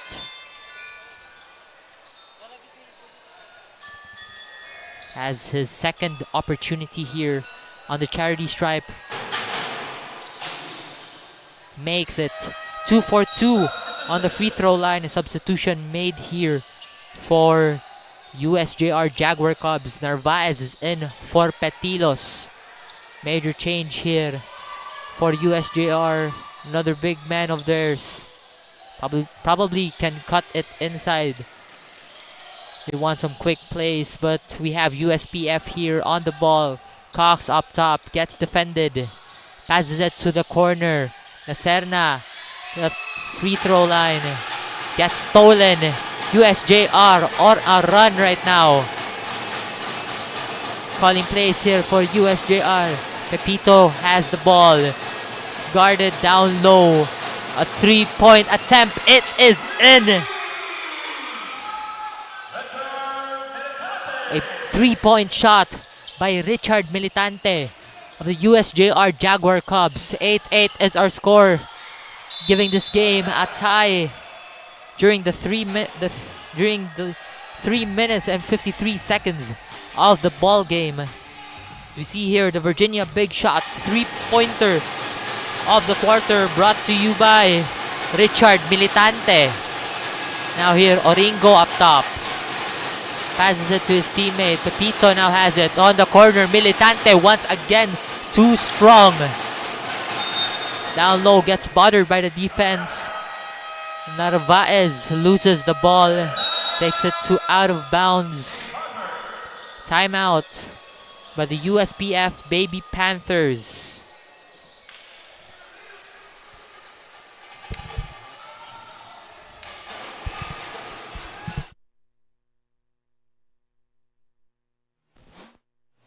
Your home's gotta have the new PLDT Home Fiber Unli All.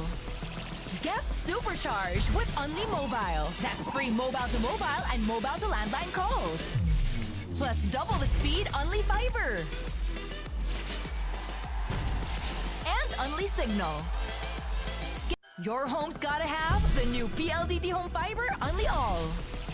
Get supercharged with Unli Mobile. That's free mobile to mobile.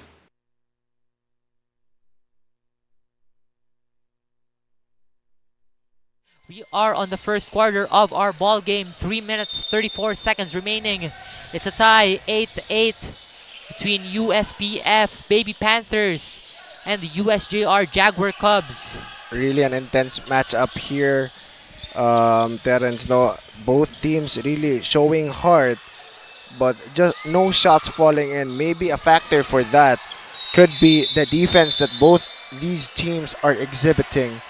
And of course, with tight defense comes really hard offense when it's the defense is for you. That is right, Sean. Both their defenses and their offenses are on par, giving them this score. Still early, a lot of lead changes already as USJ-R has the ball in possession. Oringo will hand it to Realiza. Realiza to Militante. Back to Oringo up top. 10 seconds left on the shot clock. It's off by USJ-R. Now USPF will run it down low. Pass was tipped. That was by De Los Santos. USPF will retain possession. It could be another instance, no, of what happened during the last game, in which Ateneo, they had good looks but they're just not falling their shots in. And what the Panthers could do probably is to extend the lead as much as they can, because the moment that the Jaguar Cubs are going to go on a roll, they're really going to bank on that, and they're going to, completely outplay you as a team if they get on a roll and get that confidence that they need for this game. That is right, Sean. USJ-R are the type of spark plugs that you don't want to see, because once they get the lead, they will be on fire, as a shot was blocked.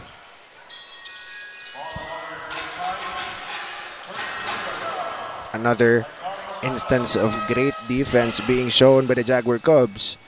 This is their bread and butter here, partner. The defensive pressure that they can exhibit, even if it's a zone type of defense, 1-2-2, 2-1-2, could be a man-to-man or a full court pressure. All of those type of defenses, they still will be able to execute that heavily. And even when I interviewed their team captain, John Vince Oringo, also stated that they're really focusing more on their defense. Offense is just going to follow, and that's what they've been showing almost all their games, their top-tier defense. That is true, Sean. 1 for 2 by Grava after his attempts in the charity stripe, as USPF will take the possession, running it down. But a travel is called on USPF. Aparece. Zach Aparece of the USPF Baby Panthers. USJ-R now throwing the ball on the floor. Realiza to the corner to Militante. Realiza once again has the ball. Up top, getting guarded heavily. Grava pulls up a 3, but it is short. USJ-R retakes the rebound, but it is way off. It was stolen. Steal after steal from both teams. Militante bounces it back to Grava. Still off. All the shots from USJ-R not sinking during that possession. But a foul is called. This means Gonzalez will head to the free throw line to shoot for 2. Just an intense gameplay here coming from both teams. A bit opposite actually coming from that game from Ateneo and the Baby Dragons, in which it's more of like, you know, a clean type of gameplay. They're just using no you don't see that much hustle coming from that last game, but you see everyone's gathering around the loose ball. Everyone's going for the steal, of course, knowing that they haven't established position yet. And this just shows that we're going to be in for a very, very intense game. That is right, because the opening quarter of this game, still 1 minute, but right now, as I was going to say that the first 9 minutes or 8 minutes of this game, it's just a single digit score between both teams, but now USPF has 11 points in their name, and once again Gonzalez is on the line to shoot for free throw. Be anticipating shot here. Gonzalez makes that, completing a 3-point play.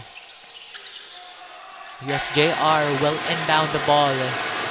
Raja will take possession. He's guarded by Champ Brigoli. Grava. Brigoli will switch it. He's gonna guard Grava at the corner. At the left wing, Militante. Militante to Grava. 4 seconds remaining on the shot clock. USJ-R trying to make a shot. It is way strong. 24-second shot clock violation is called on the Jaguar Cubs.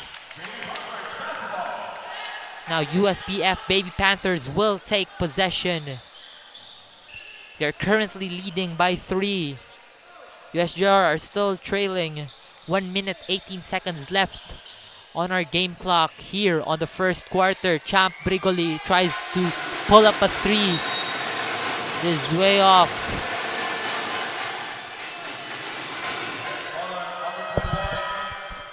It's a 3-point ball game here, still in favor of the Panthers. Just a cold offensive end for the Jaguar Cubs here in the first quarter. Still a lot of time left for them though to at least get in the rhythm, get that groove that they need.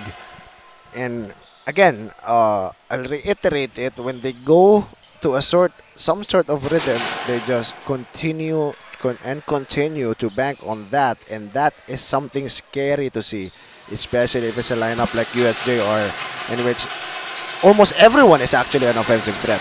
That is true, Sean. And also, talking about USJ-R, they are also had a lot of points in the free throw line, as that shot from USPF was off. Right now, Yanong will drive it to the lane, but passes was intercepted by his teammate. Was intercepted by Narvaez. It was unintentional though. After those 2 free throw attempts, only one was made. USJ-R rather are trailing by 2. 13 seconds left here on our shot clock. USJ-R are inbounding the ball. Drives down the lane, but was stolen. Gonzalez loses the ball. Lozano. Now Aparece has it on the corner. Brigoli 3. Hits. Back iron. USJ-R will have possession. Raja. It's stolen by Lozano once again. The defense that USPF is displaying right now is just top notch here on the first quarter. 16 seconds left on our game clock. Gonzalez will hand it to Brigoli. Gets a screen from Arong. Gonzalez once again pulls up a mid-range, but it's way off. USJ-R running it. Grava to Epa. Epa fakes, uses the board to score that two-pointer. We are now here at the end of our first quarter, rather. 12-12 is the score. It is a tie ball game. USJ-R on a roll. As what Sean mentioned earlier, you don't want them to take the lead, or else they're gonna fight back even more as we end the first quarter. It's a tie, 12-12. We'll be right back after our short break as we enter the second quarter of the game.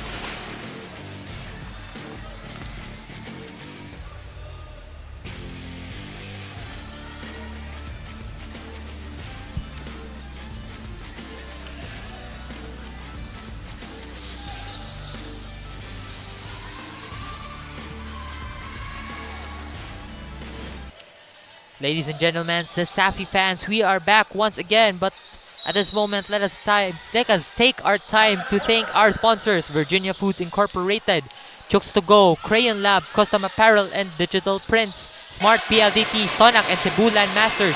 Once again, thank you to our partners and sponsors this season. Going back to the game, that was a block by USJ-R. The defense that they have right now, it is showing. And we see here the field goal percentage that both teams are on. 5 of 18 for USPF, 3 of 14 for USJ-R. It just shows how slow of a start we had during the first quarter. This is sort of a problem too for the Jaguar Cubs. I just saw Pepito going to the assigned medic for CESAFI. I think he's holding a shoulder, putting on ice on it, and that's a bad sign for the Jaguar Cubs. And as they were able to still make a 2 though off of that shot by Pitilos, but still the problem too for the Panthers, the baby Panthers that I've seen, partner, is they're scoring. They led actually, but who was the one who scored the most? Only Gonzalez, right? So I think other players need to step up here for the baby Panthers if they want to continue to lead, or at least get back the lead in this game. As I've seen, the Jaguar Cubs already have the lead.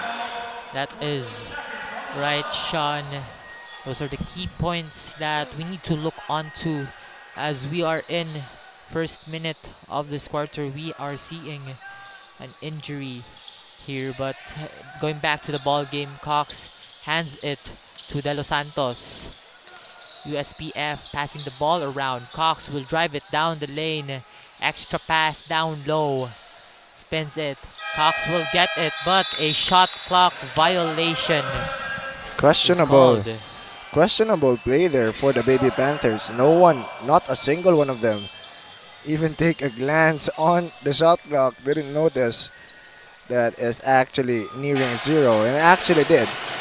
But again, another chance for the Jaguar Cubs to extend the lead.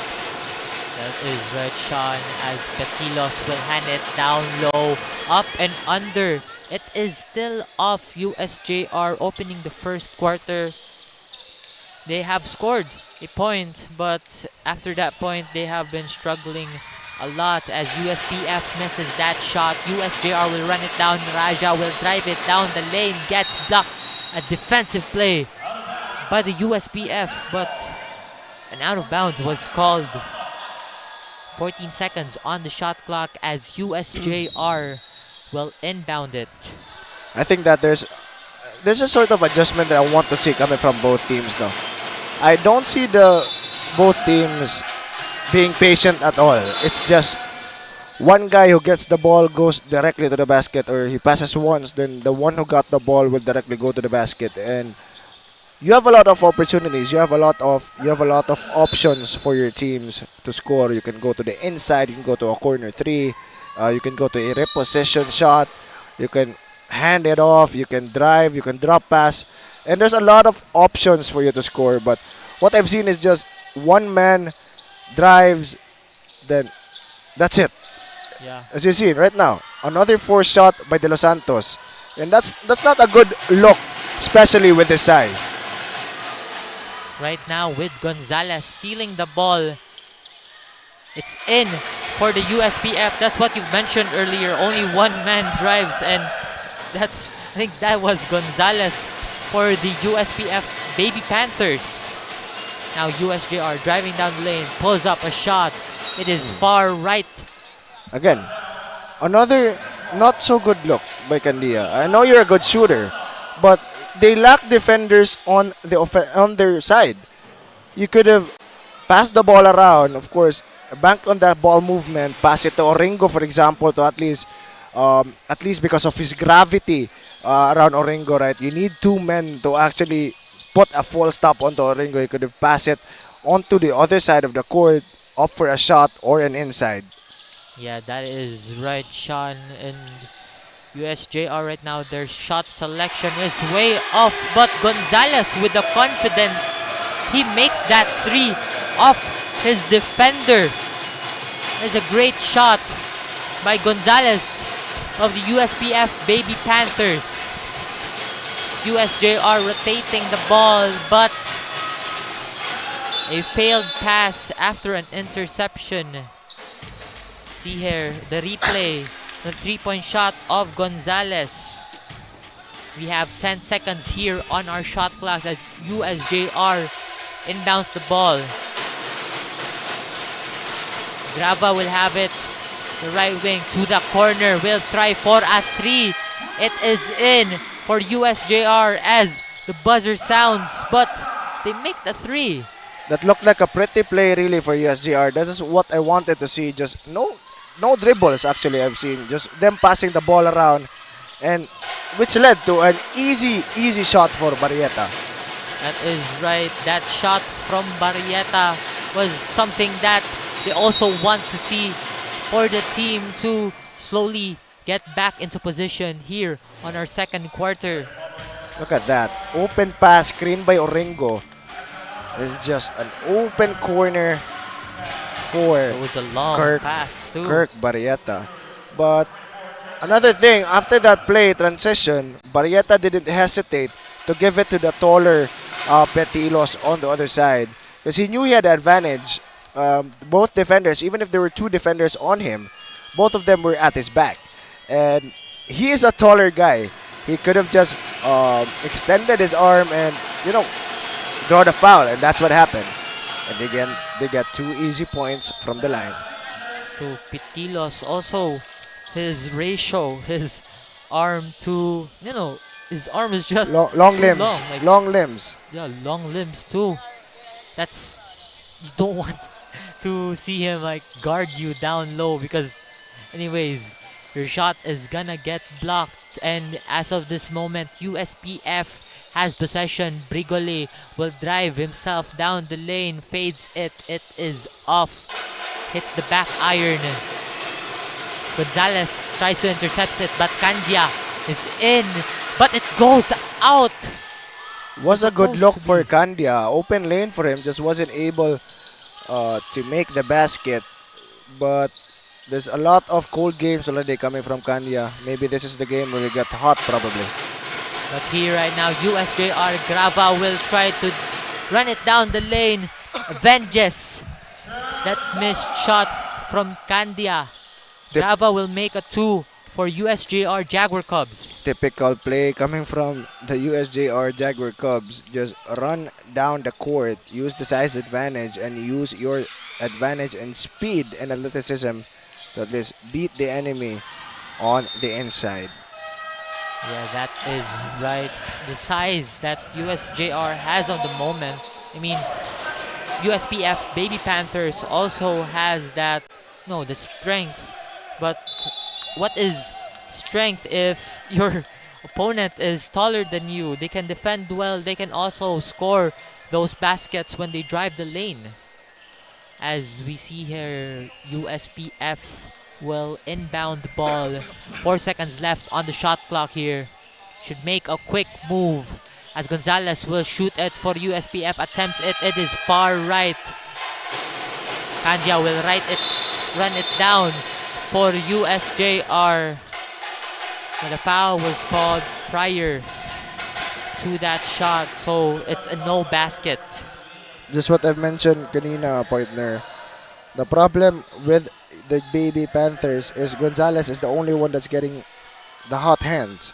And what happened there, they're heavily guarding him. They know that they can guard him and they won't let him go to his spot. And that's what happened, forced by a bad shot during that play while they make those type of plays on their side of the court. And going back to the game, Oringo makes that shot. That was a quick pass, quick score. John Vince Oringo of the USPF Jaguar Cubs makes an end one and will attempt to make it a 3-point play here on the line. Oringo makes it, completes a 3-point play. 17-24 is our score in favor of the USJR Jaguar Cubs. Great move coming from Oringo there. Great vision too. Just as how they drew up the play. I think that's what happened. But of course, the Baby Panthers, they need to answer back, or if else or not, the Jaguar Cubs for sure is going to gain a lot of momentum, and that's going to be a problem coming into the second half.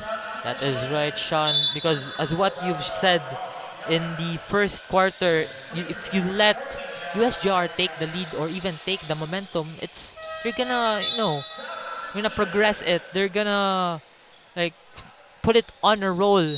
USJR will fire up in the consecutive quarters or even minutes, as USJR right now has the ball.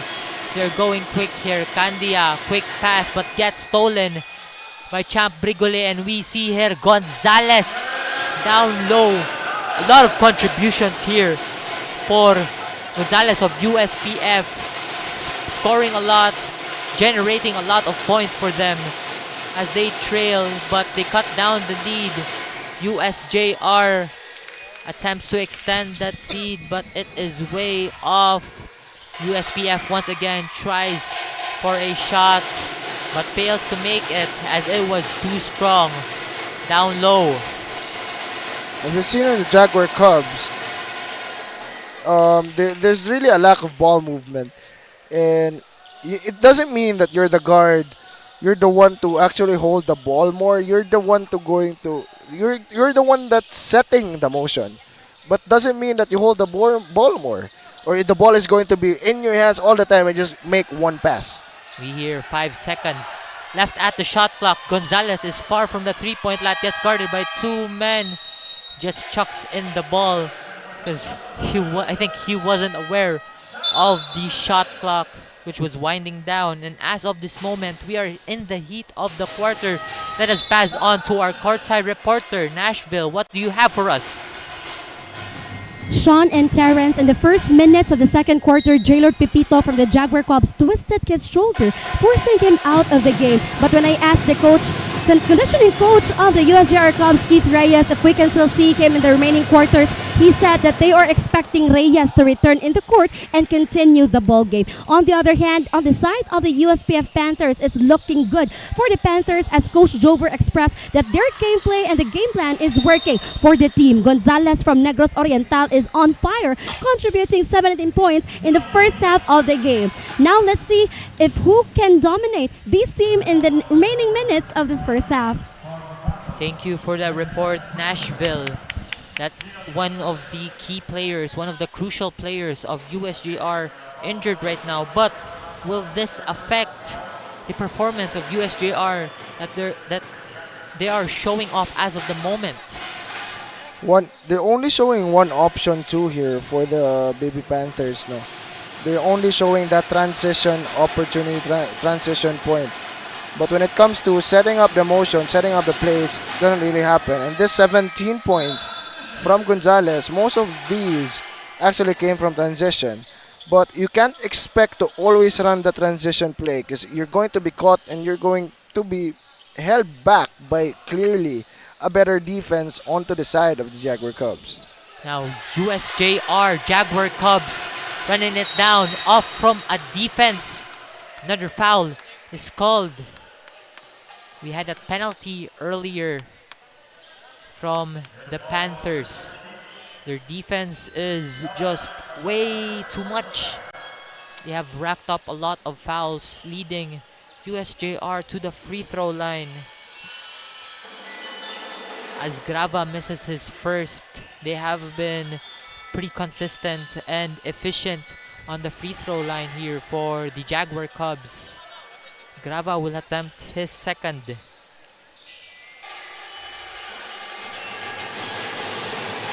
Grava makes his second, goes 1 for 2 off the free throw line. 2 minutes 32 seconds here on our second quarter.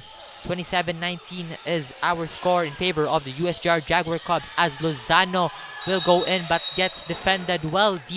Good defense by Narvaez. They're really opting for that quick tempo pistol type gameplay for the Panthers here, Baby Panthers. But you know, lucky that they got fouled there, but really close for a defensive stop for the Jaguar Cubs. You see here right now, USPF inbounding, 12 seconds left on the shot clock. Brigoli tries a 3. Short. USJ-R running it down right to the corner. It was a pass to Grava. A mid-range jumper. It is off the mark. USPF will run it down to the floor. Lacerna will pass it to Brigoli. Back again to Brigoli. Attempts another 3. It does not go in once again. Brigoli has been firing a lot of 3s. In and out there during that shot. I think he was opting for a bank shot there with that shot as it was too strong, but just didn't get the friendly bounce off the glass.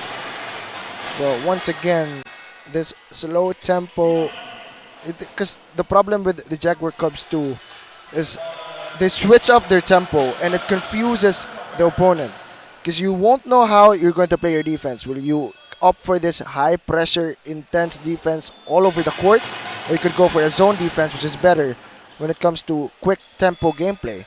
But this Jaguar Cubs lineup, what they do is they decide to run a fast break, run a lob play, forward pass, but sometimes too they just opt for a reset. They just slow down the tempo for some reason. That is right, Sean. As USJ-R, as he misses his second free throw, USPF will have the ball. Brigoli will pass it to the right wing.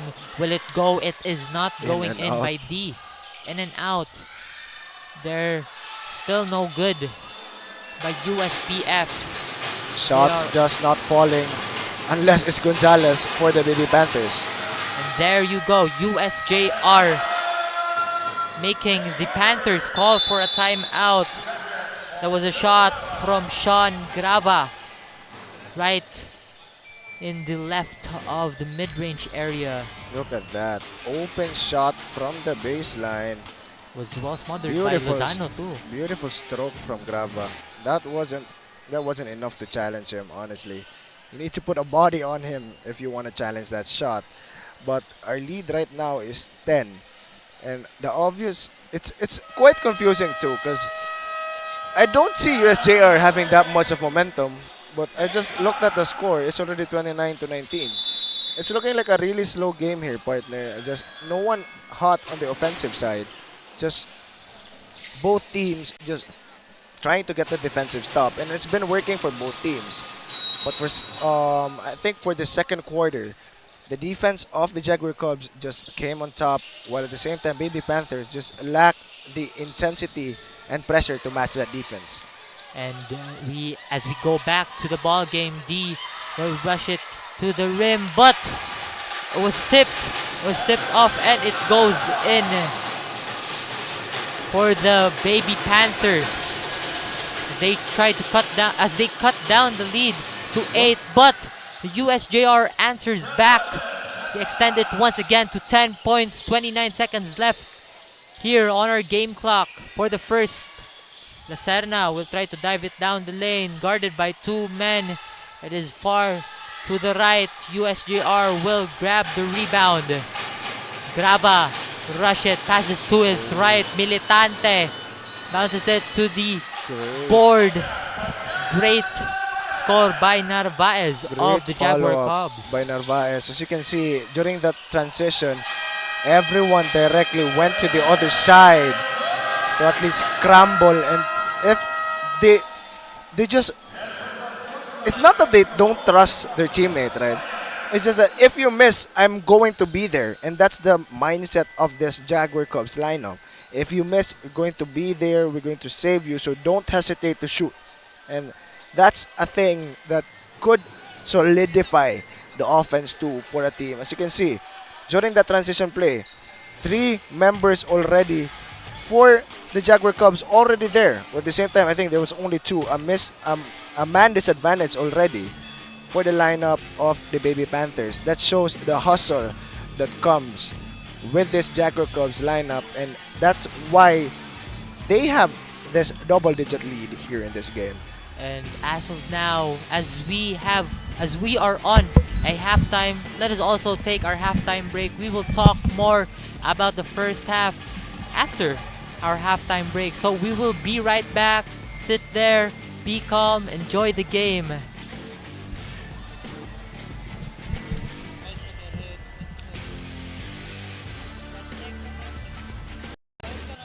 Hi fans! So, ang legit na fantastic for the family. Masarap, malinis, friendliest store crew at higit sa lahat, garantisadong zero antibiotics. Posing sa sarap, posing pa sa kalusugan. Let's Chooks to stay healthy. Visit our Chooks dine-in restaurants, Chooks Express, or our Chooks to go takeouts nationwide. Pwede rin umorder online via GrabFood or Food Panda. Ano masarap nito noon eh? Mas pinasarap pa ngayon. Hindi ko naman isang kundi masarap. Ang Chooks na bukaw sa flavor chicken juice. Lahat ng manok nila, laki sa alaga at hindi sa gamot. Kaya garantisadong zero antibiotics. Masarap na, healthy pa. Kaya nga tinawag ng manok ng bayan eh. Sarap nito! O paano? Check muna kami ha. Bye fans!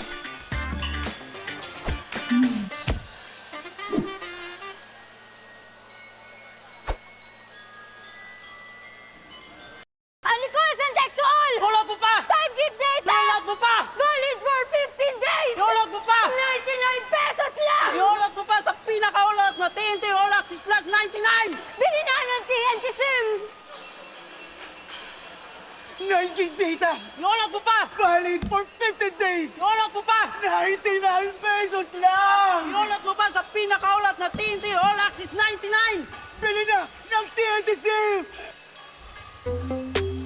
Tuloy-tuloy live selling, tuloy-tuloy content, tuloy-tuloy gaming with new Smart All Access 99. May 9 gig ka now for 15 days. Load now, live more today and tomorrow and after and the day after. Your home's gotta have the new PLDT Home Fiber Unli All. Get supercharged with Unli Mobile. That's free mobile to mobile and mobile to landline calls. Plus double the speed Unli Fiber. And Unli Signal. Get all these for just 1,399 pesos. Supercharge your home today with PLDT Home Fiber Unli All. Isa rin yan sa mga nagiging necessity na ng mga turista natin. Bago sila magpabook, inaalam talaga nila kung meron kaming magandang internet connection sa lugar. My name is Madel Tibay and currently I'm handling Learners Pension House here in Santa Fe, Bantayan Island. Para lang ako nagbabakasyon na. Andito lahat peaceful, mental health ko healthy. When it comes to income, yes, as long as nagbubumang tourism natin dito, I can say na stable ako and wala pa akong planong umalis. Living the life. You say it, sing it, show it. But are you really living it?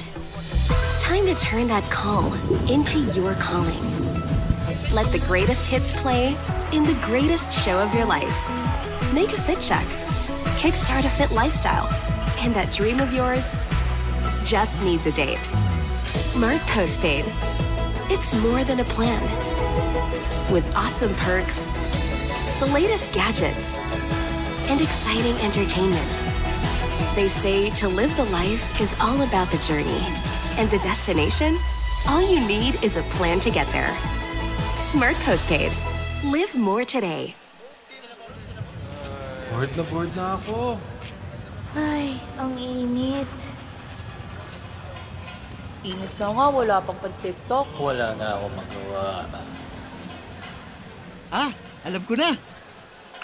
Para masaya, TNT TikTok Summer Takeover na! 𝐤𝐒𝐀𝐅𝐈 ang #BootAllFunds.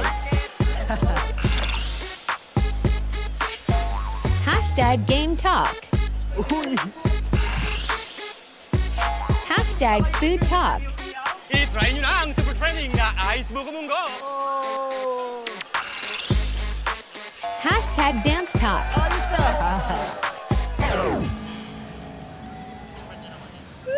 Ikaw na lang hinihintay namin. Para only ang TikTok Takeover, mag-TikTok saya 50 ka na! Para only TikTok sa buong Pilipinas! Ikaw din! Tara na sa TNT TikTok Takeover! Mag-TNT TikTok saya 50! Lipat at load na! Hi fans! Ito ang legit na fantastic for the family. Masarap, malinis, friendliest store crew at higit sa lahat, garantisadong zero antibiotics. Posing sa sarap, posing pa sa kalusugan. Let's Chooks to stay healthy. Visit our Chooks dine-in restaurants, Chooks Express, or our Chooks to go takeout stores nationwide. Pwede rin umorder online via GrabFood or Foodpanda.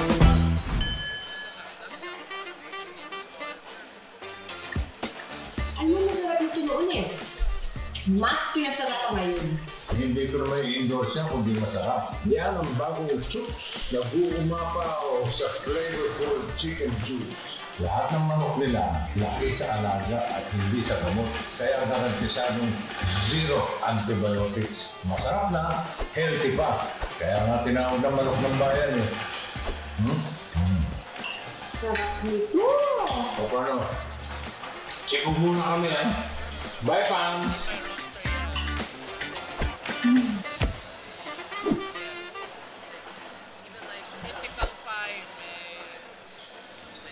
Alcohol sexual! Iulog mo pa! 5 gig data! Iulog mo pa! Valid for 15 days! Iulog mo pa! 99 pesos lang! Iulog mo pa sa pinakaulot na TNT All Access Plus 99! Bili na ng TNT SIM!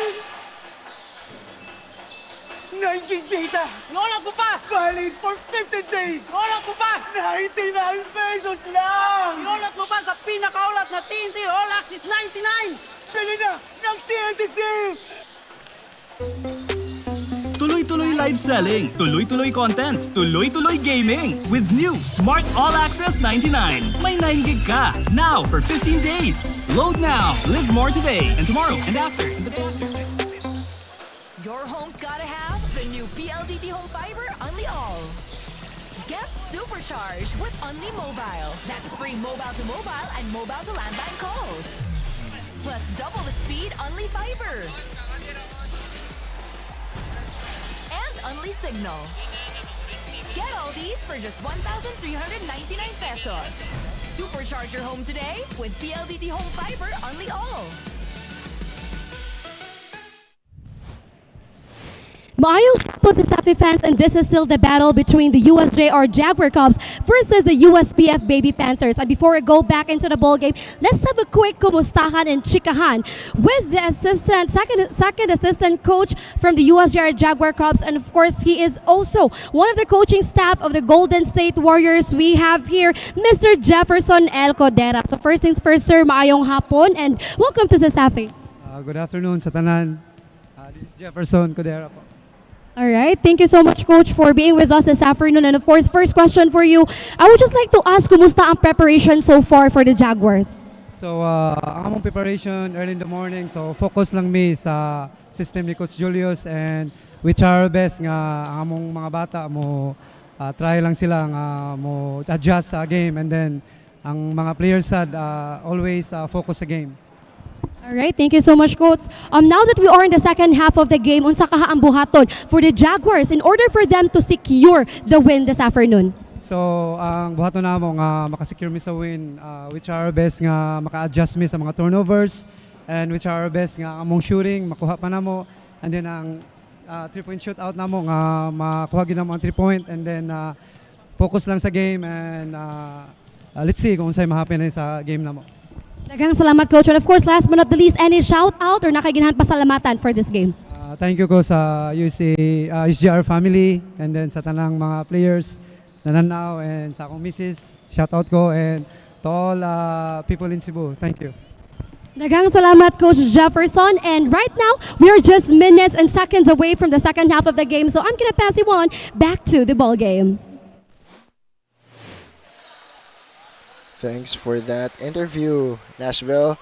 But for the stats of our game right now, you can see that there's really a struggle for the Baby Panthers in making their shots with 9 out of 41 shots here in this game. And that shows they took a lot of shots, even more than the Jaguar Cubs field goal attempts. But for them, it's just not falling for them. One reason possibly for this could be the poor shot selection that they have taken.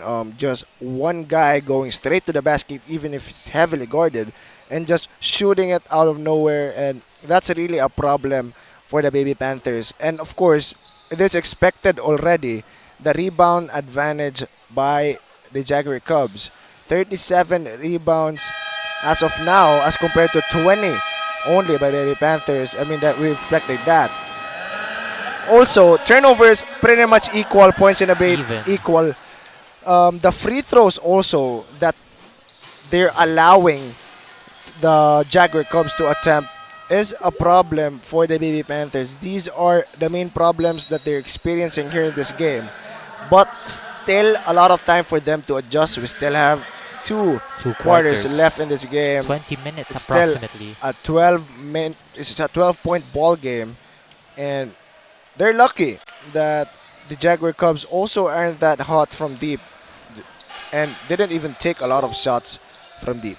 Also, basing from that stat line, hopefully both teams have adjusted as USJ-R take the possession, and now they lost it.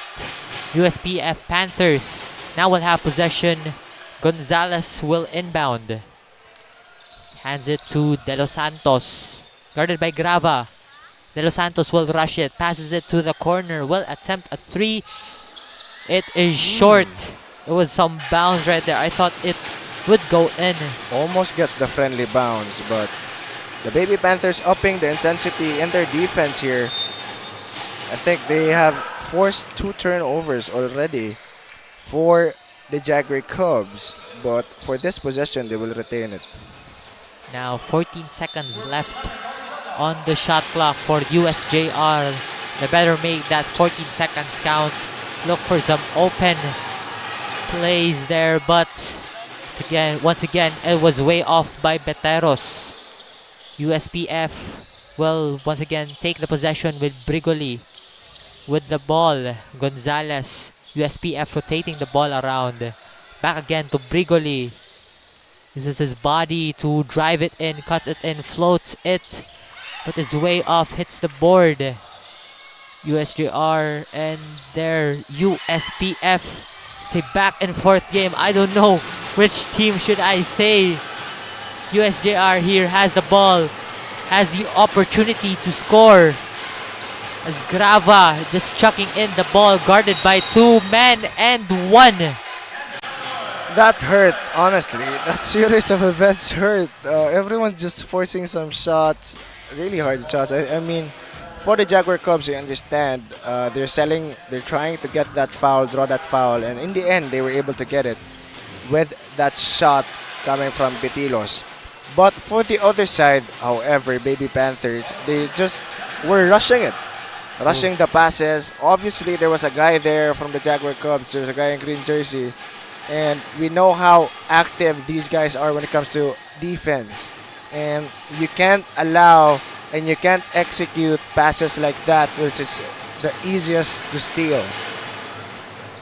Now we see Petilos missing his second. USPF will grab the rebound and they now take the possession. Champ Brigoli. Pass it to Lozano, back again to Champ Brigoli, slips and slides as De Los Santos will draw it in the air. Put back shot by D of the USPF Panthers. There was Luke Brent D scoring for USPF as USJ-R bites back, answers back. It was a shot by Grava. Quick answer by Grava there. I mean, another answer by Grava there. Double answer. Answers from you Grava. twice. It's like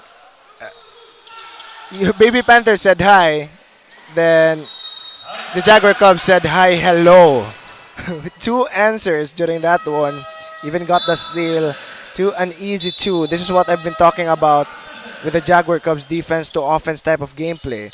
That's something that the Baby Panthers need to adjust to, need to be fast on the transition defense. Here, USPF tries a full court defense. It's working as D was off a steal. He lays it in up. They are now cut down the lead. Look at that. USPF Panthers. Look at that defense from the Baby Panthers. Able to force 2 straight turnovers. Even got an easy 2 there by D. And D also pretty lazy with the defense, honestly. You can't allow that. You lost the ball. You're the one to turn the ball over. You should play the most intense D that you can to at least get it back and not allow them that easy shot. He just left it off. He was just careless after that seal. He just conceded it. He didn't want... Pepito's actually back. I thought he was out for the game. He was the one who got injured, if I'm not mistaken, a sprained shoulder. But I hope he's okay. I hope he's not forcing it, though. Because we don't want to see our players here in CESAFI get hurt. Yeah, that is true, Sean. Right now, USPF. Brigoli has the ball. Passes it. Gonzalez now has the ball, guarded by 2 men from USJ-R. Brigoli steps back, but it's way off as the buzzer sounds. USJ-R right now. Kanja guarded. Petilos rushes it down. It hits the board. Didn't even hit the rim. USPF will run it down low. Pepito has the ball. Cox hands it to Pepito. 1 of 2. Brigoli once again. But it's way short. Way too short on that shot. But Candia, on the other side, I've seen him. He's really cold too during this game. It's been a series of games, I think, for him. He has not been able to just get into any sort of rhythm. Because what we've seen during those past games in which he was scoring points really for the team, he's not afraid to make those isolation plays, not afraid to, get that one-on-one. He knows he's going to win. But right now, I don't see that in his gameplay. That is right. As we see, Gonzalez was trying to spin it, but he gets defended well by 2 men of the USJ-R Jaguar Cubs. We now have here USPF. Cox tries to shoot it, but gets blocked by Raja. Oringo bumps, gets stolen, loses it. USPF will run it down the floor. Dai called things down, but he tries to rush it down the lane. Gonzalez pull up J. It hits the back iron. USPF still retains possession. They really hustle it out right here. And a foul is called, close to an end one here, as the Panthers will head to the line to shoot for two. That was Luke Brent D. Luke Brent D will head to the line once again to shoot for two. Let's take this time to thank our sponsors: Virginia Foods Incorporated, Basta Hot Dog Virginia, Chooks to Go, Crayon Lab Custom Apparel and Digital Prints, Smart PLDT, Sonac, and Cebu Land Masters. Once again, to our sponsors and partners, thank you so much, and more power. As D will shoot his second, it doesn't go in. He was 1 for 2. He shot his first. A substitution here for the USPF Panthers. D is out. Villarin is on the floor, as USJ-R will inbound the ball. 5 minutes, 48 seconds on our third. Two-man trap here attempted by USPF. USJ-R Pepito passes it way short. USPF gains possession. Cox will hand it off to Gonzalez. Gonzalez to his left attempts a three. It is in for the Panthers. Finally, a three-point shot drained by the Baby Panthers here. Now Petilos taking the ball around for USJ-R. A fresh 14 shot clock. 10 seconds left, but foul is called. The defense of the Baby Panthers really coming alive here in our third quarter. They're able to cut down the lead to 10. But look at that beautiful stroke. Three-point shot by the Panthers to cut down the lead. Here, Petilos.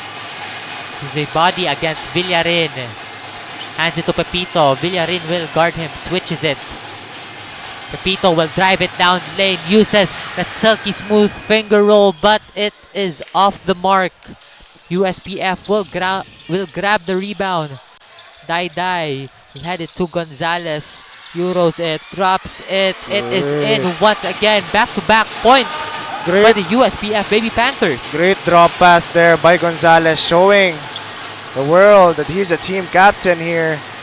Really leading the charge for the Baby Panthers. And again, another instance of great defense by the Baby Panthers. They are showing off right now as Dai will drive it down to the lane. That is a teardrop guarded by two men.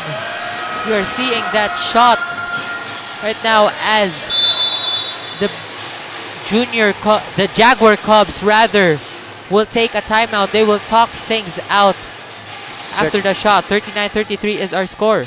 6-point ball game right now, Terrence, and it's looking like a clear momentum onto the side of the Baby Panthers. This is what they wanted to get during the first and second half. I think they've already got into some sort of rhythm, not only offensively, but onto the defensive end also. What the Jaguars need to do now is to gain some sort of adjustments. They know they have the skill level to go against that full court trap. They know they can go against it. They know that they can go through it. But for some reason, I just can't see the confidence in this Jaguar Cubs lineup. Their faces looks like they're scared. And you can't... It starts all with your mindset going into the game. If you don't have the proper mindset going into the game, executing that offense, then it's bound to fail already. You are right with that, Sean. I mean, USJ-R has the clear advantage in terms of height and also the strength that they give off in their offensive side. But we see here USPF are on a run, 6-0 here. They can extend it here, the run. As Dai passes it to Villarin on the corner, uses his body. That's intimidated by the defense. So a traveling is called. Traveling is called to USPF. Brigoli rather. Champ Brigoli is on the floor for Cox for the USPF Baby Panthers. Once again, they're still having problems going against this full court defense that the Baby Panthers has been exhibiting. They haven't been able to score for like 2 minutes already. But of course, I said it, so they jinx it, so they score instantly after I just said that. There was a 3 to extend the lead for the USJ-R Jaguar Cubs. We see here another travel, back-to-back travels for the Baby Panthers. Obvious turnover there, but look at that. Great pass to an open Barrieta onto the left wing. And that's the gravity of the bigs here for the Jaguar Cubs. You need to guard him with 2 guys. So there's 1 guy that's bound to be open. And it's good that these big men too already know that this is going to happen. So they expect someone to be open. And they expect them to hit that shot.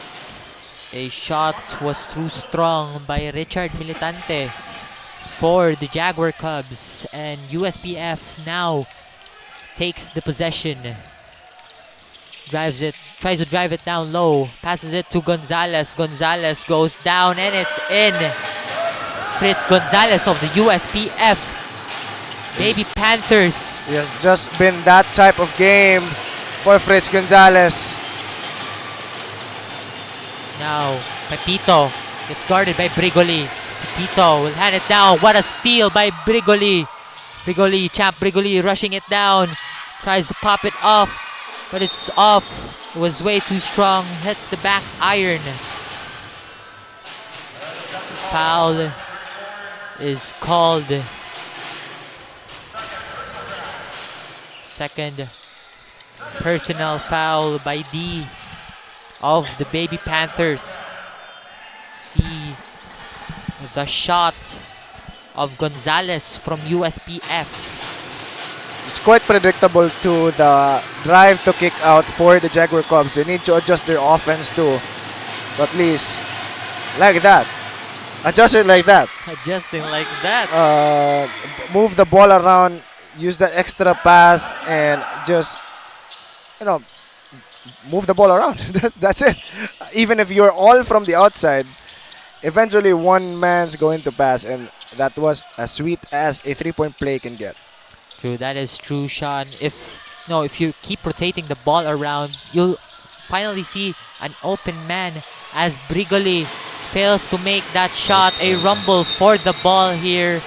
A jump ball is called. But to hear updates on our quarter partner, let's pass it first to our courtside reporter, Nash. Sean and Terrence, now that we are in the third quarter, we can see that the USPF Baby Panthers are a little bit struggling to take the lead against the Jaguar Cubs. Coach Steve Acomo, one of the coaches of the USPF Panthers, expressed that during the dugouts, he motivated the players to play aggressively, have a positive mindset in the court, and to stick with the goal, which is to get their 4th magical win. Gonzalez is still the leading scorer of the team with 17 magical points. And now that we are in the remaining minutes of the third quarter, let's try to see if Gonzalez can still lead his team with a victory. Back to you, commentators. Thank you for that report, Nash. Gonzalez firing up right now, still 17, and it's still the third quarter, but we see here USPF rotating the ball around the corner 3. He took his time during that shot, but still wasn't able to drain that. I mean, the corner 3 is pretty hard to do. True, because you can't pass it to the board. Because USJ-R still have a lot of time left in that possession. They are rushy. They want to intimidate USPF with their offense. Yeah, sometimes the tempo for the Jaguar Cubs are really just too fast.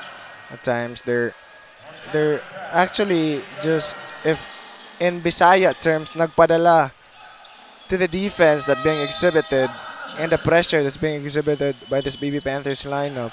You don't want that to happen. You don't want them to dictate the game. You want your game to dictate the game.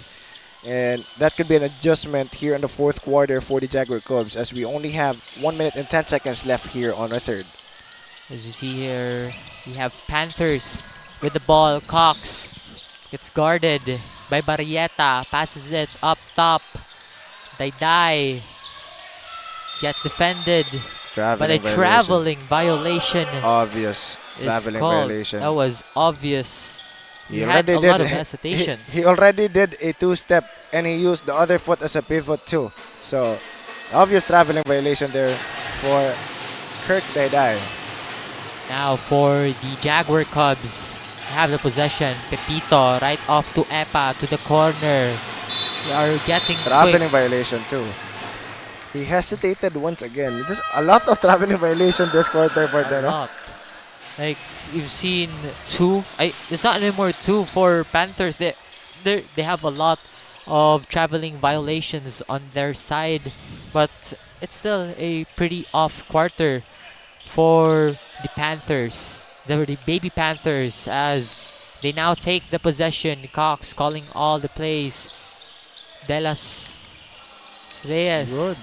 Aradaza in the free throw line. It is off. Oy. Yes, slapped by the defense, but 17.6 seconds left on the clock.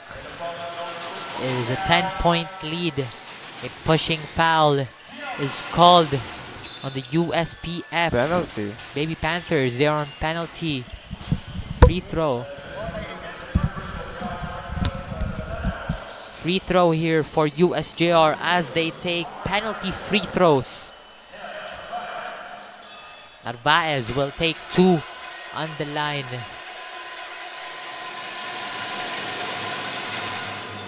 Makes his first. Still has second chance on the line. 17.6 seconds remaining on our game clock.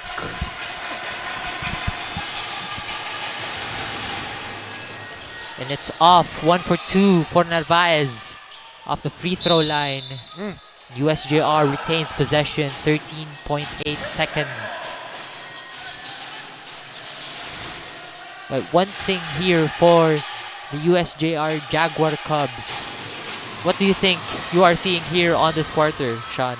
It's looking like a comeback really for the Baby Panthers, but right now it's just Jaguar Cubs are just really consistent with their shots and they're not faltering too with their pace, and that's one of the problems Baby Panthers has. When your defense already that good is failing, then what else could you do? You still cannot catch up. You're forcing a lot of turnovers, but for some reason it's still a two-digit ball game with a 13-point lead. But of course there's a foul there onto the court to at least make it 11 here. But Aradaza fails to make it. Still has another shot though, because that was a foul. I think it was 2 free throws for him. And he makes the second one, closing out the quarter. 36-48. We are entering our final quarter here, as we see here for USJ-R. They are getting easy buckets. They are leading in the first half because of their buckets, and they had 11 of 17 in the free throw line during that half, compared to the Baby Panthers 2-4, mainly because the Baby Panthers were steering the game to the free throw line, and they had a lot of attempts. The Jaguar Cubs have a lot of attempts in the free throw line with 17. That is fairly a lot. Meanwhile, the Baby Panthers, they have four attempts. So I think that was 2 trips to the free throw line. And it just shows at the first half that USJ-R, the Jaguar Cubs, are careful with their defense. Now we are back to the ball game to start the fourth and final quarter. Raja passes it to his right. Petilos USJ-R rotating the ball around. Petilos once again will try for a mid-range shot. It is good. Opening the quarter 50-36 in favor of the USJ-R Jaguar Cubs. 𝐤𝐤 will have it for USPF. Has it to the corner. Brigoli up top. Goes in. He is open, but it is way too short. USJ-R will have the ball. Long pass. It's a long pass by Raja. Strong and long pass. Petilos rather, wasn't able to catch it. Just a textbook shot there by Petilos. Just a fade from the mid-range. And he makes that any type of day. That is right, Sean. And USPF with Brigoli up top tries a quick three. Short. Those shots haven't been falling since the third. Like I haven't seen him drain that type of shot still here in this game. Just shows how cold of a game this is for Champ Brigoli. It is an off day for him as USJ-R will drive it down the lane. It was a foul. So USJ-R Jaguar Cubs, they will inbound it. Pepito will inbound it for the Jaguar Cubs, looking for an open man. Passes it to Raja. Ra will pass it to Pepito. Pepito pull-up jumper. It is way off the mark. Bounces to the board, but it was too strong. USPF will regain possession. They are running as of this moment. 𝐤𝐤 will pass it to his left. Now to Cox, up top, top of the key, down low. The ball rotation, 2 extra passes to make that basket. That's something that we want to see from USPF. It's so good to see that even if they're trailing by two digits, they're still able to have that patience to at least pass that ball around. Because if it was any other team, after this shot to Arong, this pass onto Arong would have taken that already. If your team didn't have the patience that they had. It's good that we see that from the Baby Panthers because there's still 8 minutes here in this game, and that's a lot of time to make a comeback.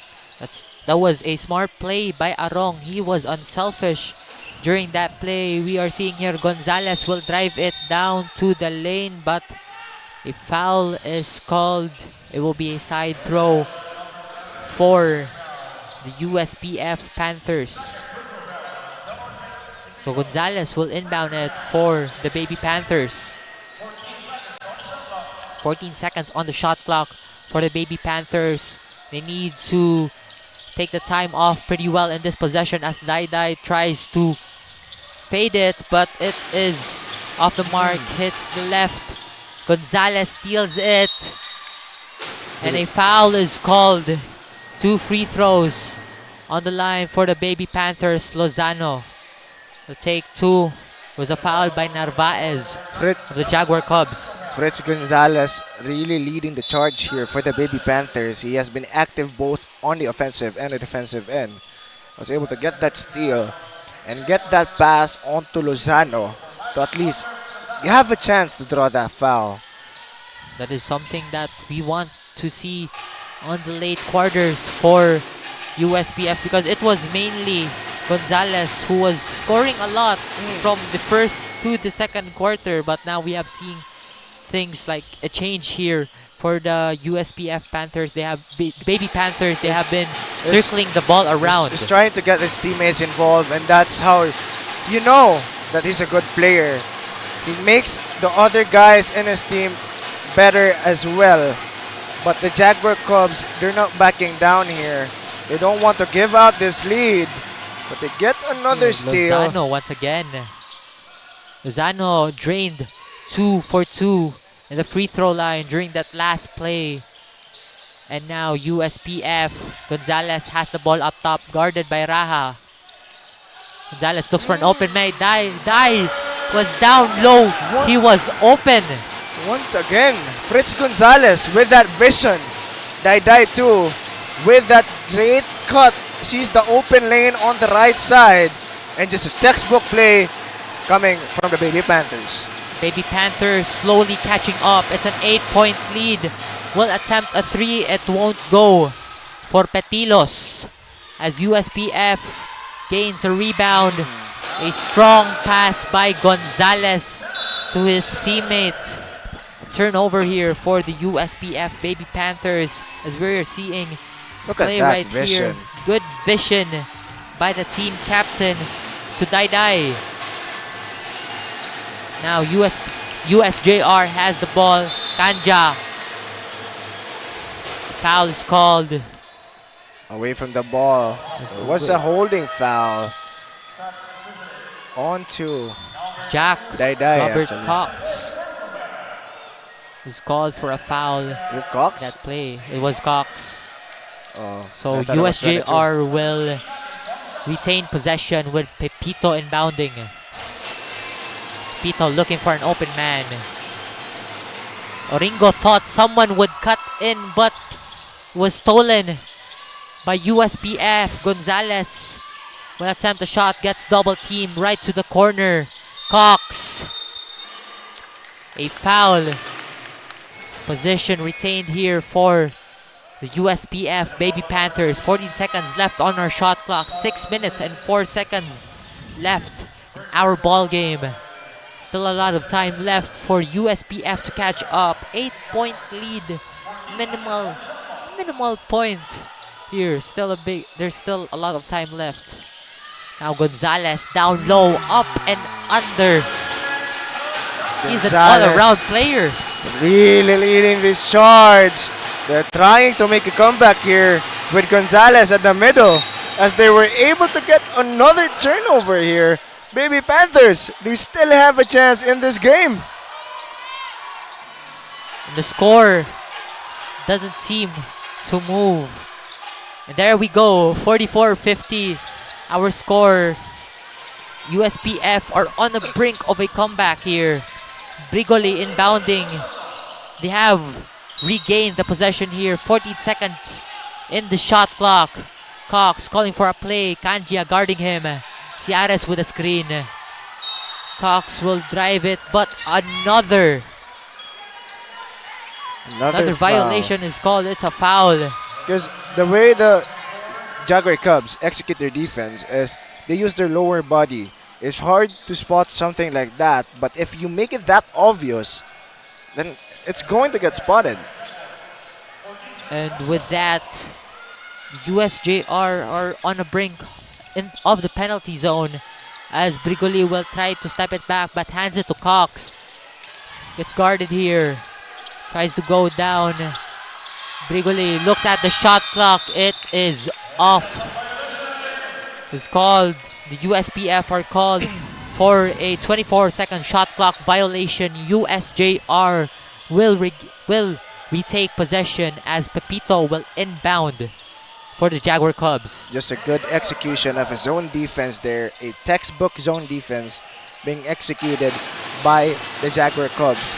Also noticing the switches coming from them, knowing that it's already an open man, and that is an open man too, Candia. Open man, Kanjia. He didn't hesitate to shoot that 3. It's one of the better shooters for the Jaguar Cubs. He was able to extend the lead back to 9, and once up 11 actually. Is that 11? I know 9. Yeah, 9. The lead is now back to 9. Still in single digits, still a game that Baby Panthers could pretty much take. But of course, to hear updates on our quarter first, let's pass it first to our courtside reporter, Nash. Now that we are in the remaining minutes of the fourth quarter, we can see that Jaylord Pepito from the Jaguar Cubs is back in the ball game after the sprain injury incurred in the first half of the game. The heat is still on and the momentum is still on the side of the Jaguars as Grava from Leyte and Barrieta from Bacolod City is contributing a lot for the Jaguars with 11 points. In the words of Grava, just trust the system, believe in our teammates, and we will surely get our 5th win today. Back to you, Terrence and Sean. Thank you for that report, Nash as Brigoli tries a 3. I think that was a 2. But USPF regains possession. 10 seconds left on our shot clock. Brigoli rushes it down low, hits the side of the backboard. I And just there we lost go. all Cox confidence. again with a steal. A hard fall there. It's called. Hope that Cox is okay. Seems like both men. But let's talk about that Brigoli moment. It's just he lost all his confidence after all those misses. It was an open corner already for him. He's a good shooter, to be honest. He's a good shooter on a normal day. But this is just a bad day for him. But he could have taken that shot. That would have been the better shot as of that moment. Because he was open and it's a shot. He can shoot threes. It's just the confidence is not there already for him. And he opted for that much more harder scoop shot from the baseline with 2 tall defenders from the Jaguar Cubs. And now we are seeing Cox short on that free throw. That was his first free throw. But mind you, USJ-R right now, they're on a danger zone penalty with five team fouls as Cox misses his second. Over 2 on the line. USJ-R will now have the possession. Kanja to Barrieta. It's guarded heavily. USJ-R, they're opting for a 2-man defense in the corner. Short. That was a shot from I don't know why. One thing that I'm confused of when it comes to the offense also of the Jaguar Cubs is they're not using the post-up Oringo play that much during this game. And we see that a lot during their past games, even against UV, where they allow Oringo to just post up one-on-one on an island at that certain spot that he accepted the ball. But during that play, he just passed it to the outside. And I just don't know why they won't opt for that post-up play by Oringo. I think there are some plays wherein both of their, like 2 of their key players, they needed them on that play, but they seem not to execute it here as a foul is called here. It looks like Oringo really isn't having any type of confidence, because during that play, when he post them up, he would have had the advantage already. He was already under the rim, pretty close. But for the team fouls, it's already a problem right now. Again, as you've mentioned, for the Jaguar Cubs, as they already are in the penalty zone, while the Baby Panthers still at their second one. So it is pretty tough quarter here for USJ-R because they got a lot of fouls way too early. USPF still pretty safe, but you know they have to contain their defense as Gonzalez will shoot his second. It would go in for USPF. Aradaza comes in for Cox for USPF Baby Panthers. USJ-R now has the possession. Pass it to Kanja.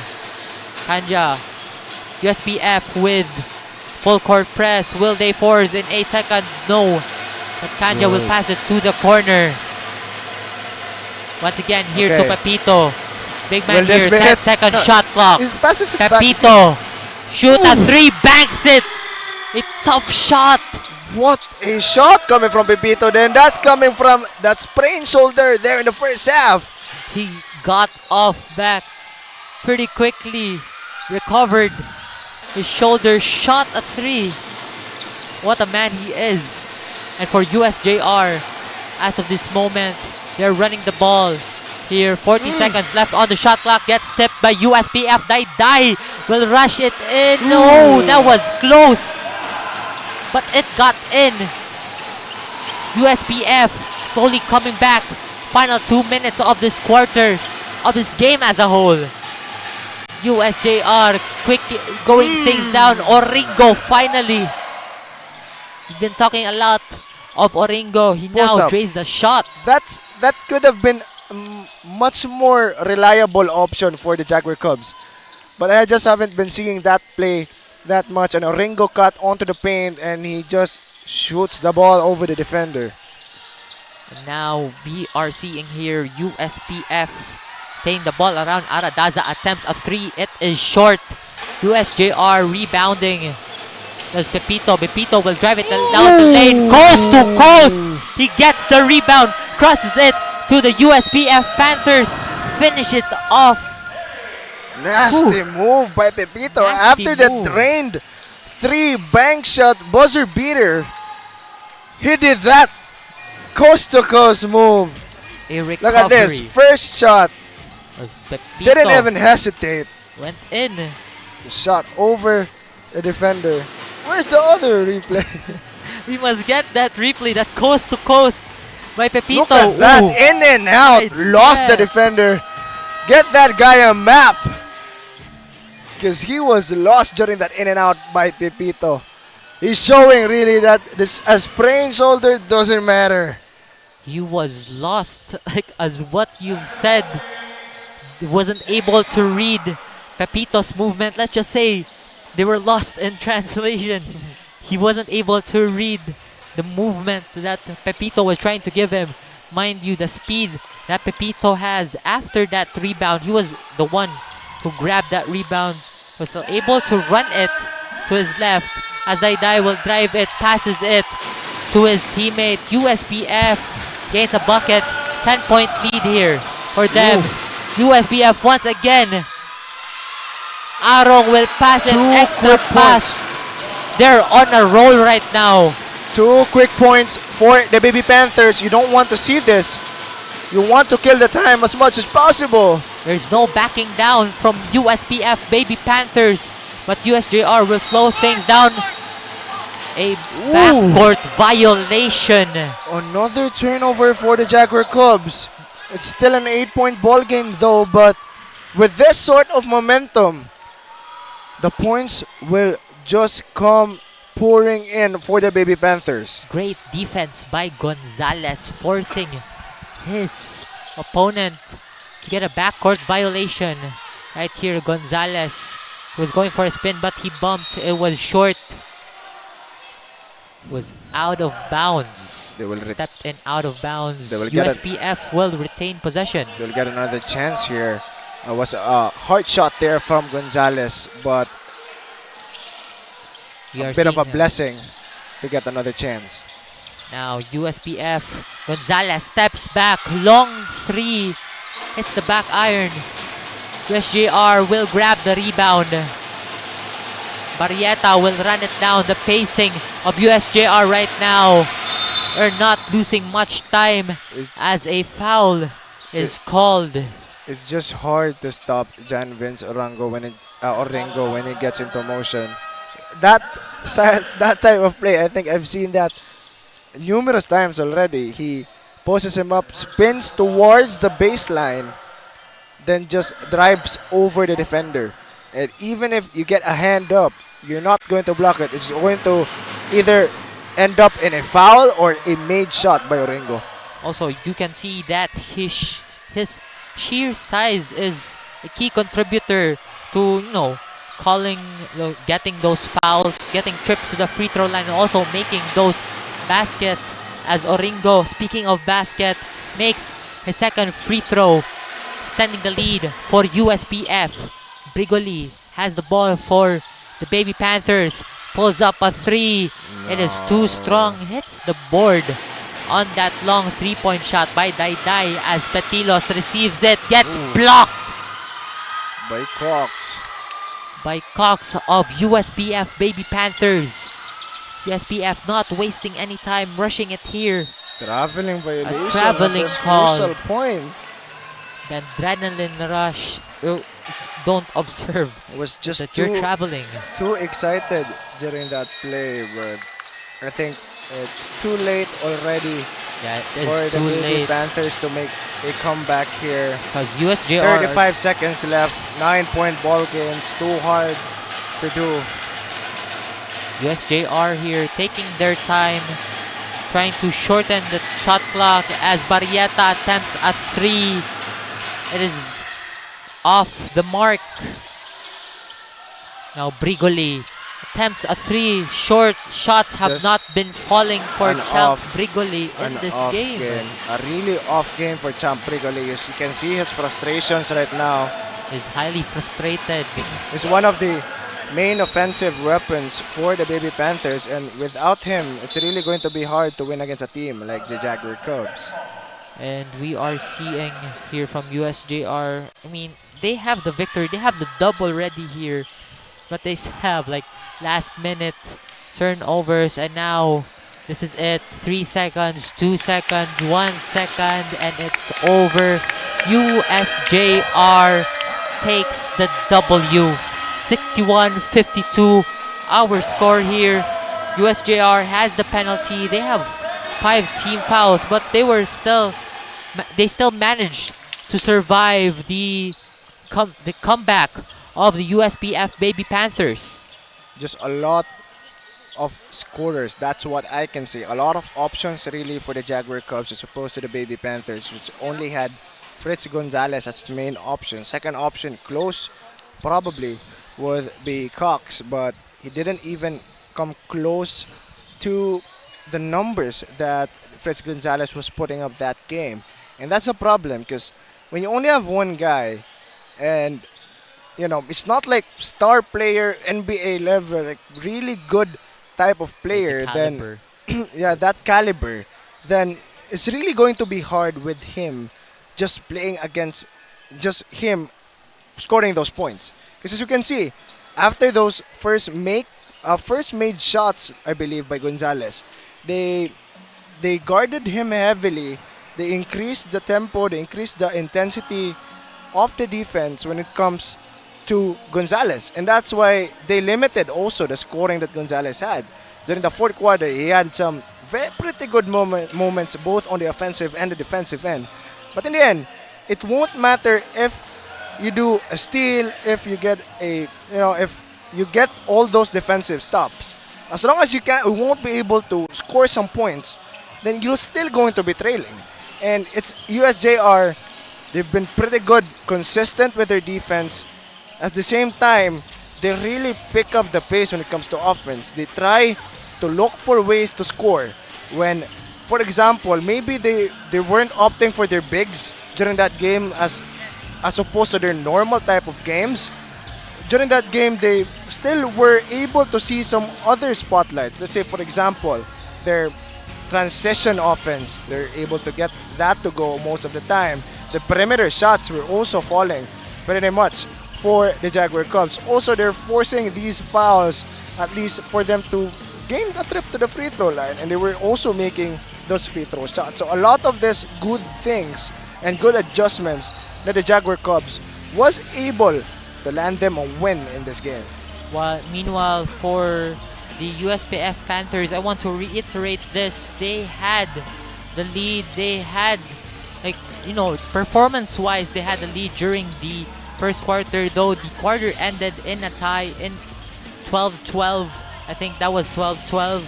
But yeah, it was mainly Gonzalez who was rushing it down there. He was like the one scoring, but it broke down as soon as the second half entered.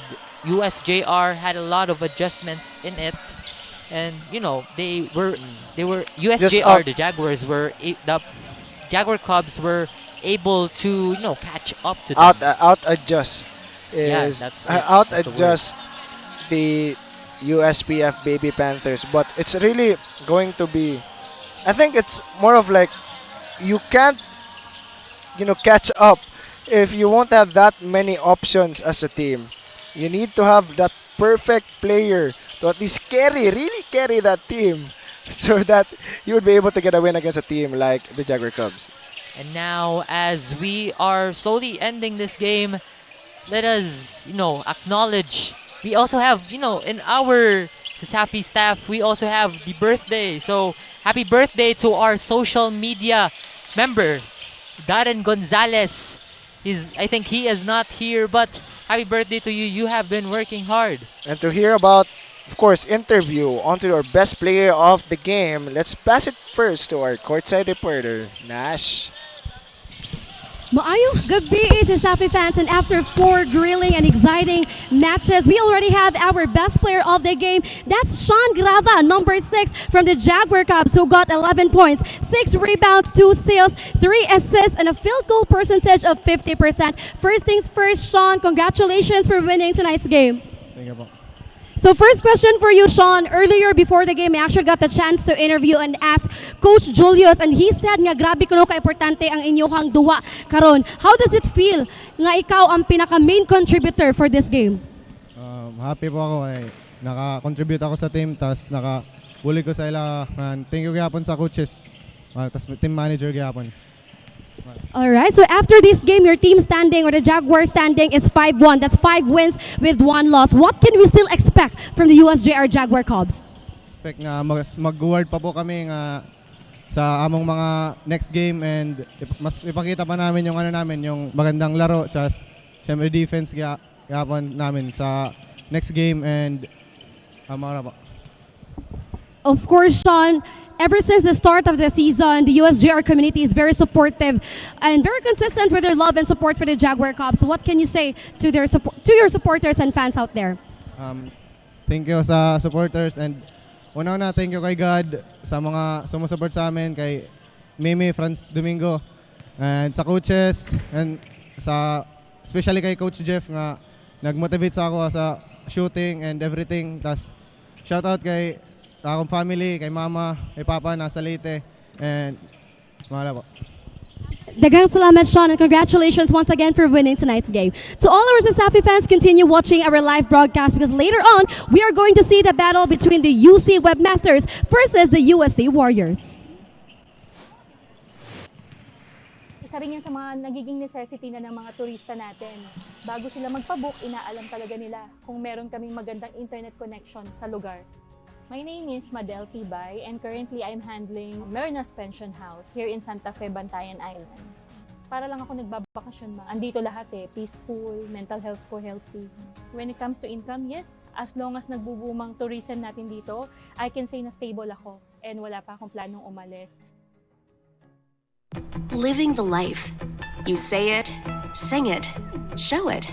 But are you really living it? Time to turn that call into your calling. Let the greatest hits play in the greatest show of your life. Make a fit check. Kickstart a fit lifestyle. And that dream of yours just needs a date. Smart Postpaid. It's more than a plan. With awesome perks, the latest gadgets, and exciting entertainment. They say to live the life is all about the journey. And the destination? All you need is a plan to get there. Smart Postpaid. Live more today. Bored na ako. Ay, ang init. Tuning into the game between UC Webmasters versus USC Warriors. The Webmasters stand strong with impressive 3-0 record. On the other side, the USC Warriors, who just came off a victorious game, are looking to build momentum and improve their 1-4 standing. Both coaches share a unified mindset. No pressure. Just do what's necessary. Prioritizing player well-being, they recognize its impact on team's performance. As always, only one team will emerge victorious tonight. Stay tuned to find out who will reign supreme tonight. Now let's hand it over to arena announcer.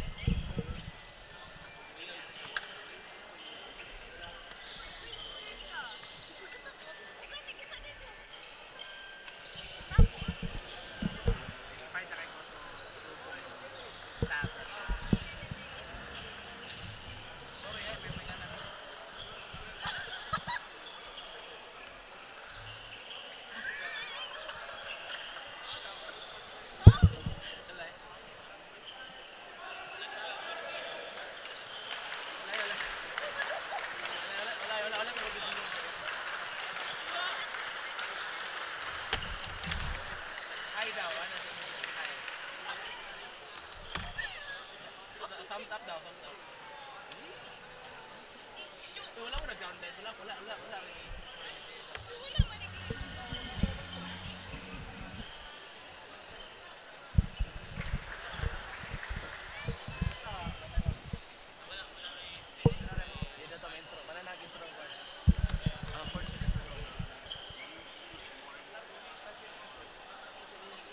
Meanwhile, what the UC Warriors scored, that's pretty. Yeah, I get it. Ha? Pag kinalasan na siya na ingnan, ako naminaw mo ko. Padayon nagyapon siya, wala na siya. Kaya gina siyang grace na. UC Warriors yung mga sulti.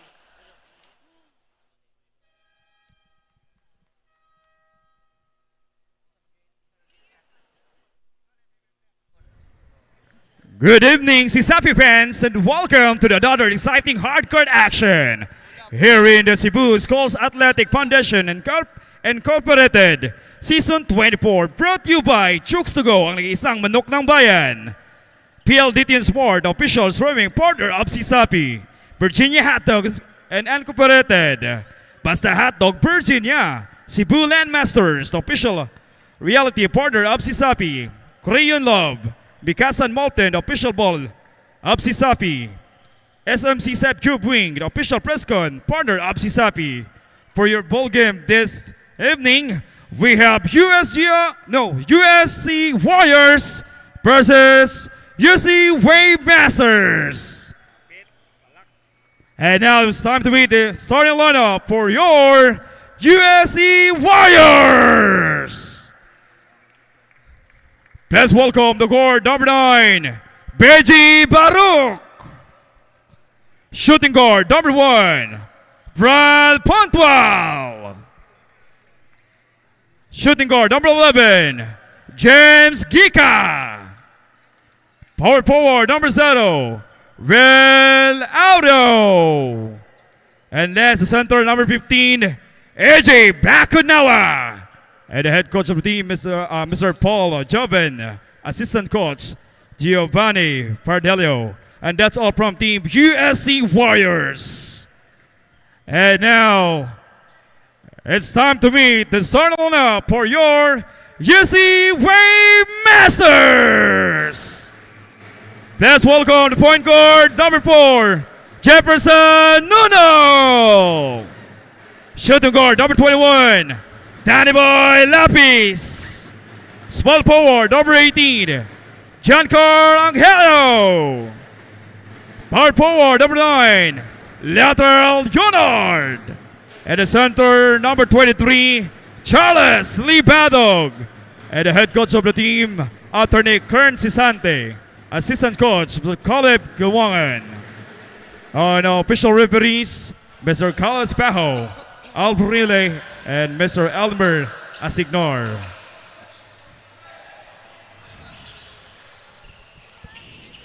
And Cebu Coliseum, it's game time! Welcome everybody to our last game for Karon nga broadcast. It's UC Webmasters, USC Warriors head-to-head. Fresh off the victories, both teams, no, for the Warriors, they won against the Wildcats, and for the Webmasters, they won against the Jaguars. Joining with your favorite commentator, David Paul, and together with my partner, Sean, give me your insight regarding about how USC should start this game in order for them to set the tone early in this first quarter. I think USC, partner, no, is just a very confusing team. Right. They're just, sometimes they're so good, but sometimes it's just not looking good for them. There's no in-between. There's no in-between, really. They're so good, or they're not that, they're not good as a team. It's because of the shots that they take. The shot selection, it's problematic, right, to be honest. But it's just flashy, as you've said during your past games. They're just a flashy team. They offered us highlight type of gameplays, as opposed to UC Maine. Webmasters, they're they're a really systemic team. Exactly. They stick to the system. They go for those open shots. They move the ball around and they play that amazing defense, partner. As for the Webmasters, no, as sa lahapang last game, they went on that 3-man rotation. Like everyone was playing. No one in the bench kay gipaningot gutanan. Walay gipaningot ato nga game against the Jaguars. No, everyone really worked as a unit. And for sides of the two stories good for San Carlos is just that right now ilang standings they're kind of in the bottom of the seedings right now, and wapas lay daog to prior silang duwa sa CIT, but then now they already have the win and they look to build momentum off their first win. Agree with that, partner.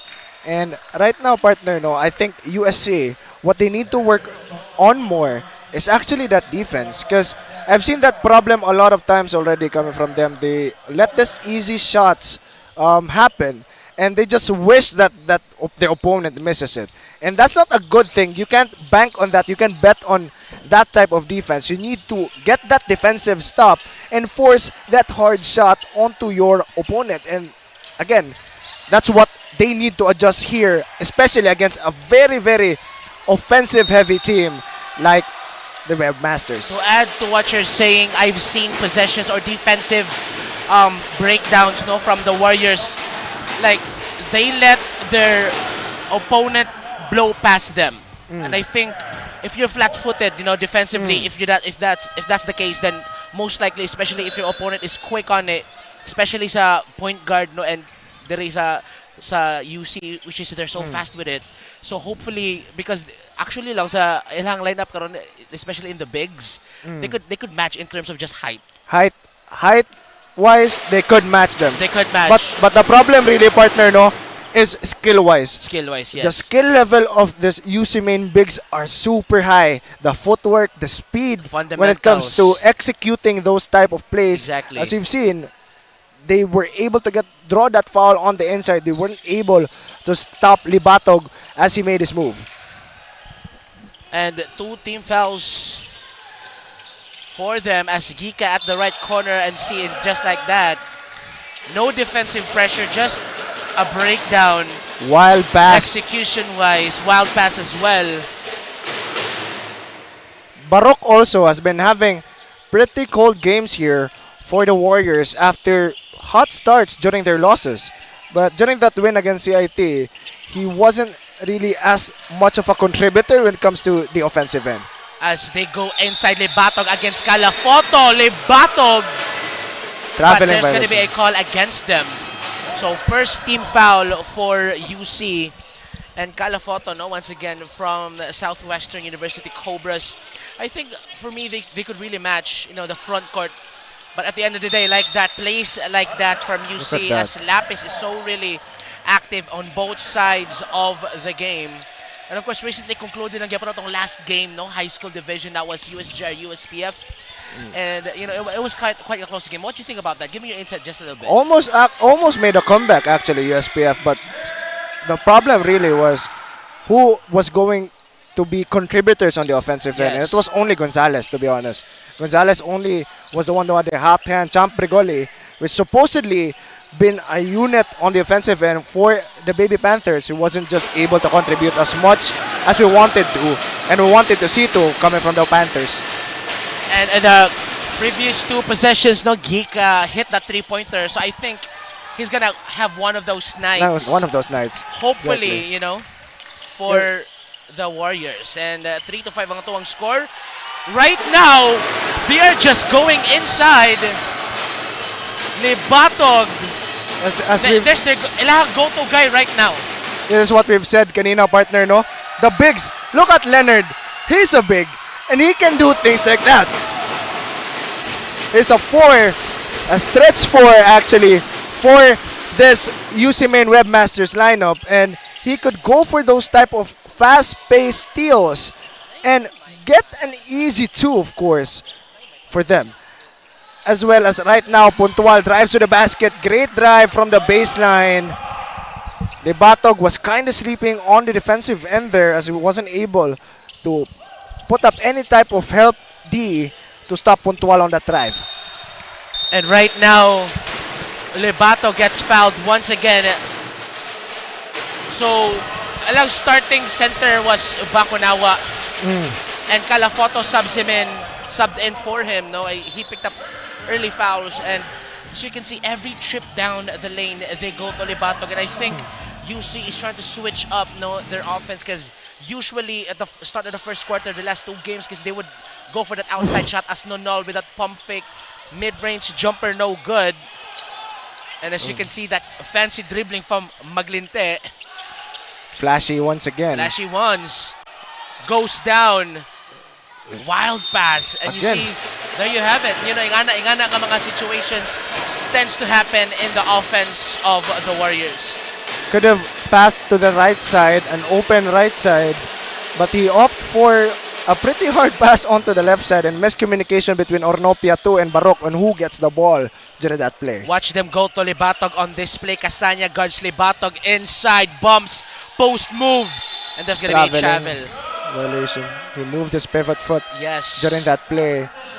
But once again, the post-up play by Libatog, you can see how he overpowers even Kasanya. He's just so strong. He's just so strong here for the Warriors to take care of, and they need to at least get some sort of strategy to stop the inside scoring of the UC main lineup. Wala pa half sa ato ang first quarter that the already si Kasanya na ang third guy guarding Libatog, and a full platoon swap. As I've said, they go for the 3-man rotation, another fresh On the 5-minute mark. On the 5-minute This mark. is what they do. Exactly.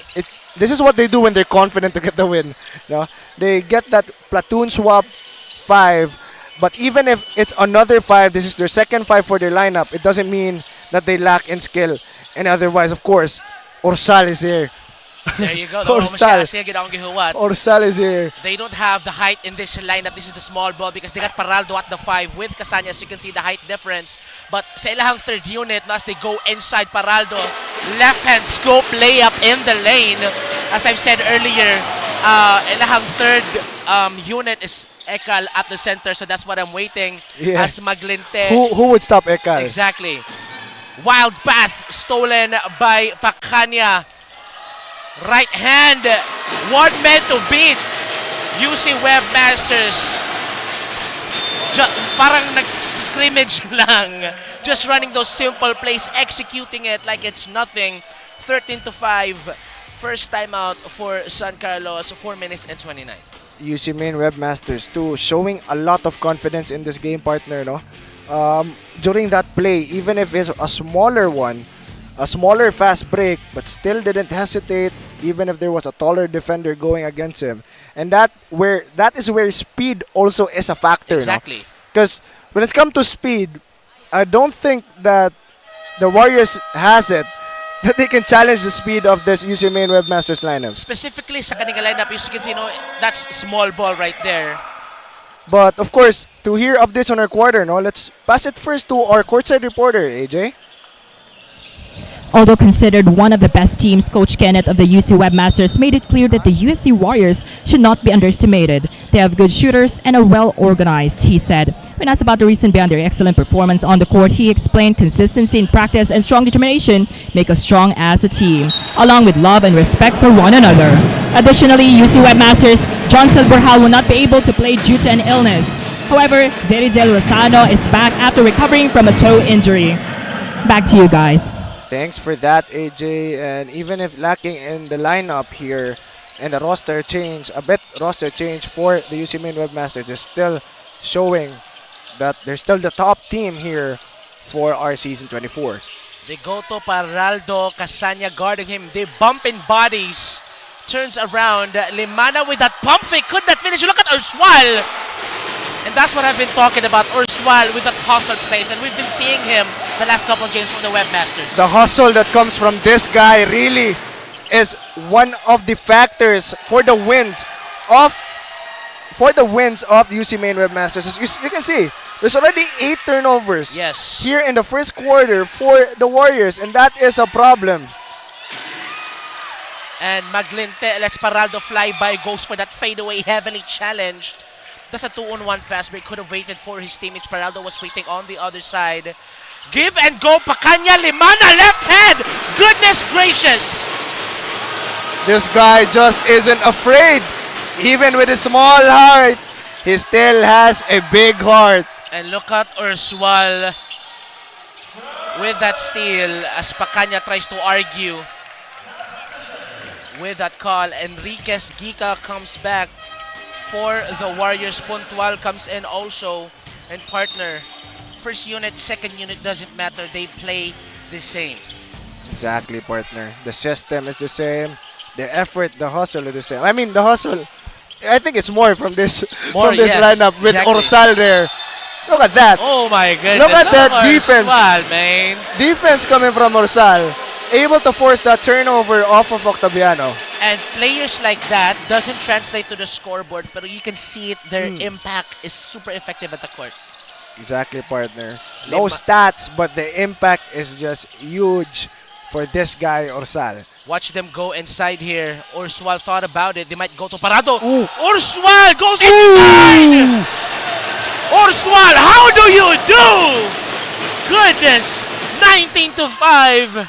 2 minutes and 31. And the UC fans are so hyped right now. Warriors look to respond here. Puntual goes inside, outlet pass. Enriquez is open and he will take that three. Uses the glass, no good. Pacanya with the rebound. It's just a different day for the Warriors. Because in good days, a lot of shooters for them. Puntual could make shots, Enriquez could make shots, Maglinte even. But today, it's just not that day for them. As Mendoza, right hand, heavily challenged. Once again, it does not matter. Everything is working for them and they're not opting for those three-point shots. They're going inside. Three-pointer for the Warriors, no good. Paraldo with the rebound. Limana will call traffic here para sa Webmasters. It's better too to go for those inside shots. You know you have the advantage when it comes to speed. Let's come to skill on that inside plays. And they will take advantage of that. They are just outrun their defense as they go for that first attempt on the outside from Pacanya. And of course, we know he can hit that shot. Enriquez, bounce pass.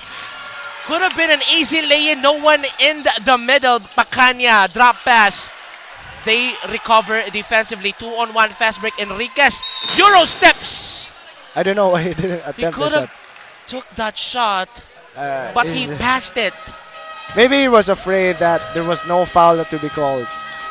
So he was opting for the safe play probably, but you don't want to have that type of mindset in this game. You need to have that killer mindset. Exactly. You know?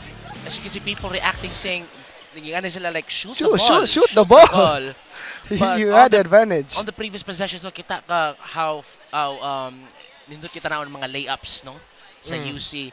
And it's just so surprising to me nga, right now they're really trying a different offensive approach. As opposed because, to the you know, outside shooting. Outside shooting, you know, from Lapis, from Pacanya. Pacanya. Nonol. You really got shooters, Nonol, and then, you know, they got Borjal not yet in the game, but, you know, he's a factor as well on the outside. And, you know, right now they're trying a different approach, which is nice, no, to try certain things, no, early in the season. You'll know that this team really is an all-around team, no? Right.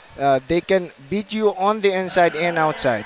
And that's what they've been showing to the Warriors especially. And you can see those shots, their shots this game. It's not forced. It's not forced. It's so easy to look at. It looks like basketball is so easy when UC Main is playing it. And you know, the execution is just so important. As you can see kato ganina, the one thing also sa mga favorite ng mga playing kanina stand out was the give and go between Limana and Pacanya, no? Kato ganina, and then Yeah, that was a just good play. a smooth layup to end that play. And just the USC Warriors defense is just puzzled right now, partner. Right. They don't know what to do with this offense that the UC Main Webmasters are executing. Gica steals it. Enriquez. Puntual. Point blank range. Puntual could not get it. And I think Can't allow on that. the initial drive of Mendicas, he could have laid that in. Try to lay that in. As Pacanya, with that teardrop, uses the glass, gets the friendly roll. The last 30 seconds of the first quarter, 23-7. I don't know.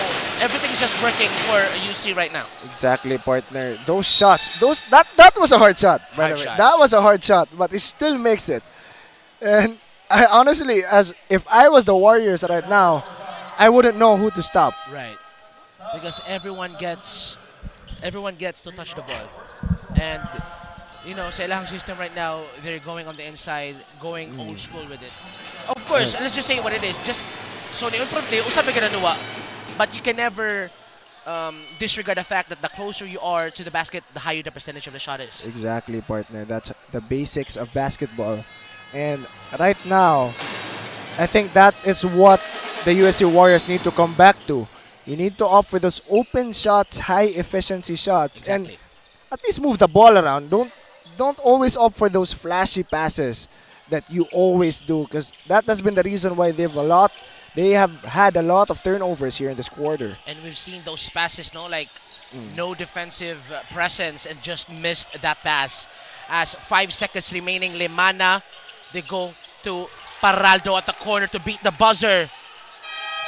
Almost tips it in. Try to tip it in, but that will not count. After first 10 minutes of basketball action, ato ang score 7-23. USA still yet to hit the double-digit mark in terms of scoring, and we'll be right back after this short break.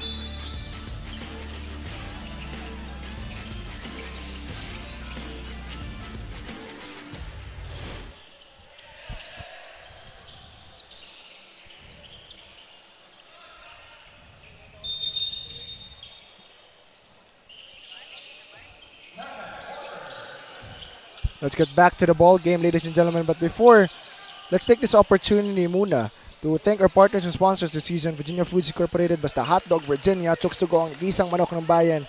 Crayon Lab Custom Apparel Digital Prints, your one-stop shop for all your digital needs. Smart PLDT, live more today with Smart and lead inspire Filipinos to create a better tomorrow with PLDT. Sonac, Sibulan Masters, Molten and Mikasa. Once again, to our partners and sponsors this season, thank you so much for your continued support and more power. Now back to the ball game, partner. And for UC Maine, this is the third squad, but supposed to be Borjal is not part of it, but they got Angelio for some reason. Because he was injured, I think. Okay. Toe injury, out for a toe injury, if I'm not mistaken. And in the previous possession, they went to Ekal and that post move on the inside. Such a presence, So no? it's a cheat code, honestly, Right, for exactly. the Webmasters. Because if you do not double him, he's gonna eat you up. And if he misses it, he gets his a own rebound because yeah. of his sheer size. And most likely to get fouled on the inside and would get that and one. As Warriors with possession here, Kasanya top of the key looks for that dribble handoff to Gika.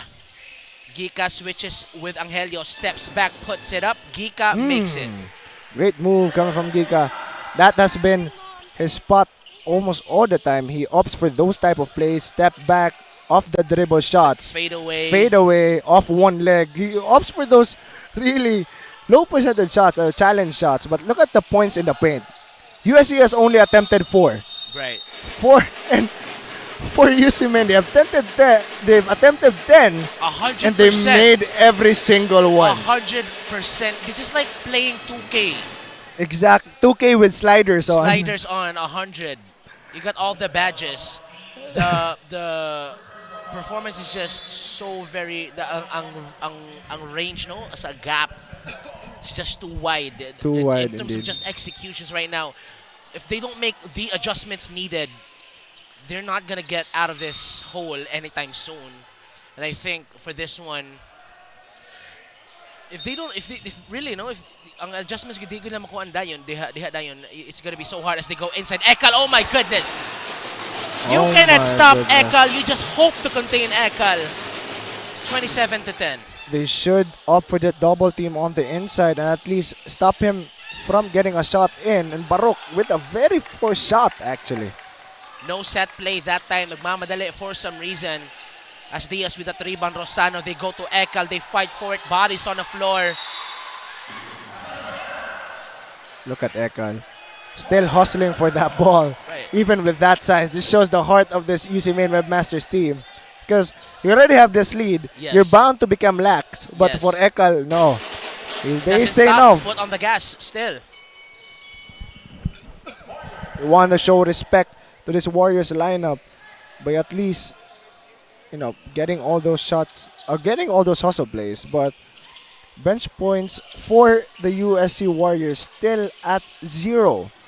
While the bench points for the UC Main already at 14. This shows that the rotation Right. coming from the Webmasters are much better actually for And so this game. effective as well. no? Effective. Every 5-minute mark, fresh legs for the whole squad.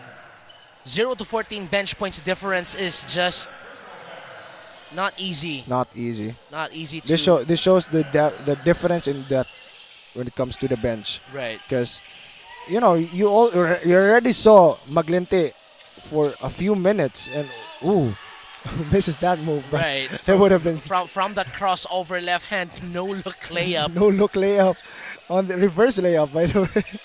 Angelio. Kasanya 𝐿 bumping bodies. They want to go to 𝐿. He get it. If there's no double team, he will eat you up. Watch him. Back him down. Triple team inside. Puts it up. Finally misses one. UC Webmasters. So you can see, late sa double team. If you don't do that, he's gonna pull one of those Look moves. at how he abused Kasanya on the paint. It just brought him from the free throw line to under the basket. Exactly. That just shows his strength. And then later ato biya ni double team na jud to, but then still got that shot off. But Almost no got call. that shot in too. Right. Maglinte tries to do with that. Fancy dribbling as Sordilia, right hand, airtime. Oh, goodness gracious. He walked on the air there. Sorcelia. 19-point lead for the Webmasters and too physical. Sordilia gets called for the foul. As Ornopia Look at waits. that move. Right. He walked in the air. Hang. There's a hang time. Hang time. You can see that. But what can USC Warriors do now? Puntual isn't shooting that much. Gika hasn't been making his shots as much too. And Maglinte having a cold start here in this game. I think shot selection would play a big factor here. Because if you're really that down, you have to get that 3-pointers out as they fight for that possession. Sordilia, quick pass to Diaz. Diaz did not expect that pass. Turnover for the Webmasters. So back to what I was saying, I think they need to look for a counter. Exactly. Warriors needs to regroup, and just make some adjustments because right now their offense is not working at all. They adjust the offensive end onto the offensive end. It's like that. They already completely read the offense of the Warriors. Even that drop pass onto Kasanya during that last play, they still read it. Rosano went down to the paint even if his man was already on the top of the key. Still went down to the paint, got that steal. And Warriors were just lucky that they turned the ball over after the play. And my question is that I think it has been super obvious now from the get-go, from tip-off na they would defer to their big man. And San Carlos already knows that because throughout from the first unit, they've already went to Libatog. Right, like the first 5 possessions, it was Libatog. And then, nakibaw na sila nga dito sila sa sulod mo start ang offense sa UC. There's still no adjustments up until this time, right now. I agree with that partner. They should have adjusted. Even Peraldo during that second lineup, they still did it. Third one, 𝐿. But to hear updates, of course, on our quarter partner, let's pass it first to our courtside reporter, AJ. Basketball is a weird game. Sometimes you win against the strongest team and sometimes you lose to the weakest, said Coach Paul Joven of the USC Warriors. Despite their 4 losses and only 1 win, what keeps them motivated is reminding themselves to take each game as an opportunity to grow, not only as a team but as individuals. He emphasized that what matters is not their standing, but how they make their families and the school proud. Always, always, God, family, Warriors team. Back to you guys. Thanks for that, AJ. And I agree with you, really. The Warriors is the perfect example of that saying that you win against the strongest team and lose against the weakest team. And as you can see, even the points from turnovers, UC Main still has the clear advantage. And I think in all departments, in the stats, I think UC Main. UC already dominant. dominant in all aspects of this game so far. And back sa ato ang point yapon ganina, if there's no counter for this team, no, especially what they're doing right now, is that they will not literally get out of this hole anytime soon. As with possession right now is the Webmasters. And right now, I think there's a different adjustment defensively from the Warriors right now, which is good. But pretty quick adjustment too from the UC Main Webmasters, though. After that, they saw that it's a full court press coming from the Warriors. All of them were here, and they were crossing the half court together, so that when the pressure comes, double team, someone's going to be open. They're going to pass him, and that could possibly relate to an open lane for him. And I think they've already predicted that they were going to do a full court press. Because like sa lana nang predetermined down, if ever ganing mo full court press sila, they want to switch it up directly. Switch it up, exactly. Bullet pass to Ekal. That was read by the Warriors defense. Good. There you go. The adjustment that we wanted to see, reading the passes on where they would go. And Ornopia on the other side gets a three-pointer finally. 13-29 at ang score, 5 minutes and 13 seconds left at ang first half. Once again, this is CESAFI Season 24, Week 6, Day 18 College Division matchup. UC Webmasters finished last season second place, no? As you can see in the shot from Ornopia, fakes that pass. Ortilia bites on it, and nothing but net. That's what you like to see. The defense of UC Main to lacing off during that play. They saw that Ornopia was open. Rosano was too late to adjust to that open man and too late on that closeout. And we're back to the first unit. Scary. For Webmasters. You know, it's just going to be sad to see if you're the Warriors. Lapis, Lebatog, Leonard, Nonol, and Menioza. Watch them go to Lebatog in this possession right here. But they opt to go inside. They didn't. But Lebatog was waiting for it. Lebatog was waiting for it. But I think Nonol was opting for a drive drop pass to Lebatog during that play, but he was just stripped by the Warriors defense. That's why he wasn't able to pass it to Lebatog. Fresh unit for the Webmasters, which is actually, no, if Ingani, it has an advantage as Nonol with that fake. They go to the right wing, spins. Nonol is open. Nonol will take that. Nonol will make it. There you go. Nonol, pretty high percentage shooter, even from deep. And USC turns it over. Menioza behind the back. No, right hand. Showtime. Webmasters. I know your face says a lot, partner. I don't know what the Warriors could do at this point. The UC Main Webmasters just having fun in this game, and finally they were able to get an answer back. But still, the confidence, watch that play again. The confidence is just oozing. Right. For the Webmasters. And you can feel it too, right? You can see it with them. The aura is there. They're having fun. They're smiling after that play. They're clapping. It's just, they're having fun playing basketball, and that is just what I see. 15:34, 3 minutes and 51 to go sa tuwang first half. USC puts it up and will make it 5 points in a row for the Warriors. You need to make those type of shots open, very open shots. You need to make those, and at least you will have a chance to get a comeback here in this game. And I think one sa tong gisulti ganina nga the shot selection and those last couple of shots from the Warriors, it was not forced. It wasn't really like wasn't forced and wasn't kanang dili siya gidali. So, it was they even waited during the shot. They waited to at least recuperate themselves, calm themselves down, and they drained it. Ornopia 3, Enriquez 3. We know that these guys shoot balls too, and they could make it from deep if, of course, no defense. Right. But the defense, they were lucky really that the defense of the Webmasters were just sleeping there. They were lucky, but you need to really, have a system in which you get to be open, not you're allowed to be open. Exactly. But as of now, they take what the defense is giving them As Nono will handle the rack. Leonard with the screen. Menyoza with the cut on the inside. Libatog back on the floor. 10 seconds on the shot clock. Nonol thought about that three-pointer on an island. Gets that screen from Leonard. Drop pass on the inside. Right hand, Leonard. Great drop pass by Nonol. Able to recognize the cutting Leonard in the paint. Look at that. A textbook pick and roll. There you have it. Textbook pick and roll there. You don't have to complicate it. Just execute it properly. Execute it properly indeed. Even a play as simple as pick and roll is going to win you games. Exactly. As Leonard gets that first one to go. 35-18 ato ang score. If you're just tuning in sa amo ang broadcast, this is Webmasters Warriors head-to-head college division matchup. Leonard misses the second one. Bakunawa back in the game for the Warriors. Picked up 2 early fouls, now back to the floor. 15 seconds on the shot clock. There's no movement so far. Top of the key. They go to Gika.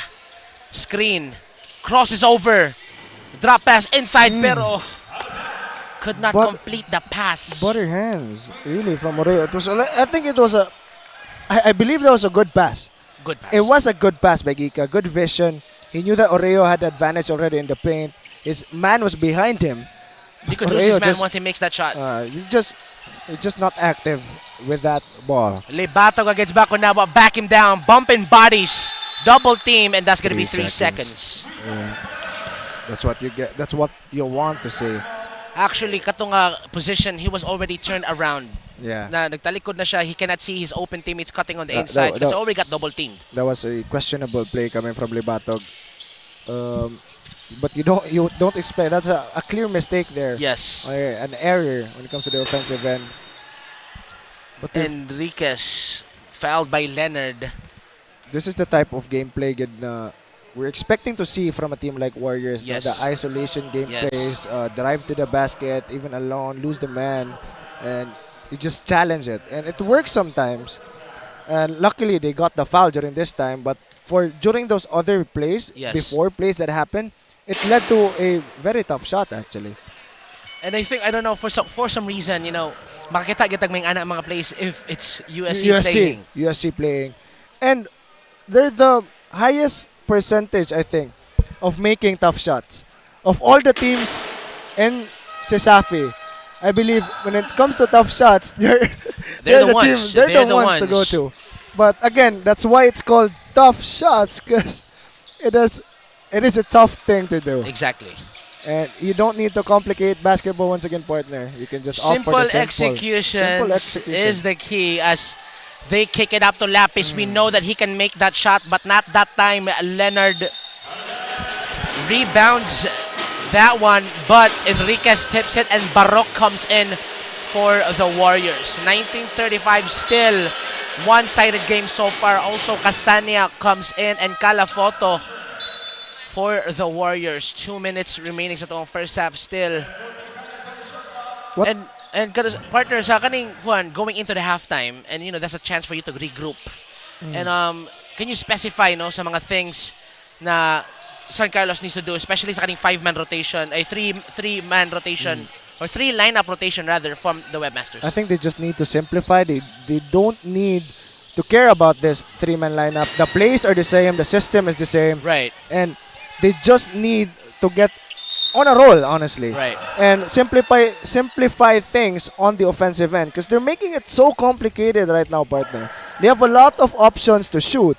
They're just not moving the ball around and at least pretending to be a threat, pretending to shoot. Yes. You can fake, Yes. drive, kick it out, fake once again. And you can do those type of plays until one guy gets open. You have 24 seconds on the shot clock, and it's just a lot of time to actually do all that.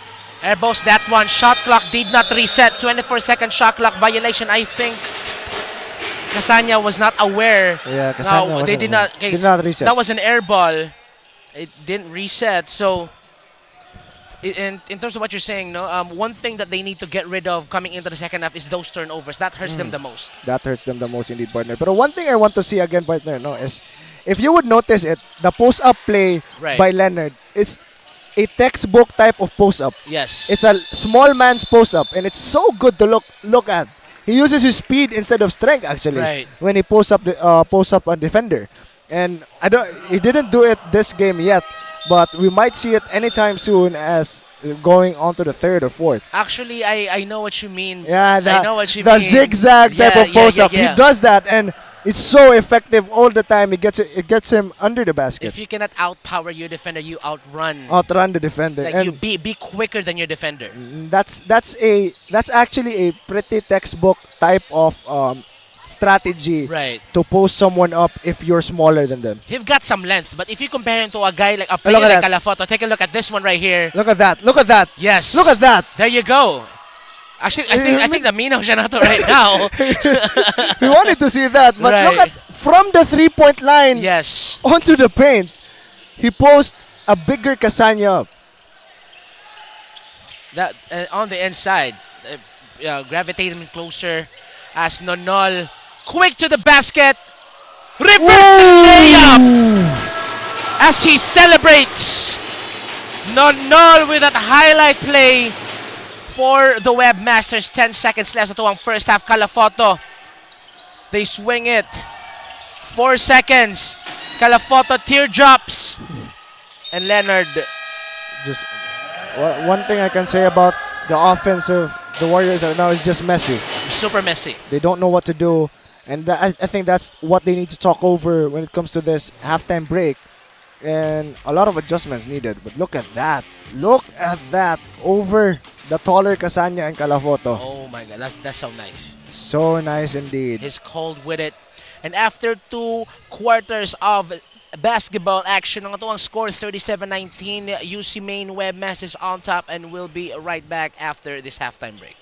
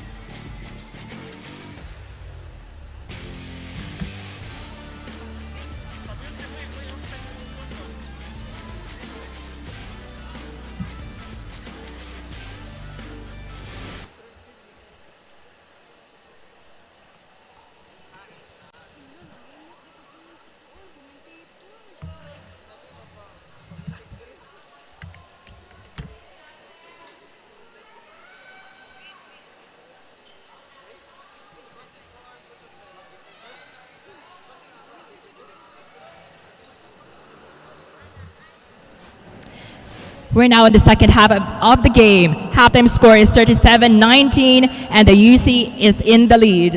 And now with me is USC's Rory Buzon and UC's Joho Reggie Dahab. So, mangutan na lang ko, kamusta ka mong duha? Okay ra. Okay ra. So, how are you finding your team's performance so far? Let's start with Personally, kadang markuwang ilang defense, pero knowing my team nga na dyan sila capacity mo come back sa game since early pa kayo na pa third or fourth. How about you? So far, kanang mas consistent sila karon na season, and makita masad sa kanang ilang record na 3-0. So makita sad na ni follow gyud sila sa system, and mas kanang mature sila karon na season. Okay, this question is still both for you. What occupies your mind right now? Unsa may yung gipang kaabalahan karon?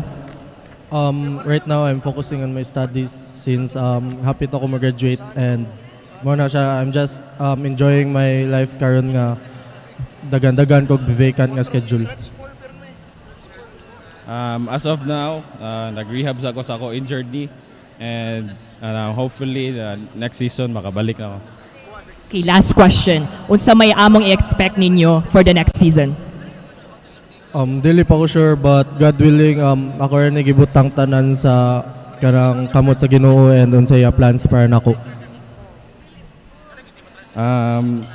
Next season is mas kanang law mamong line up kay syempre ang mga na-injured last season is mamalik na and kanang mas mature pang ang mga player na mo next season. Okay, na ba mo'y gusto i-shout out karon? Shoutout ko sa ko family, shoutout ko sa girlfriend gana sa US, and shoutout ko sa akong kanang relative sa Davao. Shoutout ko sa ako family na nasa Ormoc and sa ako mga friends dira sa Ormoc and especially sa akong girlfriend na nadili karon. Okay, that's it. Thank you so much, guys, for your time. CESAFI fans, stay tuned because the game will resume after a short break.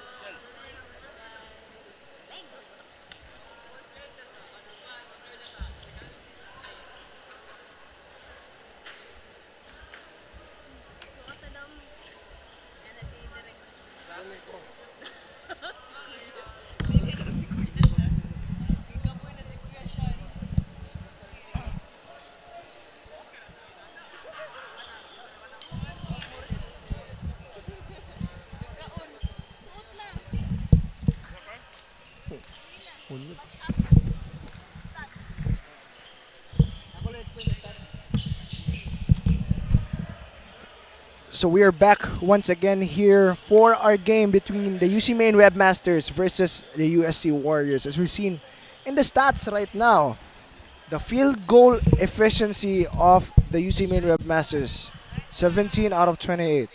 More than 50% as opposed to the field goal for the Warriors, 17 out of 19. This shows that they take more shots. UC Main have taken more shots, while at the same time, they're making more shots too.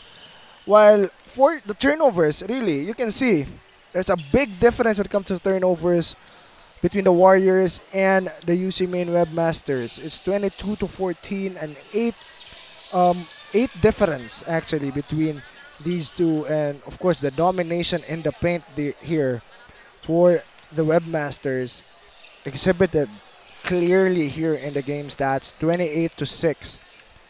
They've been opting for this 3-point shots here, the Warriors, as we've seen. They've made 3, while at the same time UC Main only made 1.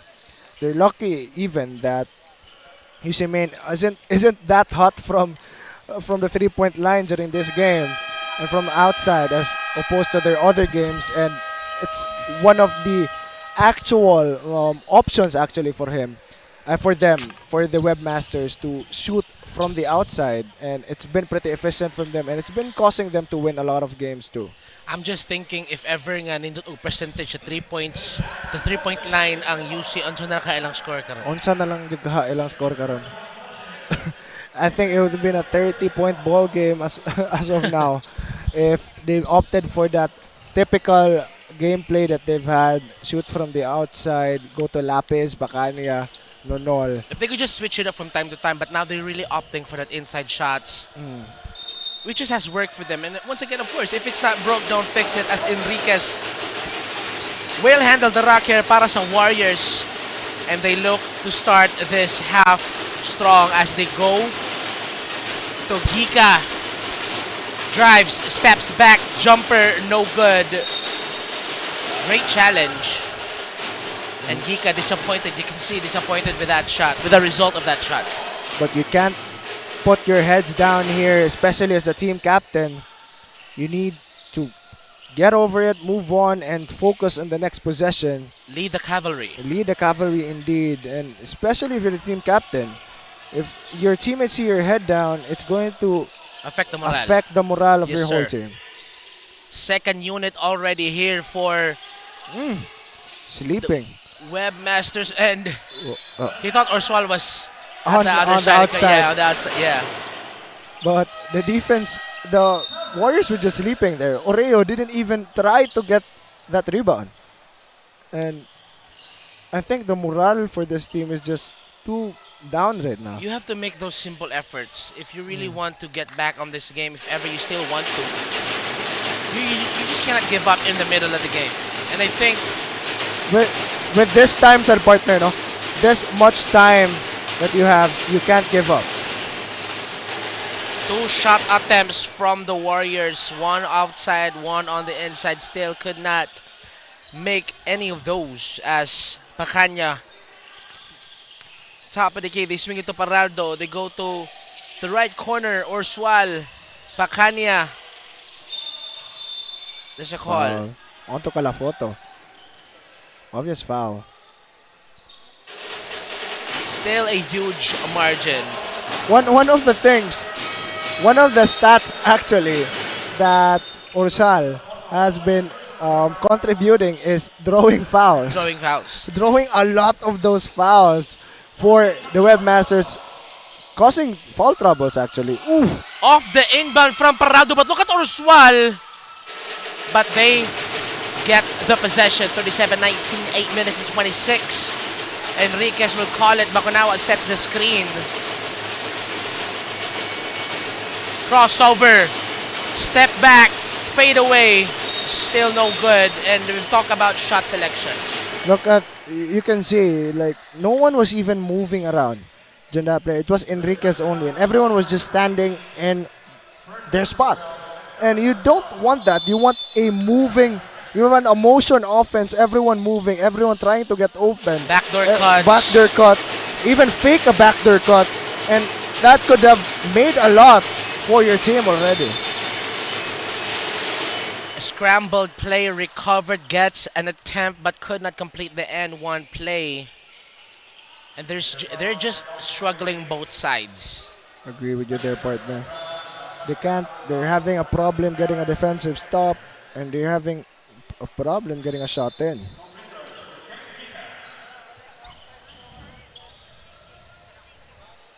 But of course, let's take this opportunity to thank our partners and sponsors this season: Virginia Foods Incorporated, Basta Hotdog Virginia, Chooks to Go, ang nag-iisang manok ng bayan, Crayon Lab Customer Parent Digital Prints, your one-stop shop for all your digital needs. Smart PLDT, live more today with Smart and inspire Filipinos to create a better tomorrow with PLDT. Sonac, Sibulan Masters, Molten, and Mikasa. Once again, to our partners and sponsors this season, thank you so much for your continued support and more power. And back to the ball game. Gika does not get that one to fall. And I want to talk about UC Webmasters this season, because they've been dominating every game. And makes you wonder, karong 31, it's another installment of Sanchanco Classico. Sanchanco Classico, They're going to meet their rivals, which is the UV Green Lancers. And, you know, just thinking about this, because they did not do this last season. No, the three lineup rotation did not do this last season. I think there's going to be a change when it comes to the actual games where they're not that confident to win. And I think against UV, you need to, you know, have a better, more efficient rotation, because sometimes that type of rotation is not that efficient. But of course, you see how the score is distributed properly. Exactly. For the Webmasters, as we show our highest scorer for UC Ming, 7 points, no. And for me also, if we're just talking about the depth of the bench, but UV also could wrestle. Yeah. Their reserve as well is as good as UC. They could do this 3-5-man lineup rotation. Right. They could do it with their roster. But still, you know, at the end of the day, you know, the winning is not new, for Green Lancers. But then, if manalaga ka worthy opponent, it's always going to be the Webmasters, because they would really stroll through the seedings. Top 1, top 2 nga team, UC, UV. Really good their partner. Otaviano. Once again, a tough shot. Fade away, hand in the face. As 𝐒𝐿 almost lost it. Basketball just looks so hard for the Warriors right now. Right. I don't know, there's no natural flow of the game. No actual flow. They're forcing the game, but they're not letting the game come to them. And another shot right there, defended shot from Gika. They're not even trying to move the ball around. I think they're just chucking up shots at this point. They're not trying to move the ball around. They're not trying to set some screens, pick and roll. They're not doing all that. Give and go from Paraldo and 𝐒𝐿. They hustle for that ball, and there's going to be a call right now. Oh. He slides. Basa ng sahog. Basa ang sahog indeed. And back to what you're saying is that they're not going for any plays. They're not setting things up. It's just one man going straight to the basket. It's kind of like ako ni Itza ganina, ikaw na said. Yeah. But still, no, for UC Maine, they really want to step on the gas and just pedal to the floor just all the way, because they're not faltering anytime. So they're not slowing down. There's no signs of them slowing down. You could check out this play right here. Check out this inbound play. Oh. I think that was for an alley-oop for Angelio. That was a alley-oop for Angelio. But Gika was pretty good. That was good adjustment. Good adjustment. Good adjustment indeed. They didn't take their eyes off their man. But that play was kind of messy to me because there were no screens that was happening. And when you offer those type of plays, you could easily be countered by a man-to-man defense. If wala sa Nikwana, they would have went for Pakanya on the outside shot as Limana.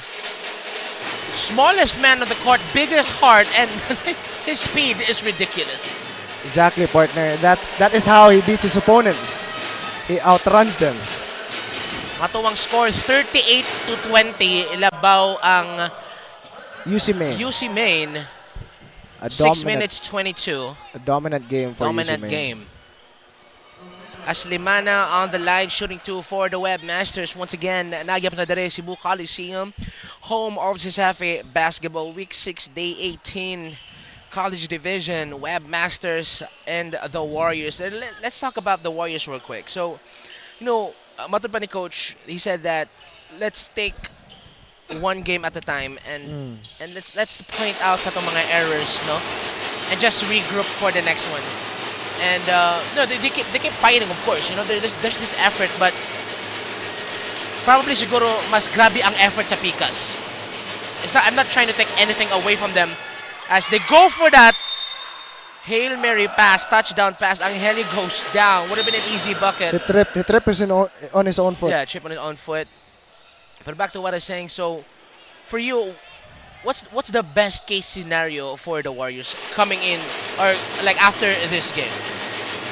I think they could learn a lot from the system offense, that this UC Maine lineup is running. How they take care of their bigs, how they take advantage of their bigs, the small to big man communication. Because the Warriors have seen, it's mostly isolation plays, connection between the guards and the three, and that's the connection that I've seen coming from them really. But now during this game, it's the worst for them that they're just playing directly, going straight to the basket, forcing those super hard shots. And I think the adjustment could come after this game. They could follow what they have done, how they take advantage of their bigs, how they mix it up a little bit. We go to our guards this time, right? But after this play, we could opt to go for our bigs. Because if you mix it up, it's going to have an impact on the defense of your opponent. Right. Because if you only go with those outside shots, those isolation plays, falling away shots, right, then they're going to adjust to that. They know that you're going to do that almost every play, and we're going to know how to defend that every play.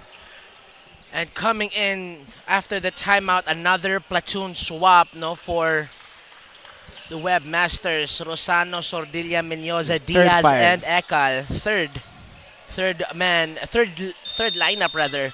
And also back to what to add to what you're saying is that we've seen their shooters Maglinte, Gika chucking up those fadeaways, which is for me the fadeaway is one of the hardest shots in basketball. Hardest shot.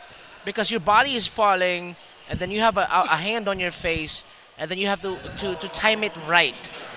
Exactly, partner. But then they want to opt to that shot.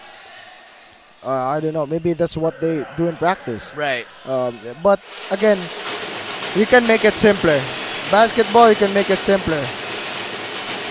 Pump fake from Maglinte, open jumper still. That would have been automatic from him, but it's just an off game from everyone in the Warriors lineup. Rosano to Menyoza to Diaz. They go to Ekal.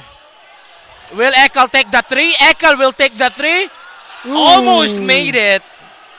But Diaz collects it for the Webmasters, but this time 𝐒𝐞𝐬 on the inside. That's his spot. He said pass it more higher. Higher pass, higher. But let's talk about a three from Right. That was like a Dwight Howard moment in the Lakers, right? I was about to stand up. I know. Jump from my seat. Yeah. If he made that shot. If he made that shot, paandara na ang bus, manguli na ng tanan. Uli na tantanan, exactly. But Barok finally gets one to go in after the jumper. That is his shot. Yes. I can say that is his shot. Yes. A pull-up jumper from midi. 2-on-1, Barok. Look at that. There you Look go. at that. That's what Look at we're that. talking about.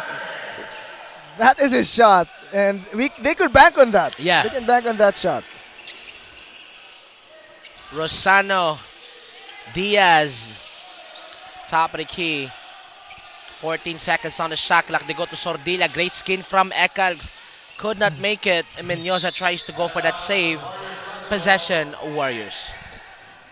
Just they're lucky, I can say. Warriors are lucky they're not draining those shots from the outside. That was an open shot from 𝐁𝐸 from the right wing.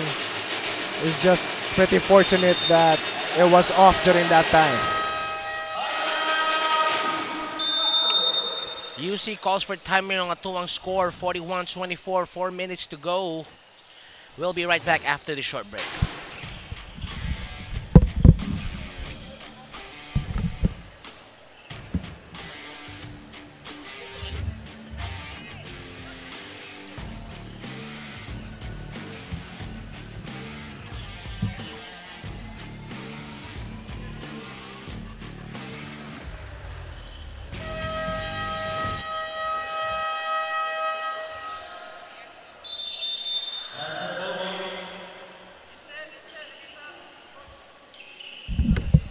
We rarely see jersey number 28 Ersal on the court due to limited playing time, but he makes the most of his minutes by delivering strong, high-intensity defensive plays. This highlights the Webmasters' overall strength and skill on the court.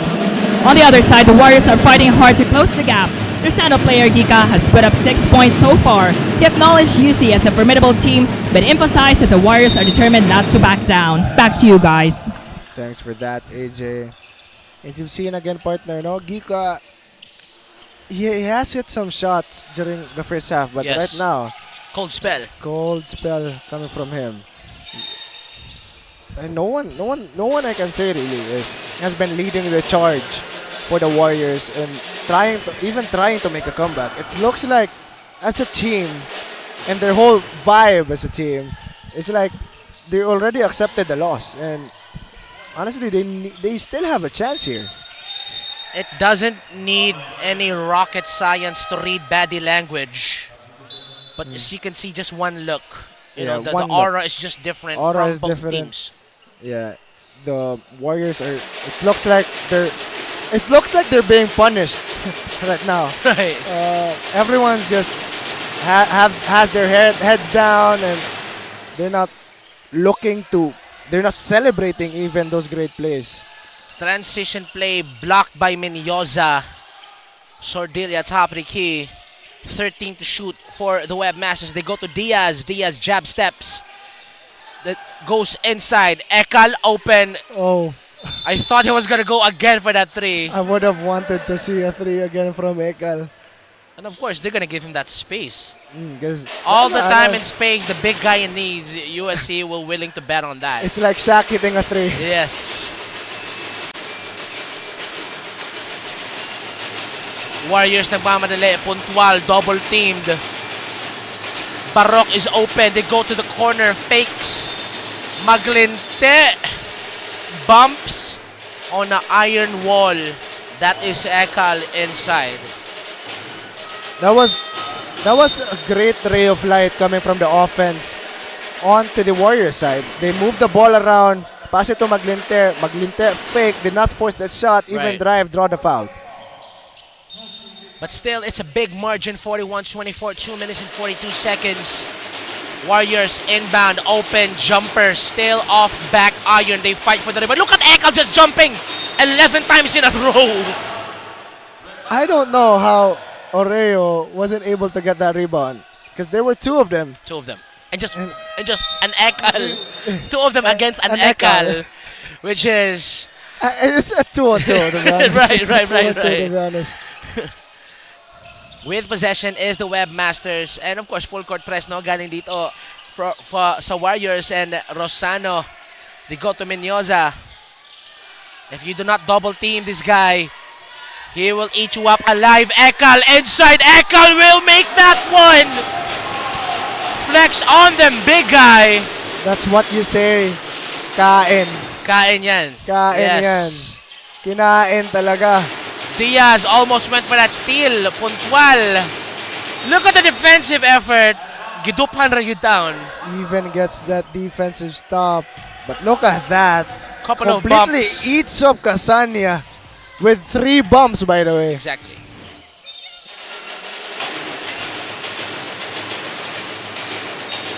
And right now, they're just disrupting every transaction. Every transaction indeed. For the Warriors. Stripping the ball away. Less than 2 minutes to go sa third quarter. 43-24. What that? Another one. Just a simple inbound play. Now they get the steal. Yes. Watch them go to 𝐒𝐿 right here. Let him get the position that he wants. Look at the gravity around 𝐒𝐿. Look at the gravity around 𝐒𝐿. It led to Diaz having that much room to work on. Barok has it for the Warriors. Screen by Gika. Tries to shoot a midi. Friendly bouncing in. Barok has been the one that's been the contributor here on defensive end for the Warriors here in the third quarter. 𝐒𝐿, Gika, Puntual, double team. 𝐒𝐿 goes down. And at this point, that's what you want to do every time he gets the ball. Yeah, and you should force him to get that ball on the outside. Not let him get onto the inside. If he gets onto the inside, at least get the steal after. Right now, Maglinte has it. Drives, almost loses it. Puntual. Pass to the inside. Ksenia didn't get the friendly bounce. Didn't have the proper English. And UC Main Webmasters once again with a possession and a chance to extend the lead with 38 seconds left on the clock. 10 seconds left on the shot clock. Here we go again. We have seen this movie before. They move the ball around Sordilia. Pass it. Extra pass to Diaz, but a traveling violation. Didn't shoot it.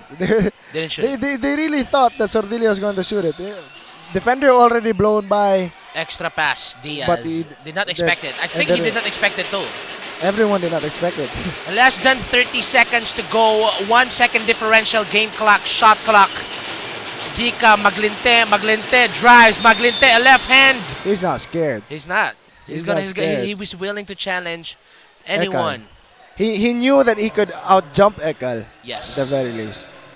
And that's what he did. And he draw. And if you jump first and then he jumps and then you meet me there, all you need to do is, which is the thing that he's really good at, is the adjustment. Adjustment. He puts the ball away from the defender. Right. And he's so good at that. Just we haven't seen it that much during this game. The lefty, no, Maglinte, first season shooting up for San Carlos, and you've seen the Facebook reels, right, of this guy, compilation of hard shots and flashy layups. Just a flashy guy. Right. And of course, one of my favorite players right now. Yeah, because every time he plays, it's just there's at least one play that he does. Right. That we would go crazy. Gets us off our seat. Right. They will go for the last shot here. 8 seconds left sa tuwang third quarter. Rosano bumps, passes. Diaz open, three-pointer. Menyoza with that putback, and that's gonna be counted. UC Webmasters will end the third quarter with a buzzer beater putback from Menyoza. Ang atawang score, 47-27, and atawang last quarter coming up after this short break.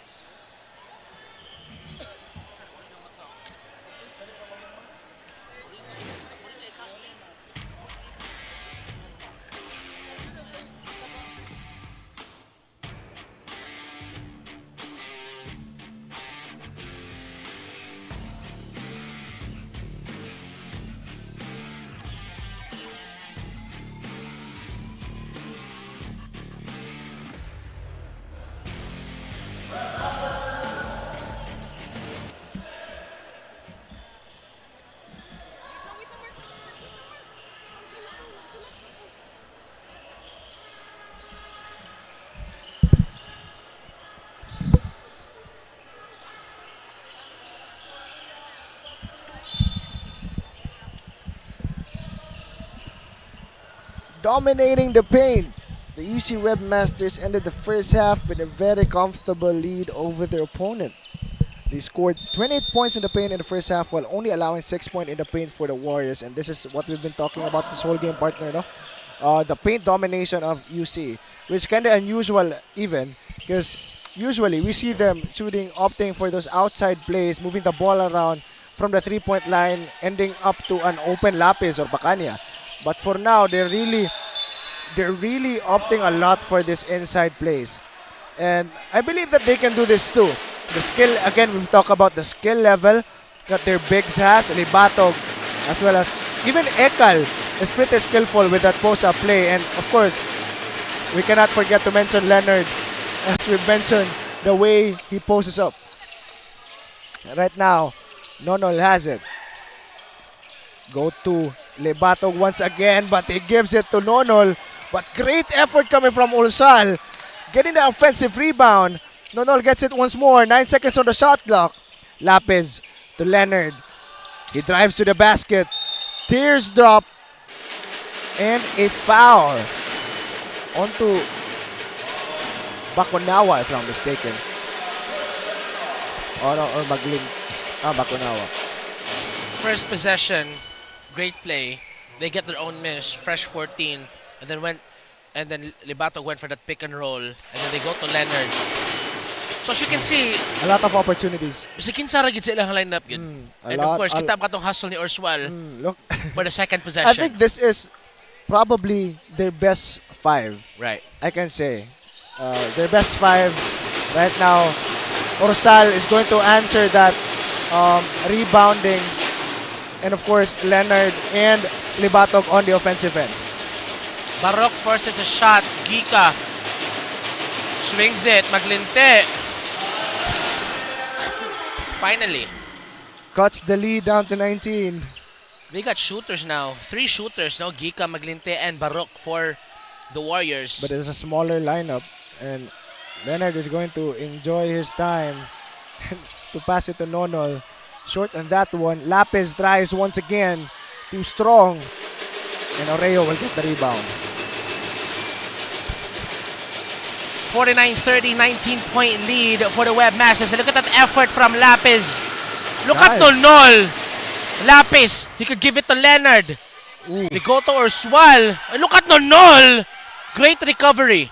Orswal with that shot way off. Look at the way both teams are playing, partner. It looks like UC Main is the one trailing in this game. Because the hustle coming from them is just much more compared to what the Warriors are showing. Previous possession, Warriors went for that alley-oop pass and then Nonol miss on the other side. 𝐸𝐸 to Barok, to Bakunawa, back to 𝐸𝐸.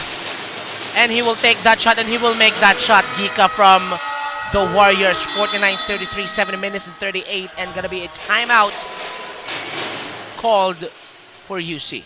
For this timeout, partner, also let's take this opportunity, of course, to thank our partners and sponsors this season. Virginia Foods Incorporated, Basta Hotdog Virginia, 𝐤𝐸𝐻𝐸, Nag-iisang manok ng bayan, Crayon Lab Casino para Digital Prints, your one-stop shop for all your digital needs. Smart PLDT, live more today with Smart and inspire Filipinos to create a better tomorrow with PLDT. Sonac, Sibulan Masters, Molten and Mikasa. Once again to our partners and sponsors this season, thank you so much for the continued support and more power. Now back to the ball game. I think right now I'm seeing some good shots from the Warriors. And you know, as you can see, like ilang itabok ang bola and then they just take a shot. But you know, kato ganina, they move the ball around. They move the ball, yeah. I think everyone touched the ball during that last play.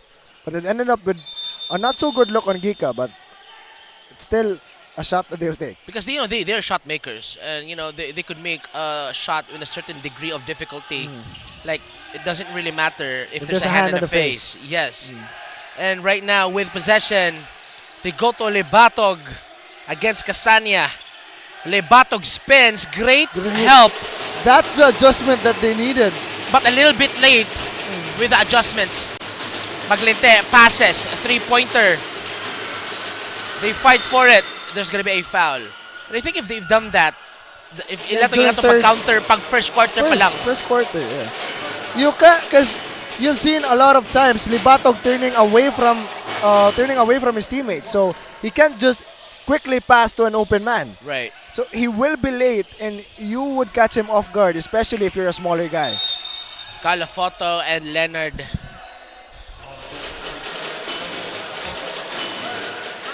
Third team foul for San Carlos. 6 minutes and 57, 49-33. Once again, this is CESAFI Basketball Season 24. College Division, Leonard to Lapis. Lapis back to Leonard, give and go. And they go to Libatog with that mid-range jumper. And there you go. Simple plays, but make the bucket at the end of the possession. That's what makes these guys a threat partner.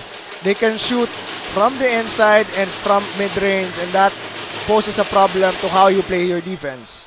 And on the other side, no, San Carlos, once they get across half court, they just look for a shooter, and like now there's no variety. movements, there's no variety. They can switch it up. Yeah, they don't switch it up from time to time. As Leonard met by Casanya and Calafoto. Great defense now. Maglinte swings it to the left corner. 3-pointer for San Carlos, still no good. They got their own miss. Fresh 14 para dito sa Warriors. Maglinte, pull-up jumper way off, doesn't even hit the rim, and Webmasters with possession. Those were two pretty open shots for the Warriors, still wasn't able to make it, and that just shows what type of game they're having here during this matchup, and just really unlucky during this game. 33-51, less than 6 minutes to go. 8-second violation. Lapis and Nonol took their time. The other side of the court. And with more insight for this game, let's go to our courtside reporter. Coach Kenneth Cisante of the UC Webmasters emphasized two essential qualities every team should possess: gratitude and respect. He highlighted the transformative power of gratitude, explaining that it keeps the team in a positive mindset. According to him, when players express gratitude, they attract more positive outcomes. Cisante also stressed that respect is key, not just towards teammates, but also towards opponents. Pride will get you nowhere, he noted, underscoring the importance of humility in competition. For today's game, Coach Cisante pointed out that the team made an effort to involve all players, which is reflected in the high contribution of bench points to their overall score. Back to you guys. Thanks for that, AJ, and I agree with that statement. No, you should be humble. I think right. Pride will get you nowhere, and eventually you'll bump your head if you get too high. But again, as you can see, the defense of UC Maine still not faltering here as they force a 24-shot clock violation there on the other side. And Lapis with that hard three, and of course a full platoon swap right now. Third lineup for UC. Ekal back in the game. Diaz, Sordilla, Lemana. And for the Warriors right now, everything is kind of like super different, no? The way that the Webmasters are playing. So they go to Diaz.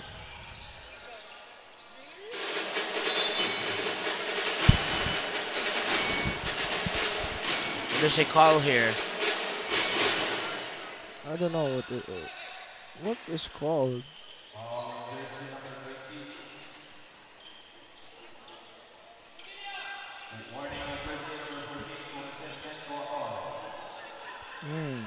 Diaz gets a warning.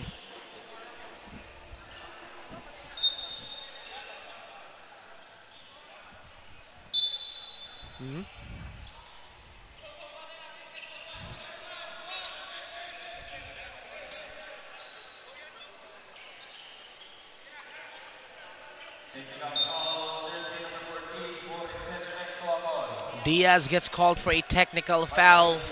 Was not happy with the call, I think. So Enriquez will shoot for the Warriors, and I think they would get possession.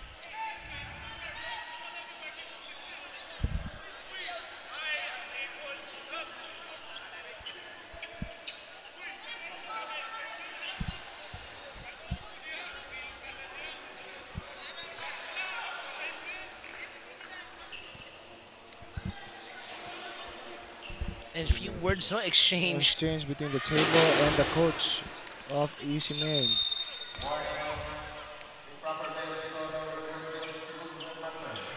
And there's a warning as well for UC from coach and player. Webmasters with possession, 5 minutes and 12 seconds to go sa itong fourth quarter, 51-34. They go for that alley-oop from the inbound play. Paraldo could not make it. Now it's Enriquez in transition, Warriors. Ornopia, Enriquez. They go to 𝐿𝐸. 𝐿𝐸 will take that three, uses the glass, still no good. And there's going to be a foul on Diaz.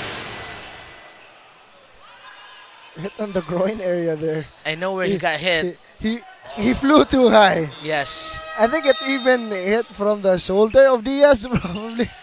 That shows how high of a flyer this guy is. But now they mix it up. Diaz goes to the bench and Orsual comes in.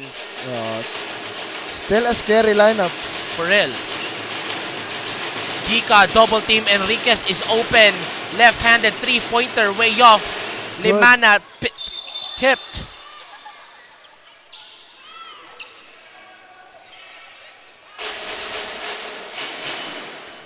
What was the call, partner? Is it a foul? Ano sila ano daw? What's that? Punch the ball? Punch the ball. Not sure. If you could get a replay on that, we could look at. But I don't know. Slap the ball. Slap the ball. You can't slap You the cannot ball. slap the ball. You can tap it, but you can slap it. Right. I think he thought he was playing for UC's volleyball team for a second. So that's going to be a turnover. Enriquez top of the key. They go to Ornopia. Dribble handoff to Enriquez. Limana goes over the screen. Inside, Casania. Oh, there you go. Pass. That is what we want to see. That's a from set the play. Warriors That's a lineup. set play. Set play. If they opted for those type of plays, a number of times here in this game, the lead wouldn't have been this big. And they will look to kill time here. Limana, top of the key, guarded by Enriquez. They go to Orsual. Now this time 𝐿𝐸 guarded by 𝐸𝐸. Mismatch. Orsual with the cut on the inside from the pass from 𝐿𝐸, but could not make it. 4 minutes to go sa atuang fourth quarter. San Carlos looks to make a momentum here. 𝐸𝐸 spins. 𝐸𝐸 fouled. Puts it up. And Warriors still down. 3 minutes 55, 51-36. Puntual and Barok comes in. A comeback is still possible here, partner. 3 minutes and 55 seconds, still a lot of time. And you If know they how, make a miracle run. You know how many three-point shooters this team has. Right. And you could bank on that. Everyone could get hot for some reason here in our final minutes and could lead to a comeback. Enriquez loses the handle off of Limana. And for the last 2 minutes of this ball game, I really like what I'm seeing from the Warriors. And I think, if they really made those adjustments a little early on in this game, probably siguro start on the second half, probably could have been a close game right now. I agree with you there, partner. Still, pretty unlucky there. It was his sweet spot, just wasn't able to make that in. As Limana will try to bring the ball here, Sordilia has it. Paraldo, 10 seconds on the shot clock. Right hand goes inside, another call. Again, the UC main Webmaster still not stepping off the gas. They're still trying their best, actually, to at least score here, at least secure the victory for the Webmasters. 3 minutes and 18, 52-36 ang atuang score. Sa katong bago rin tune in sa atuang broadcast. Once again, CESAFI Season 24 College Division matchup. Paraldo for the Webmasters, shooting 2 at the charity stripe. Could not make it. Look at Orsual. And they get it. And they get it. Rosal, just too good. He's too active. Of course, on those plays.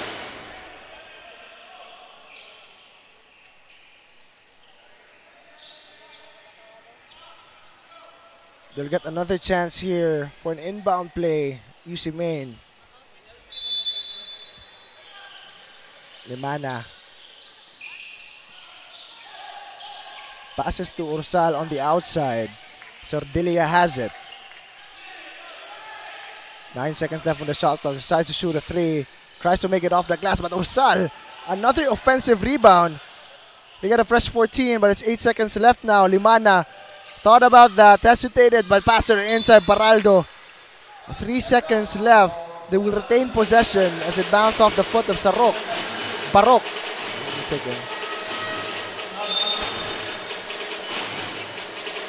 Pacanya goes in here for 𝐁𝐸. 3 seconds to at least get a basket in for Webmasters. Can't go for a lob play, but they go to the inside. 𝐒𝐿 just wasn't able to get the glass. Barok loses. I don't know what happened there. I don't know what. I think it slipped. Napasok siya sa bola, hot potato. I think he was thinking too much about the shot that he didn't actually gather himself with the ball. That was confusing. That was confusing indeed. 52-36, 2 minutes and 35. Webmasters a couple of minutes away from getting another win, and still with that undefeated record, as 𝐒𝐿 will get it back. But it's going to be collected for the Warriors. Still a 16-point ball game right now, ladies and gentlemen, as the Warriors get another turnover. Pretty crucial one, actually. They can't afford to get any turnovers at this point of the time, especially if you're trying to make a comeback. It's already 2 minutes and 10 seconds left on the clock, and they need quick shots, and they need opportunities to get those quick shots in. But a 3 coming from Baraldo. And I think that's just the icing on the cake, the nail to the coffin. Because straight possessions, UC Maine hasn't been able to score. But so you're slowly thinking, oh, maybe we can do a comeback indeed. But with that shot, it just extends the lead back to 19, and it's just too big of a lead to catch up to with 1 minute and 52 seconds left on the clock. And right now, I'm just so surprised knowing that Warriors were one of the top 4 teams last season into the semis. Right now, bottom of the seedings as... Good pass. Oh, see, that's the type of basketball they want to play. Yeah, we haven't seen that much of that type of basketball. And I think that's one of the problems why they're really trailing this big here our final minutes.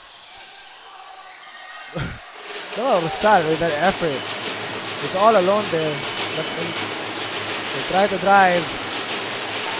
𝐁𝐸 still with a miss, and Pacanya will have it. Pass to 𝐿SAL on the other end. 2-on-1. He will still push the tempo. Extra pass. 𝐁𝐸 gets it.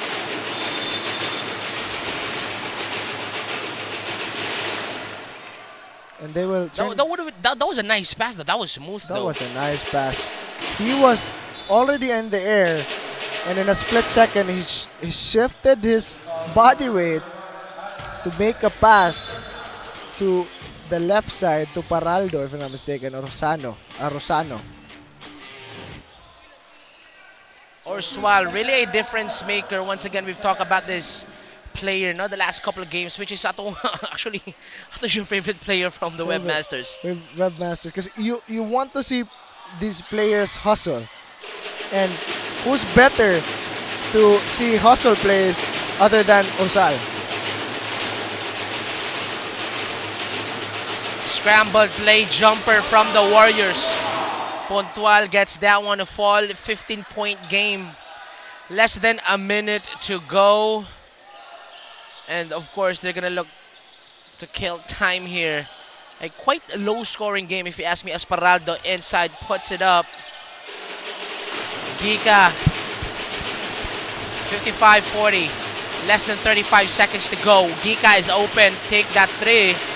And the shot's coming a little bit late here for the Warriors as UC calls for time here. But you talked about the low-scoring game, partner. Yes. But I think it would have been a lucky game for the Warriors if at least they're half hot as their game with the Lancers, Green Lancers.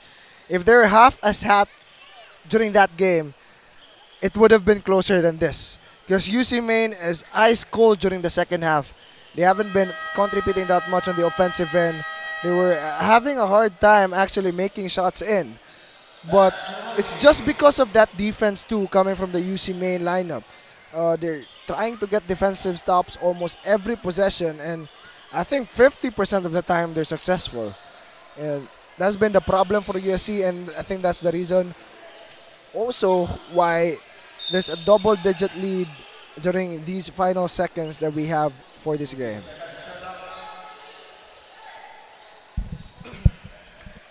It's still UC Maine possession here. We'll still try to draw up an inbound play. This is going to be an alley-oop. Rosano has it.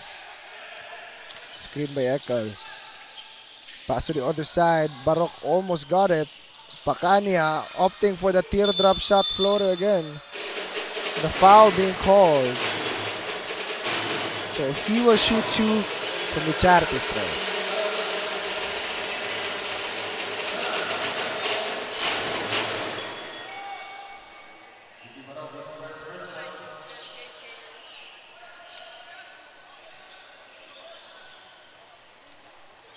First shot for Pacania. Swishes that one.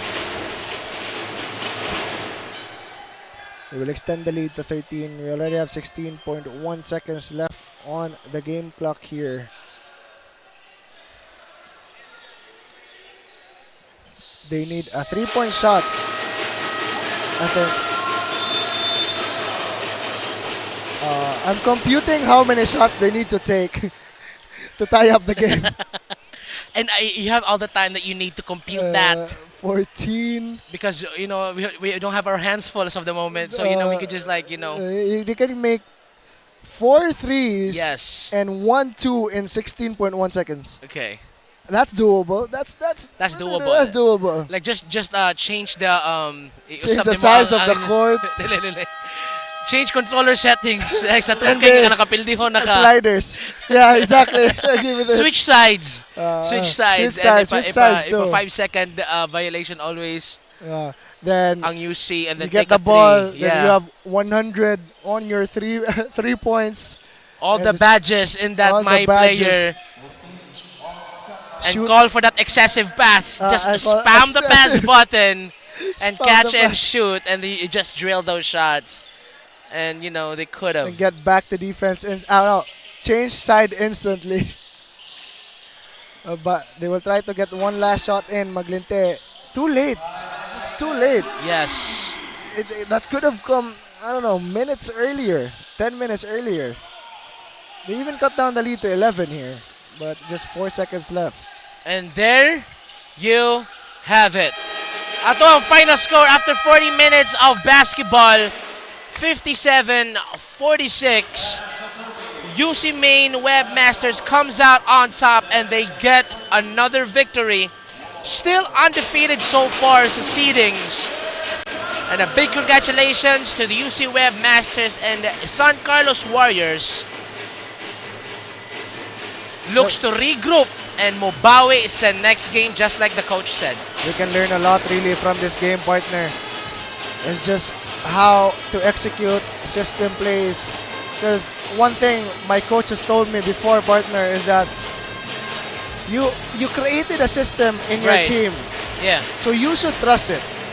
But the problem with the Warriors and the way they played during this game is they didn't trust their system. They trust their skills more than the system that they have. That's why we haven't seen that much system motion type of offense coming from them. And they're opting for this hero ball type of tactic. Just like what we saw from USC last year, if I'm not mistaken. Because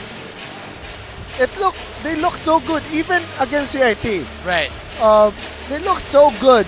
They moved the ball around. Yes. Look for an open man, and the defense was just better against CIT. But I think it's a mindset problem too.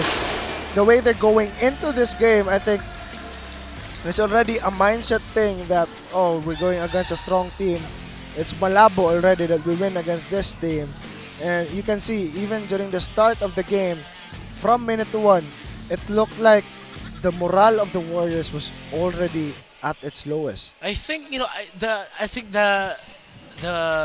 was set na the moment nga the second unit came in, and it was like 27-9 at the first quarter, and I said, you know what, if they're not gonna counter those three lineup rotation, and then ilang plays was like defer to the big man.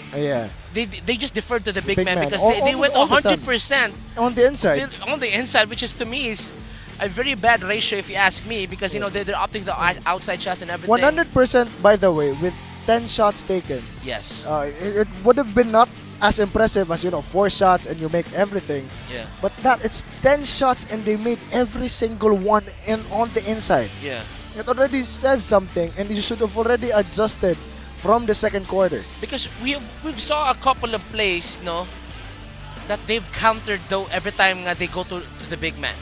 Kay Libatog has a tendency to turn around is teammates. I think that happened a lot of times. That happened a lot of times, but they only countered it, if I'm not mistaken, once. Once they countered it once. They tried to go onto his weak side and his blind spot. Blind spot, and just stole the ball instantly. Caught Libatog lacking during that play. And it's not only Libatog that does the turnaround from his teammates. Also Ekal. Right. You could have done that to Ekal, you could have done that to Libatog, even Peraldo, and just a lot of opportunities actually to get defensive stops during those plays, but they didn't just capitalize on that. And for Warriors, they really need to turn things around. And we're coming in middle of the season already, and a couple of games maabot na tayo sa semis, but at the end of the day, because I don't expect sila magot, they're a powerhouse. They're a powerhouse of a team, and of course take note that they are top 4 last season. And they went to the finals, and next game mubawi sila, and of course we have our courtside reporter together with the player of the game. Take it away. There you have it, the game between UC Webmasters and USC Warriors. Final score is 57-46, and UC Webmasters emerged victorious. Now here with me is POG, player of the game, Luther Leonard Mondigo, with 7 points, 4 rebounds, 1 steals, and 1 assist, with a field goal of 50%. First of all, congratulations to tonight's game. My first question is, how did you prepare for today's game, both mentally and physically? Focus lang sa preparation sa game, sa gitudlo sa mga labi na sa practice, and focus lang sa mentally and physically, and just extra work and hard work sa practice. So how do you plan to maintain this momentum you're standing, knowing that your next game is against undefeated Benedicto College Cheetahs? Dili lang may mo relax, labi na one game at a time lang may sa among mga opponents. Dili may mo underestimate, and always respect our opponents, and just kanang focus lang gyapon mentally sa game. So mo na imong chance to give a shout out to your loved ones and supporters. I would like to shout out sa akong family sa Corva, and sa UC community, and sa Mondigo family. Thank you so much, and congratulations once again. CESAFI fans, you can watch our basketball games through our social media platforms, CESAFI Official on Facebook and TikTok, and CESAFI Live on YouTube. Thank you so much for watching today's game. This has been Adrian Joseph Cabase, and good night.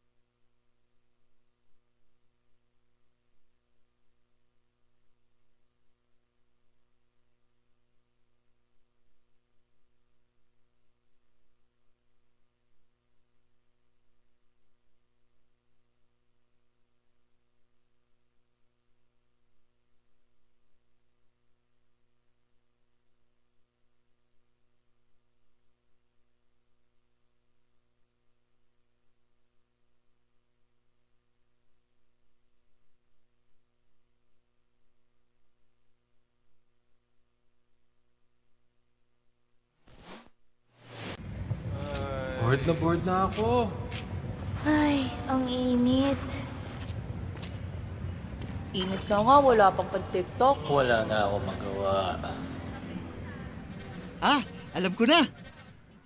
Para masaya, TNT TikTok Summer Takeover na! Tuloy-tuloy ang hashtag #BootAllFines. Hashtag Game Talk. Hashtag Food Talk. I-try nyo na ang super trending na Ice Buko Munggo!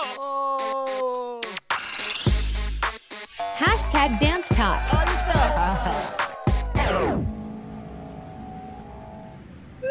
Ito na lang hinihintay namin. Para only ang TikTok Takeover, mag-TikTok saya 50 ka na! Para only TikTok sa buong Pilipinas! Ikaw din! Tara na sa TNT TikTok Takeover! Mag-TNT TikTok saya 50! Lipat at load na!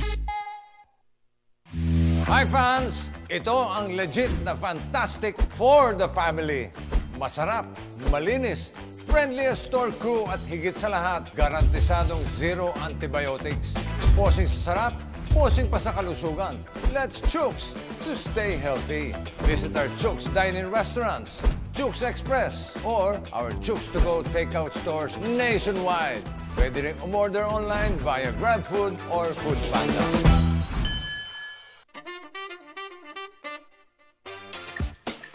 Ano masarap nito noon eh? Mas pinasarap pa ngayon.